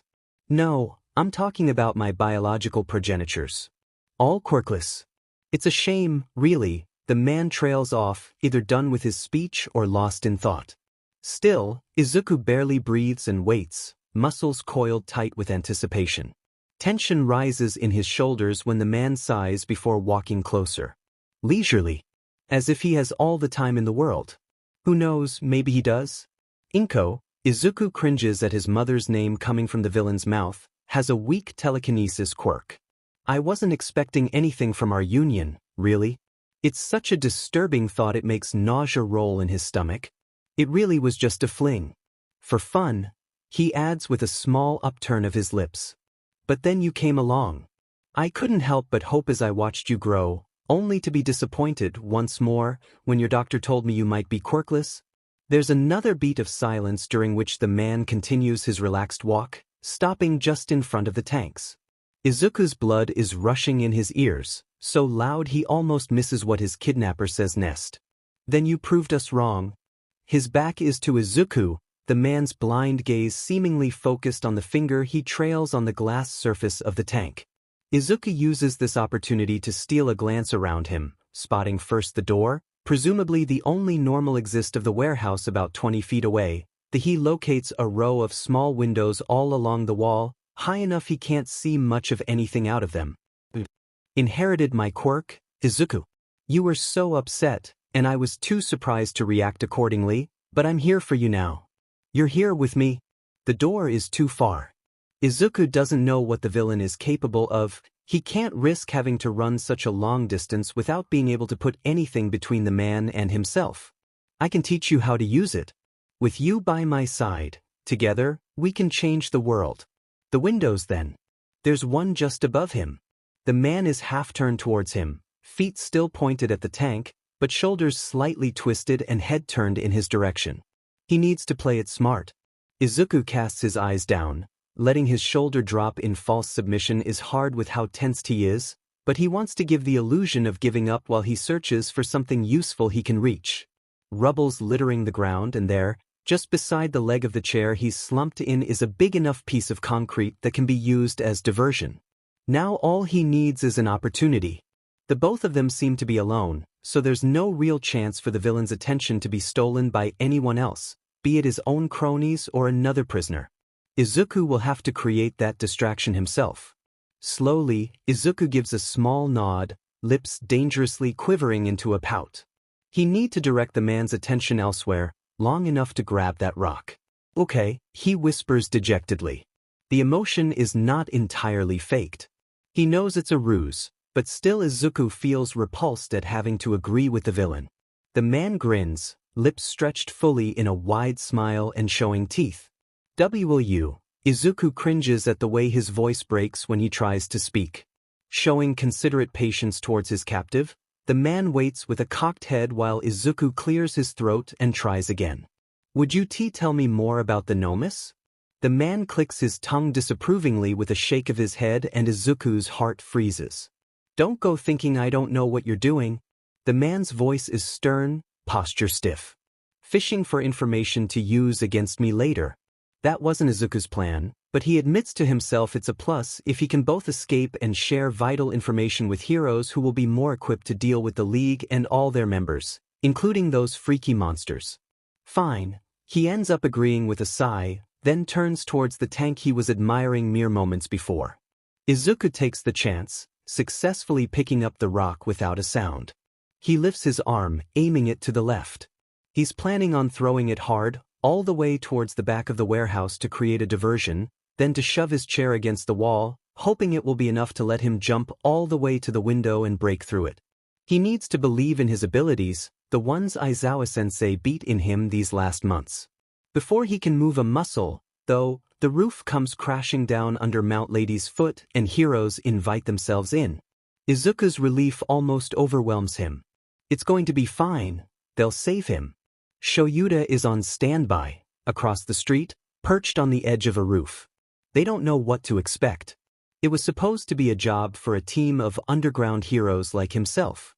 Their objective was to slip in undetected, take as much information as they can, and act from the shadows if necessary. Yayarozu's tracker led them to this warehouse, but they had no way of knowing if this is a secret base for the League of Villains or a secret lab for the Nomus. Nevertheless, with the crucial information All Might shared with them, they came up with a different plan. One that allowed Shoyuta to participate, because his quirk is definitely best suited to deal with that overpowered all-for-one villain. They set up a press conference, one with trusted journalists, if journalists can ever be trusted, a few hours ago. They're airing it right now, announcing it as a live event although it's not. There are risks associated with that plan, of course, but if the villains are watching right now, All for One shouldn't suspect Shoyuta is here to deal with him. Instead of a team of underground heroes as in the initial plan, they sent a team of heavy hitters. Best Jeanist is a good choice in between, able to be subtle and disappear in the shadows, and has a good level head on his shoulders. Mount Lady, although still a starting hero, has a huge advantage against Nomus and will know how to take care of them easily enough. Or so they hope. Being discreet is far from her forte though, but she makes up for it with pure strength they'll surely need. Tiger, well, no matter what anyone said, he wouldn't budge from his decision to accompanying the team to the warehouse, intent on finding and rescuing Ragdoll if possible. Or avenging her if it comes to that. Thankfully, the location of the bar is not far from here. As soon as someone spots All for One, Shoyuta is supposed to be notified so he can swoop in at the right location to level the battlefield. Except, about a minute before his team is supposed to barge in, he spots movements in the tight space between the warehouse and the adjacent building. Shoyuta shifts, taking one end of his capture scarf in hand, ready to interfere at any moment.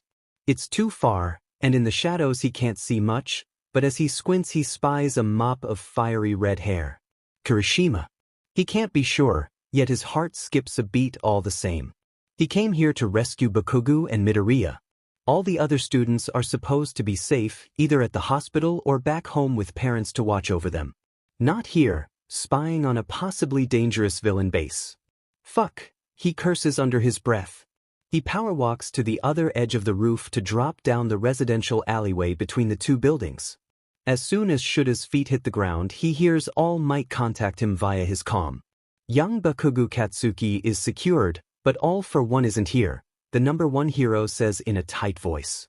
Shuta's about to contact Best Jeanist, needing to warn him about All for One of course, but more importantly to tell him to hold off the assault so he can get the spying teens to safety. He can't be sure they're his students, but whether they are or not doesn't matter. Children are in the vicinity of a zone about to become a battlefield and it's Shuta's literal job to protect them. His hand comes up to his communication device while his feet carries him across the desert street. He doesn't make it even halfway, just managing to call their team leader's name, when Mount Lady proceeds with the surprise attack, smashing the entire front and a portion of the roof of the warehouse down with a single kick. It all comes crashing down in a roar, rubbles flying and a cloud of dust obstructing his vision. He can't see the teens anymore, but he's pretty sure they were farther towards the back of the building, so they must still be a relatively safe distance away. Or so he hopes. Hiding his face in his capture weapon to spare his lungs, Shoyuta makes quick work of the slabs of concrete thrown about the street, jumping over most and weaving around others so he can make it to the extremely small space that separates the broken-down warehouse with the other's still intact building.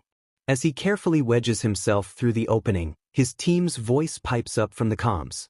That's how he knows the plan worked wonderfully, with the Nomus all restrained or incapacitated, and an unconscious Ragdoll finding herself safe in Tiger's arms. Shoyuta grunts as he slides carefully between the two walls. There's enough space to walk sideways comfortably, but it's tight enough that it leaves him antsy, knowing he'd be mostly helpless if he comes face to face with an enemy in this position. He sees the outlines of several people, around 3 or 4. They're just shadows in all of the dust, but as it starts to clear he easily recognizes a few of his own students. He picks up the pace, cursing under his breath all the while. And then, all of a sudden, there's some kind of fireless explosion. It sends violent gushes of wind and the ground rumbles beneath his feet as Shoyuta crouches near the wall, using it to keep himself safe. When the commotion dies down, Shoyuta leans slightly over the half-destroyed wall. His comm is silent, except for ragged breathing, and when he peeks inside the warehouse he understands why. He freezes at the sight. Clutching thin threads of fabric with bloody fingers, Best Jeanist is struggling to keep standing, knees trembling with the effort. He's a mess, but as one of the top heroes, he apparently had the foresight to pull his teammates away immediate danger just before the explosion, sparing their lives even though they all seem unconscious at the moment. Shuda's gaze snaps to the side, further within the warehouse, and as soon as his eyes land on the man, he knows this is the boogeyman of the League of Villains. The aura that emanates from the villain is overwhelming, the pressure almost making it hard to breathe. The man starts to speak to Best Jeanist, but Shoyuta tunes his out and instead uses the man's voice to cover the sound of his own as he speaks quickly through the comm. Team B is down. Best Jeanist is stalling All for One, which confirms All Might's suspicions about the villain's involvement, and I'm on my way to retrieve civilians. Shoyuta mutes his mic and carefully sidles sideways, making sure to keep his movement slow and quiet to avoid gaining All for One's attention. He can still hear the man talking, his voice deep and wrapped through the impressive breathing mask hiding his face, though the words themselves are muffled by distance. His own breathing is too loud, and Shoyuta has to remind himself to stay calm, opting to ignore his sweaty palms in favor of willing his heart rate to slow down enough to let him focus on his mission. Carefully avoiding traitorous rocks, Shoyuta takes care to watch where he puts his feet as he slowly makes his way towards the teenagers. They're all completely still, seemingly frozen in shock or in fear, and Shoyuta resists the urge to cuss. If he needs to shake them back into action, he feels the situation they're in will end up in disaster. He can only hope they're alert enough to take the hint and evacuate. 3 things happen in quick succession. A weird sloshing sound suddenly appears from within the warehouse. All Might's voice sound in his coming, tensed with something he can't quite decipher, as he says an almost choked, "I'm on my way," and loud coughing and gagging makes their way to his ears, followed of very familiar voices that curses and sputters a confused, "What the hell?" Shoyuta gasps, because that's Bakugo, and wasn't he secured by Team A few minutes ago? He has to think of a plan, fast, even though he knows his priority at the moment are his not kidnapped thank you very much kids just a little way ahead. He need to get them to safety first, then he'll hatch a plan to save both Bakugo and Midoriya, one way or another. However, before he can make a single move, the sloshing sound gets louder and he hears with horror the voices belonging to the other members of the League. Shit. Shoyuta knows he's a pretty darn good hero, but he also knows his limits. There's no way he could take on all of them alone. With Erasure, maybe he'd be able to fight against All for One, but no way in hell will he be able to save his students with so many opponents guarding them. Forget being killed, All for One would have to free gift of having Erasure for himself. That's unacceptable. So Shoyuta grits his teeth, fighting against his instincts that screams at him to pull Bakugo and possibly Midoriya, though he hasn't seen or heard of him so far. He doesn't let himself dwell on that, feeling his throat close dangerously at the very idea that they might have been too late. Shoyuta continues making his way towards his students, walking a bit faster now that there's a bit of a commotion on the other side of the wall to muffle the sounds of rocks crunching beneath his feet. Almost within arm's reach, with the settling dust, Shoyuta can finally identify the teens. Kirishima, along with Ida, Naruzu, of course. How would they have found this place otherwise? And Todoroki. He's so mad at them, furious even, but what's important is that Shoyuta finally reached his students. However, before he can do anything about it, something booms just behind the wall and Shoyuta has the fleeting relief at seeing the teenagers duck instinctively at the unexpected noise. Still, he lunges the rest of the way, pushing Ida's head down just as a chunk of something, dirt, concrete, doesn't matter sails just above them. There's an ice wall shielding the other tree, and Shuda's thankful for Todoroki's fast thinking. There's All Might's boisterous voice, so Shoyuta takes a chance to peer over the wall. A quick look. A few seconds at most. But it's enough. All Might is facing off against All for One. Bakugo is staring down Shigaraki and his gang, clearly intent on fighting them. And there, crouching behind one of the huge empty tanks, glass broken and strewn all over, is Midoriya. Shuda's too far to make out any details, but he'd never mistake that mop of green curls to be anyone else than his kid.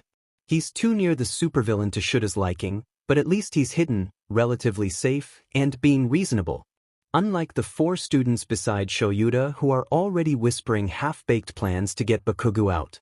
They're mostly arguing, in reality, clearly not seeing eye to eye as to which course of action they ought to take. "Shut it!" he hisses, and they jump, all swiveling to face him with wide eyes and agape mouths. Yaoyorozu is the first one to unfreeze, her face relaxing with apparent relief. Aizawa-sensei, she breathes, hand over her heart. She winces soon after, though, either from Shuta's glare sent their way or from the sound of fighting that had started beyond the half-crumbled wall. "You shouldn't be here," he scolds, noting Ida's guilty glance and Kirishima's sheepish grin. "Leave." No. He leaves no place in his tone for arguments, so he's ticked off when none of them moves. "You aren't supposed to be here," he hisses through gritted teeth. With this year's problem class, maybe he should have expected the look of determination sent his way. Even Todoroki, who's mostly inexpressive all the time, manages to start directly into Shuta's eyes with unwavering resolve. "For fuck's sake," he grunts, "we don't have time for this." Just as he grumbles that last part, several explosions sound from the other side and Shoyuta shoots a glance over the wall. It's become a battlefield, he notes with horror. Bakugo is actively fending against several opponents, unwilling to turn himself over to them even if it kills him. His presence clearly affects All Might, who's possibly keeping his true strength in check in order to keep Bakugo from becoming collateral damage. Midoriya's nowhere to be seen. "Fuck," Shoyuta curses again. He lets his eyes roam over his students' faces who are all watching him with rapt attention. If only they'd be as focused in class as they are now. Their eyes are alight with something. Determination. Resolve. Desperation. He blows a breath through his nose. Really, it's absolutely stupid. Reckless. Dangerous. Illogical.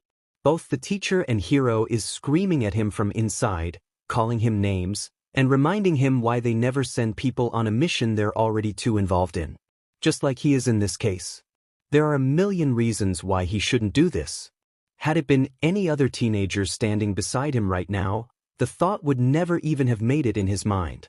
But there's one teeny tiny voice, one that would have been drowned out by reason in any other situation, that tells him that there's a chance this could work.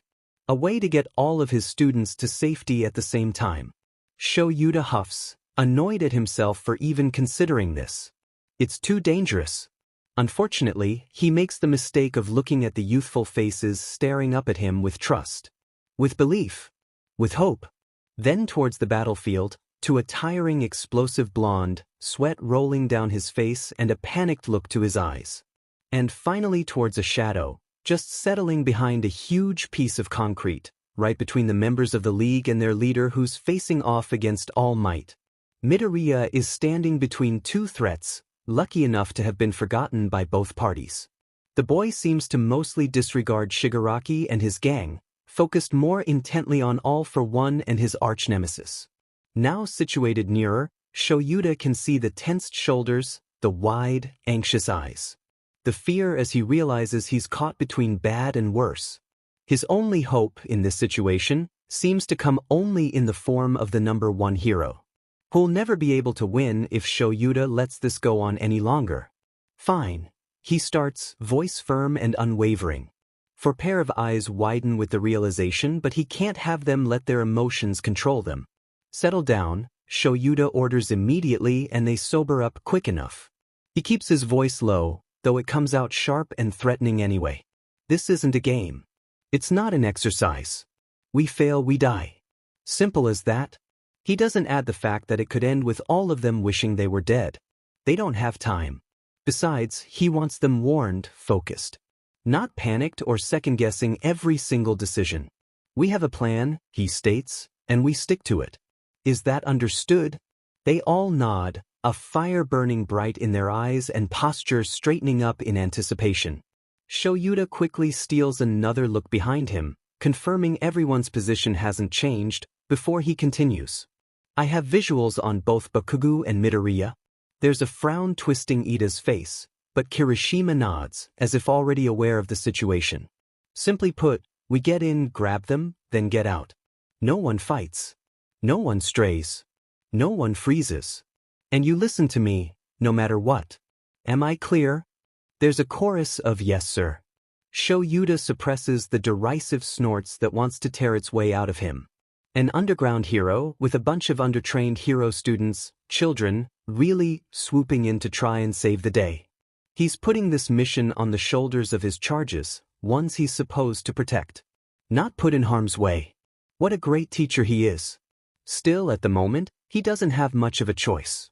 Bakugo is tiring fast, holding his own against several opponents intent on beating him to the ground if that's what it takes to immobilize him. Midoriya is trapped between a rock and a hard place, probably desperate for a single silver lining to use to make his way to safety. He knows heroes and police alike are on the way, countless information currently blaring through his communication device about the situation at hand. But there's just no time left. No time left at all, made even more obvious by the pure decisiveness that he spots on Midoriya's face the very next moment. He knows his kid well, and he knows he's planning something incredibly stupid. So, Shuta's quick to give instruction. It's probably not the most thought-out plan, but it's the only one they have on such short notice. A quick, high wall of ice to separate the League from Bakugo, followed closely by Ida to steal Bakugo right from under their nose and bring him back to Kirishima, who's probably the only one able to placate the furious blonde. Meanwhile, Yaoyorozu has the mission to create and throw smoke bombs at the League, all the way to where Midoriya's hiding, so Shoyuta can slip undetected to the boy's side. Using his capture scarf, he's meant to grip Midoriya and send him flying toward Todoroki's general direction, who will create an ice slide to soften his landing and bring him all the way to the other students. Then, they're ordered to hightail it out of here. Shuta's not blind. He can see they want to object, that they want to do more. Before anyone can open their mouth to do just that, though, he sends them a warning glare, accompanied with a firm, "It's either that or I drag your asses back right now," through gritted teeth. Ignoring the churning, the wrongness turning his stomach, and letting go of any last-minute hesitation, Shoyuta urges his small team of not-yet heroes into their very first rescue operation. Needless to say, it doesn't end well. To Izuku's horror, the monsters, Nomus, his mind supplies unnecessarily, come to life in front of his very eyes. He sees the villain tense, then swiftly move back into the shadows, lost between the large tanks. Izuku doesn't waste any more time. The front of the warehouse is in shambles, with creatures climbing out of their experimental tubes and rushing towards the few heroes he can see from here. To his relief, where he's located, the creatures remain lifeless, either being failed experiments or perhaps just no ready to spring into action yet. Izuku doesn't hesitate to lunge, letting his feet decide his direction. Unsurprisingly, in the opposite direction the villain disappeared to and nearer the heroes towards the front of the building, and hides behind one of the now empty tank. He's crouching, makes himself as small as possible, and presses his back to the raised concrete platform that serves as a base for the tank. With fear gripping his heart, the only thing he manages in the moment is stay hidden and just breathe. He doesn't dare move from his spot, throughout all the commotion, in fear of bringing attention to himself. He's in full survival mode and his instincts scream at him to stay low. He stays hidden, all the while heroes take care of all Nomus. Even when his father the villain almost kills the heroes. Even when he suddenly hears Kaken's voice, shrill and enraged, barely concealing the terror he must feel. And he stays hidden, frozen really, when the rest of the League of Villains show up out of swirl water portals, all sputtering in disgust. The fear doesn't let up even when Japan's #1 hero comes crashing down, destroying the building further but promising to get the students back to safety.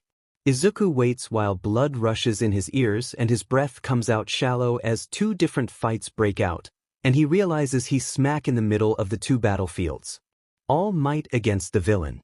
Kaken against the League. And here he is, being completely useless. It doesn't seem like anyone notices him yet.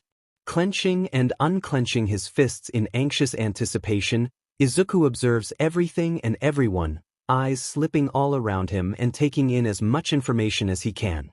He can't fight. He knows he'll be more of a nuisance than helpful.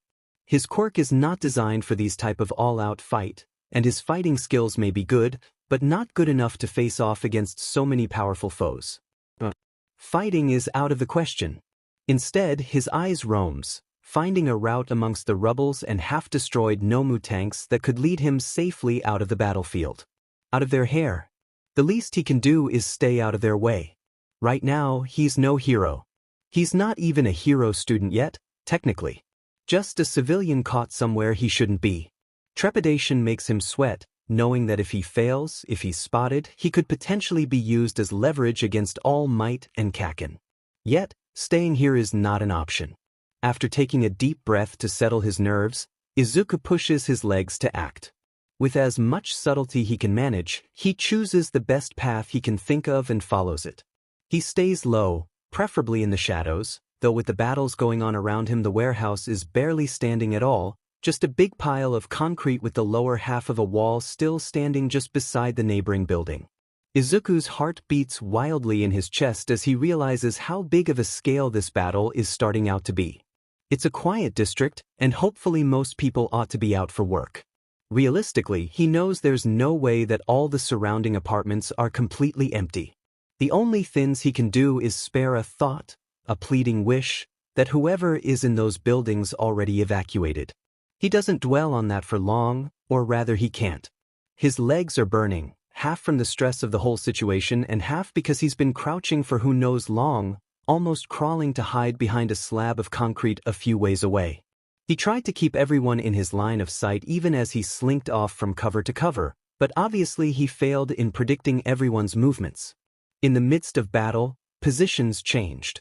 Izuku freezes when he realizes he's gotten nearer to his father the villain, but somehow is still trapped between the two fights instead of being able to slip away by passing behind them. Damn it, he can't evacuate himself. How the hell can he hope to become a hero if he isn't able to stop himself from being a burden in the first place? His breath stutter at the unhelpful thought, a sob threatening to spill, but he chases his emotions away with a hard shake of his head. Now isn't the time. Always stay aware. A voice that suspiciously sounds like Aizawa-sensei pipes up in his mind. Always keep an eye on your opponents. Assess the situation, then choose the best course of action. Take advantage of every opportunity and reassess if needed. He can do that. If Aizawa-sensei taught him anything, it's to always keep a level head. After making sure he's well hidden behind the concrete block, Izuku centers himself using his teacher's meditation exercise. He knows this is supposed to help, as repeated by Aizawa-sensei at the start of every training session, but it's the very first time he really feels the effects of it. Closing his eyes and taking deep breaths, he sharpens his senses on what's surrounding him. The first few inhales catch painfully in his chest, but with a conscious effort on his part, he feels tension start to leave his body and air fully fill his lungs. He's almost dizzy with the relief it brings him, but he keeps breathing through the sensation too, and soon he feels his mind settle into a strange calmness, one that seems misplaced when caught in such a dangerous situation. Upon opening his eyes, Izuku notes how sharper everything looks. Clearer, easier to take in every little details as time seemed to slow down a bit. Things don't seem to go as fast, and he's able to analyze carefully what's going on. That's why, when he peeks over his cover, he notices Kaken, sweaty, trembling, exhausted. In retrospection, while Izuku doesn't know how long they've been in captivity, hours, days? After the intense summer camp training and the villain attack in the forest, it's no wonder they're both extremely tired. Though Izuku supposes he's better off than his childhood friend, having been treated by a mysterious quirk by his enemy. With another deliberate glances, he realizes All Might is also struggling, having to hold himself back to avoid involving Kaken in the crossfire of his own battle. He's tiring out, his super strength barely able to keep up with the numerous quirks his opponent possesses. A quirk-stealing quirk. Cogs are turning in his brain as Izuku observes. His father, showing an almost perfect control of the different powers he yields. Against the best hero in Japan. They've been fighting for a while now, exchanging blows after blows. There have been countless opportunities to steal All Might's quirk and render him useless. Win this fight nice and easy. So why didn't he? Suddenly, Izuku's mind focused on analyzing the leader of the League of Villains, forgetting, at the moment, about the panic and the fear that had been lurking at the edges of his consciousness. The League's objective, during their attack on the USJ, was known to everyone in the country. kill All Might. All Might is their biggest threat. For some reasons, his father can't steal his quirk. He knows he can't, which is why he was trying to get him killed at the start of the school year. The way they fight against each other, they already fought in the past at least once if not more. They're expecting each other's moves, like it's a familiar dance. The realization leaves him almost giddy. It means there is a limit to his father's stealing ability. Izuku starts to gather the man's information, his brain working overtime because he doesn't have a lot of time. The villain is physically blind, that much is obvious, but he must have acquired a quirk that lets him see, one way or another. Maybe sense his surroundings. He clearly knows well how All Might moves, though this also goes the other way around. What are his strengths? Multiple quirks, of course. We don't know how many he has, nor which ones he can use against All Might. That's dangerous. He has a whole team of villains at his back, ready to jump in at any indication from him. But so does All Might. Even though the reinforcement hasn't arrived yet, there's a ton of pro-heroes who will be willing to fight alongside him at a moment's notice. His weaknesses? Possibly Aizawa-sensei. Impossible to steal quirks, and possibly even use any quirk he has if erasure is focused on him. All Might is probably a big weakness too, though the why is still a mystery. Is it because his father can't steal any more quirks?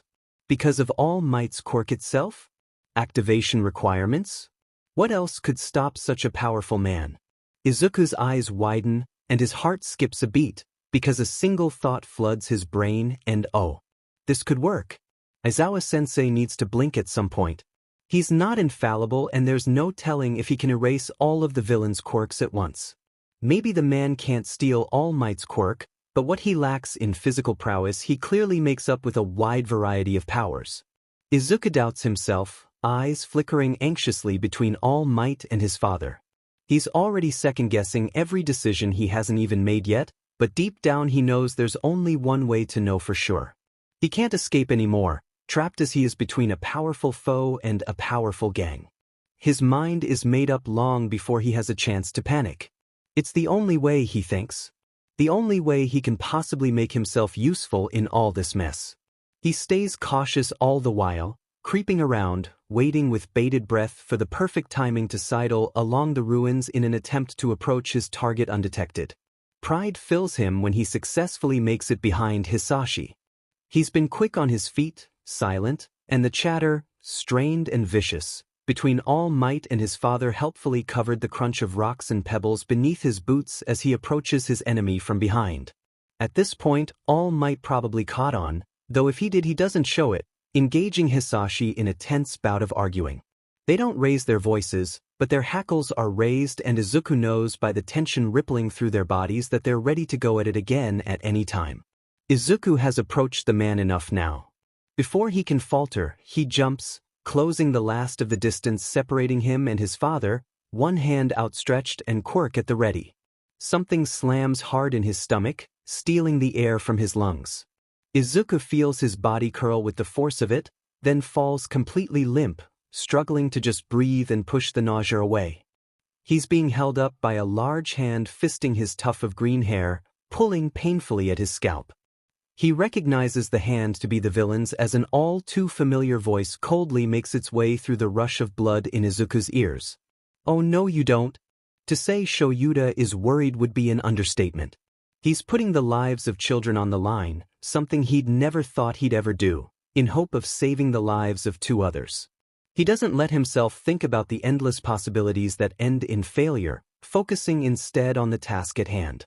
There are still shouts and explosion on the other side of the ice wall Todoroki created a few minutes ago, but he can't do anything about it anymore, aside than putting his trust in his students' skills and resolve.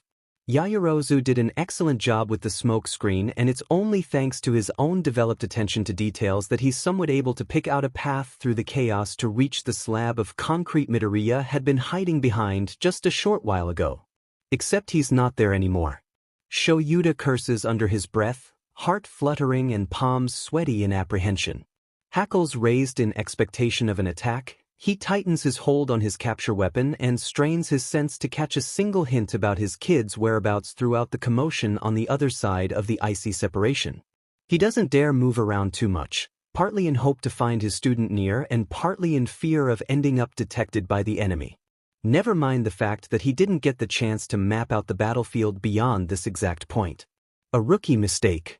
And one that might very well cost him his student's life.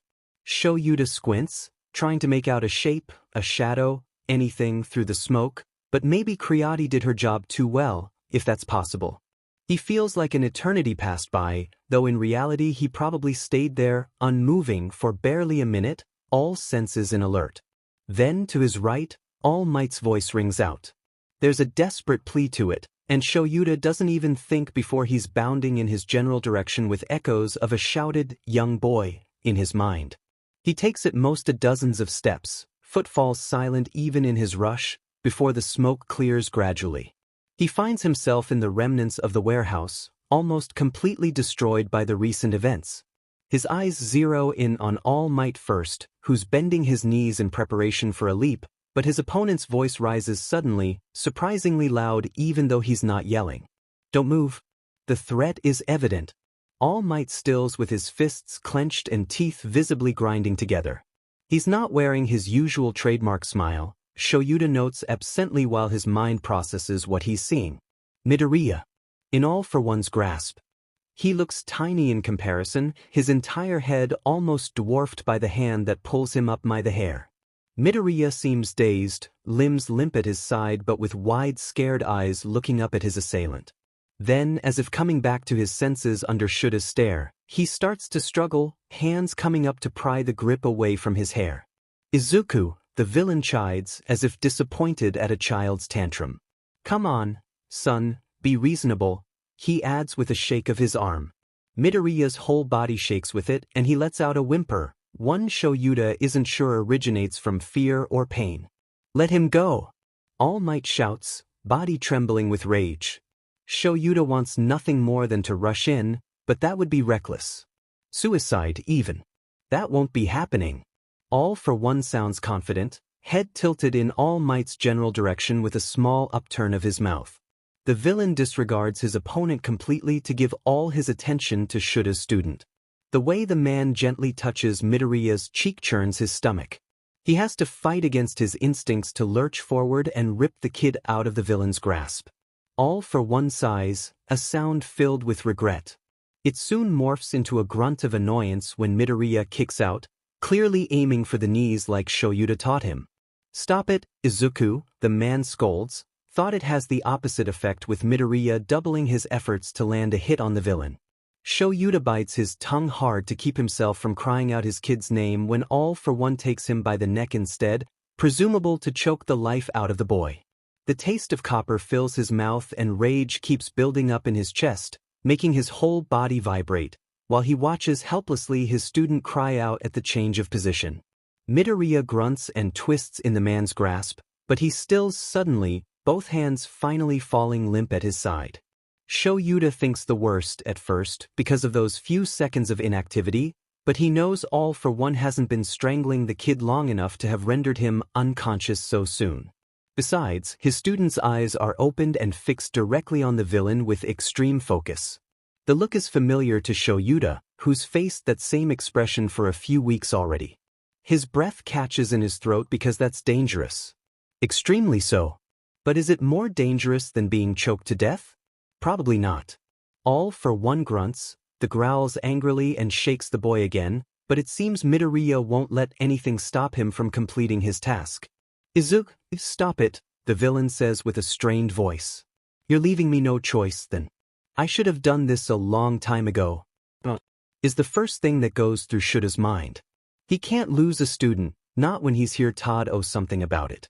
Shuta's eyes flicks once towards All Might, and by some miracle, their gazes lock together. Shoyuta tries to communicate his intention. He thinks he gets something across, because the number one hero tenses, knees bent, in preparation to launch as soon as the time is right. A pained cry has Shoyuta swiveling back to look at Midoriya. The boy is groaning, brows furrowed, while he writhes in All for One's grasp. There's a tendril of darkness burrowed deep in the teen's shoulder. Whatever that thing is meant to do, Shoyuta doesn't know, but it can't be good. Then, just as he's thinking this, Midoriya yowls. His struggles intensify. His face twists into something ugly as tears freely pour down his cheeks. Arms come up to wrap thin fingers around the wrist at his neck. And yet, through the obvious pain, Midoriya never loses his focus. Izuku barely hears the words his father is saying.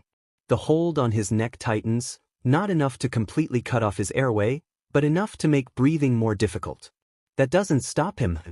He's got a grasp on the villain's quirk, and he won't let go of it, no matter what.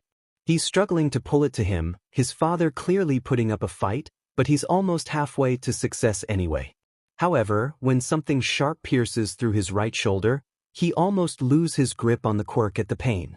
It's not enough to make him let go, thankfully, and once the surprise fades he redoubles his effort to incapacitate All Might's nemesis.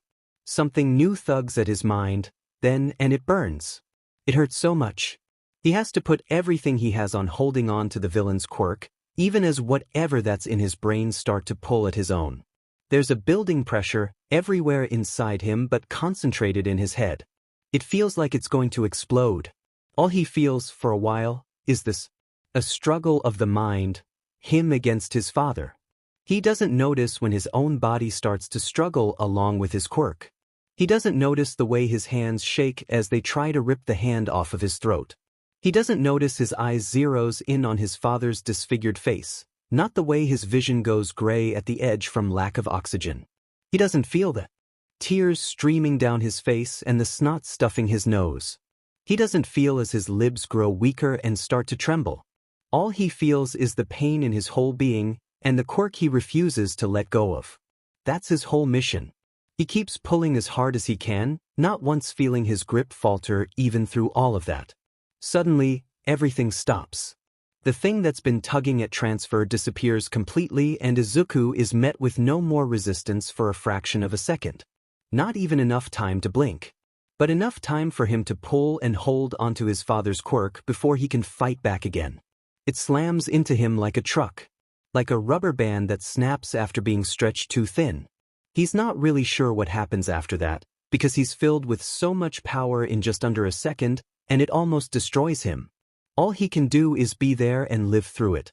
It's like the first time he activated his quirk, but so much worse. He stole more than just one quirk, he realizes after some time. Kid. It's more than just his father's quirk. He also got his hands on all the quirks the man had stored inside of him. Izuku can't make sense of it all. So many different powers. They swirl and twist in his being, searing his soul and blinding his vision. Come on kid, talk to me. Make it a stop, he hears himself croak. He starts to taste blood in his mouth, but with the way his whole body hurts he can't tell if it's just the result of a bitten tongue or if it's something more serious. Thank God, comes his teacher's voice in a relieved breath. Izuku thinks he can still hear the sound of fighting, but with the way his head pounds he can't be sure. You're okay kid. I'll get you out of here. And make it stop, he repeats with a whine. Please. He's not even sure what he's asking for anymore. Sure, it's okay Midoriya. You're okay. We'll figure it out. Izuku can feel the rumble of his teacher's voice and he wonders absently if the man is holding him. Don't worry, you'll be fine. Sensei. His throat hurts. Breathing is difficult. Take them. There's something running down his face and it makes his skin sticky. Tears? Snot? Blood? The taste of copper is still strong in his mouth. Make it stop.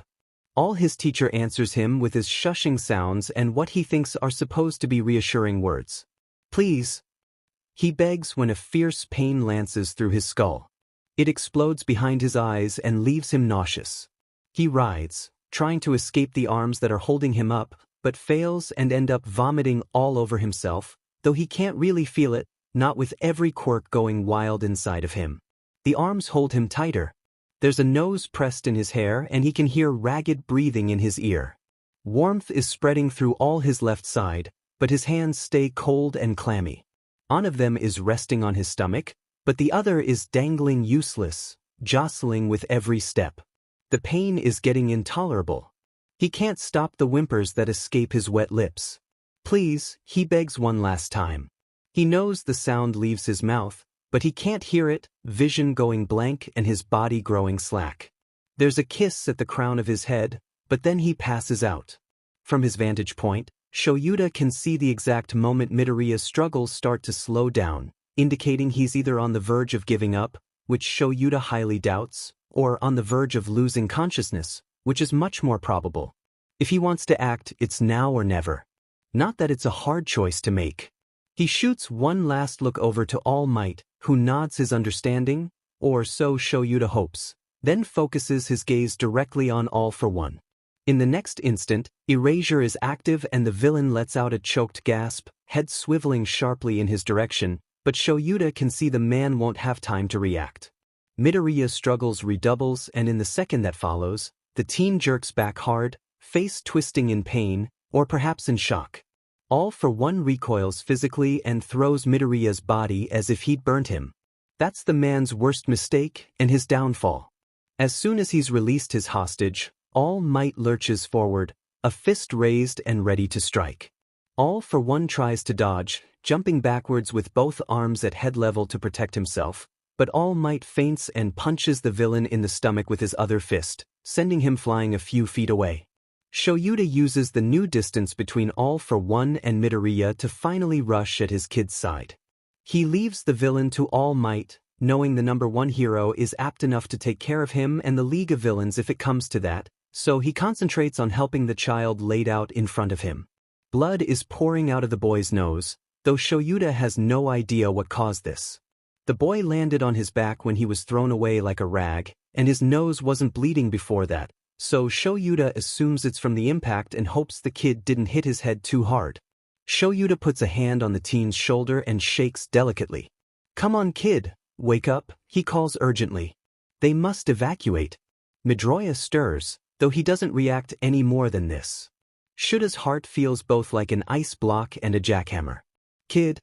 He shakes the boy a little bit more roughly, but he doesn't dare put any more strength into it in case Midoriya suffers from a serious injury. Thankfully, the teen stirs again, but as soon as he regains consciousness his face twists into something ugly as tears start to flow down his cheeks. He lets out a pained whine while trying to fold on himself, but Shoyuta leaves his hand on his shoulder and firmly presses down to stop him from moving. "Okay kid, you're doing fine. Talk to me, Midoriya," he demands gently. The boy sobs once, then lets out another pitiful whine. "Come on kid, talk to me." He doesn't mean to, but his voice comes out sharp and urgent, even as his other hand brushes back the teen's bangs with care. "Mactus up," the kid slurs. Shuta's breath catches in his throat. He really hopes Midoriya didn't hit his head too hard. "Come on kid," he begs. He doesn't know what he's asking for anymore. Maybe for his student to be miraculously all right. Maybe for all of this shit show to be nothing but a dream. Except he knows this isn't the case, so he takes a grounding breath, holds it, and centers himself with the exhale. He's the hero here. This is his student who needs saving. He won't fail him, no matter what. Not again, his mind supplies as Oboro's face comes to haunt him. Even though at the time he was also a student and had not the responsibility to keep his best friend safe. "Good Midoriya, you're doing great," he encourages with all the confidence he can muster. "Make it stop," the kid croaks. Shoyuta lets out a breath of relief at hearing the words clearly spoken this time. "Thank God." "You're okay kid, I'll get you out of here." Shoyuta casts a quick look around. All Might is farther away now. He's still battling All for One, but the villain looks exhausted, movements slowing down exponentially now that he has no quirk to back him up. Todoroki's ice wall is still erect, but Shoyuta can't see any of his other students, so he can only hope they've made it out okay. If anything, there's no sound of a battle going on behind the ice. "Make it stop," his kid whines, and his head lolls in Shuta's direction. "Please." "Shoo, it's fine Midoriya." Shoyuta doesn't know what's wrong with the boy, what he wants him to stop. What he does know, though, it's that he has to take him to the hospital. Or anywhere else that's not in the middle of a battlefield. "You're okay. We'll figure it out," Shoyuta soothes as he slides his arms underneath his student's knees and back.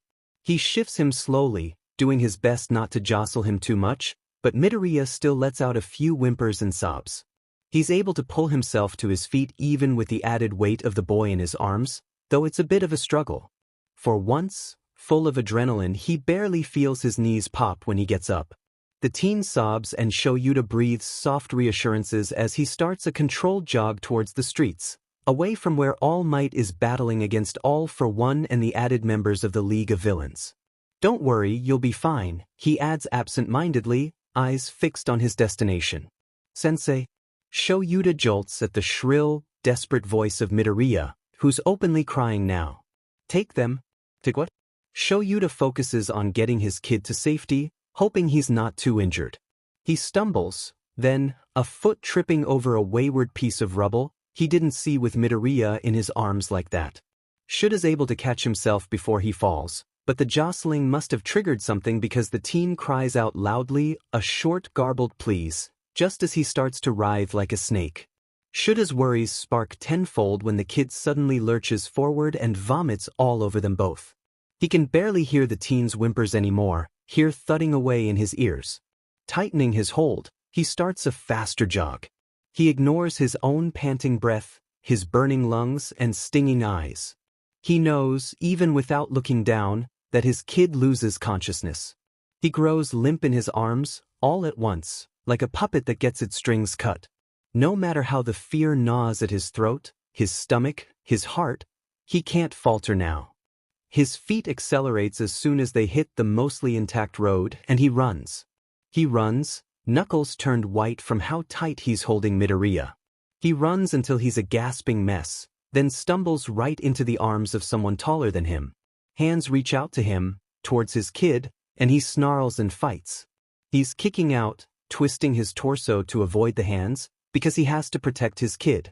He can't use his arms, nor his scarf, obviously, but he wrenches his shoulders away to protect Midoriya with his own body if necessary. He'd take any blow for him if it means the boy survives. Shoyuta jolts, recognizing both the nickname as his and the voice as Hisashi's. The hands have disappeared, he notices, though he has no idea when they stopped reaching out to him in the first place. It's okay, Sho. It's just the medics, okay? Let them take care of the little listener for you, okay? Shoyuta pants and tightens his hold on Midoriya further. Please?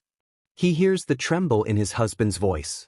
When he looks up, Shuda's gaze meets striking green eyes. He feels himself relax, shoulders sagging a fraction, then he gives a small nod. He croaks. The rest is a blur. From the moment his kid is taken away from him, all the fight drains out of him. He stumbles, right into his husband's arms, who frantically looks him over. He doesn't really feel the familiar hands patting him all over for injuries, doesn't even really hear Hisashi's voice spouting words or concern, nor does he really notice the wet cloth that cleans his face and his eyes, coming away bloody. His eyes stay fixed on the back of the blurry ambulance, where they're loading his problem child, and they stay fixed on the doors when they slam shut. They stay fixed on them even as the vehicle drives away, flashing lights burning his retinas, right until the moment they turn a corner. Then his vision blurs and he closes them. Izuku wakes up slowly. He's groggy, there's a dull ache in his muscles and a throb behind his eyes that reminds him of when he caught the flu as a child. His room is silent and dark. He feels like turning over, reposition himself so he can sleep on his side, but he's too tired to do that. Before long, he's falling back asleep. How is he? Hisashi asks just after having handed him a cup of coffee. Still sleeping, he answers roughly. His nose picks up the wondrous scent of that coffee shop he really likes and he shoots his partner a thankful nod. He's tired but not in the good after-workout way. His muscles are stiff from the last day's activities, of course, but his joints are painful from spending the whole night sitting at Midoriya's bedside. The kid woke up once, but fell back asleep pretty quickly, he informs, to which Hisashi lets out a small relieved sigh. Physically, Midoriya is fine. A few scratches and contusions, but nothing a bit of time and care won't heal. When the teen was admitted to the hospital, he was quickly diagnosed with quirk overuse, and after a thorough examination, they found no traces of concussion, broken bones, or internal bleeding. Almost a clean bill of health.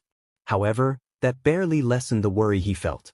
Hisashi kept reminding him the problem child was alive and doing just fine, but his husband didn't see the state the boy was in before he lost consciousness. Shoyuta had refused to leave him here alone without knowing in which state he'd be upon waking up. I told you he'd be fine, Hisashi offers with a small reassuring smile.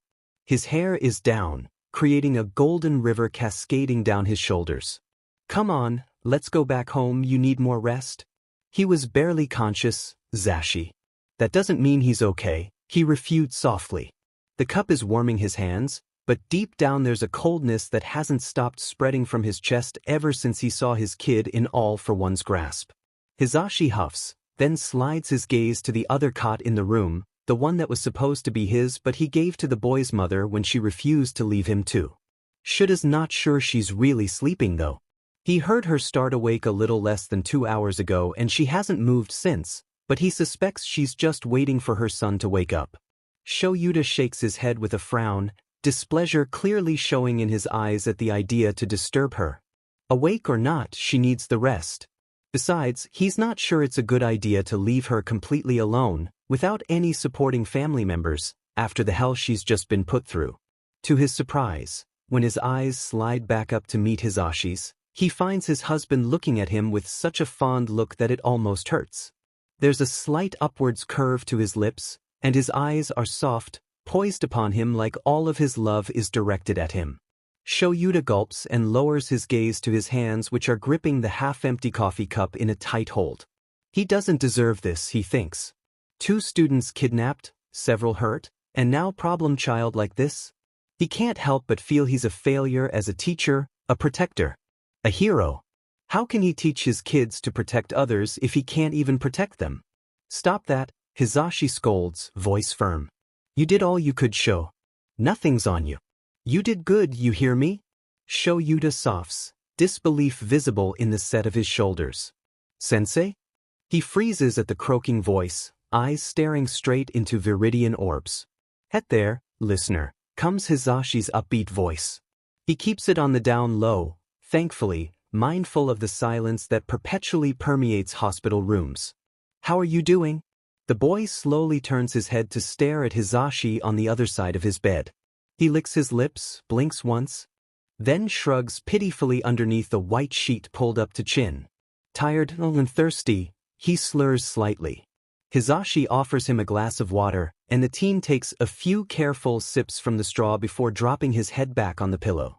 He blinks slowly but doesn't slip his eyes back open, so Shoyuta assumes he's falling back asleep. However, his face scrunches up and he lifts an arm out to press a hand to his eyes. Sensei? He asks in a small voice. Take them away? Shoyuta frowns in confusion, but before he can ask, Midoriya starts to cry silently, tears slipping down his pale cheeks. Please? He pleads heart-wrenchingly. Shoyuta finds his voice missing as he flounders for words, unsure if he should give reassurances or ask him for an explanation. Instead, he reaches out, gently pulls the boy's hand away from his face and holds it in both of his hands, easily dwarfing it. The quirks, Midoriya whines, I stole them, he sobs, breath stuttering. Take them away, he pleads. Please. Tears accelerate and the hand trapped in his starts to tremble even in its warm prison. I can't take them, he cries. Shuta's heart squeezes painfully. He wants to relieve him of this burden so bad. But he can't. Sorry, kid, he hears himself say. His voice is strangely calm even though his problem child's distress is affecting him. He doesn't lift his eyes from the boy's face, but he doesn't need to see him to know that Hisashi is staring quizzically and worriedly at him. He has no idea what's going on and probably doesn't know what he can do or say to help. The teen only cries harder at that, his whole body shaking with his sobs. He scrubs at his face with his free arm but Hisashi stops him before he can dislodge the IV drip that's stuck in his skin. Kid, Izuku, listen to me, Shoyuta says with a firm tone. The kid furiously blinks and stares at him, giving him all his attention. What happened to you isn't fair, he starts cautiously. He's not one for speeches, but this one is important and he doesn't want to mess it up. You did good, Izuku, you hear me? You were a hero yesterday, and you're a hero today. No matter what anyone else says. Those quirks that are inside you right now are not your to bear. They're not your responsibilities, you're not the one who stole them. All for one did. And if it wasn't for you, he'd probably still be out there, wreaking havoc, stealing more quirks, hurting more people. However, you stood up to him, you stopped him from using all of that against us. Shuda's not sure his kid truly believes him, and it's fine. He'll repeat it until he does. He just wants him to know he's not bad. That he's doing all he can. Remember what Shinso said? He asks Midoriya suddenly. There's a beat of silence, only broken by a few sobs, before the boy finally gives a slow, hesitant nod. Let me hear you say it then, he prods softly. Izuku takes a deep shuddering breath, as if steeling his resolve. His lips thin as he presses them tightly together, but there's a new fire in his red-rimmed eyes when he meets Shuda's gaze head-on. It's not stealing if you give it back, he says with a sure voice. Shoyuta gives his kid a sharp, proud nod. He's even more proud when Izuku sits up a bit and looks at him with bright determination. So you'll help me then, sensei? To find out these quirks, who they belong to, so I can give them back. Shoyuta lets out a surprised scoff at that. Yeah, he almost chokes. Yeah, I'll help you, problem child. And Izuku beams at him, a ray of sunshine lighting up the whole room, and finally, Shoyuta feels warmth flow through his veins. The kid is more than fine, vibrant with energy now, with a new goal in mind, though the way he stops and frowns at his lap is a bit concerning. What if we can't find these people? What if they're gone? Hey, Shoyuta interrupts sharply, none of that now. We'll figure it out, okay? Izuku shoots him a tiny, almost timid smile, before nodding an embarrassed, yeah, okay, in a small voice. What the hell does that mean? Hisashi finally speaks up, a confused look painted across his face. Stealing quirks? What does that mean? Shoyuta sends a worried glance Izuku's way, but the teen is smiling, mirth in his eyes at the blonde's blatant confusion. It's my quirk, Izuku says with a confident voice. It's called transfer, and Shoyuta couldn't be more proud of his problem child.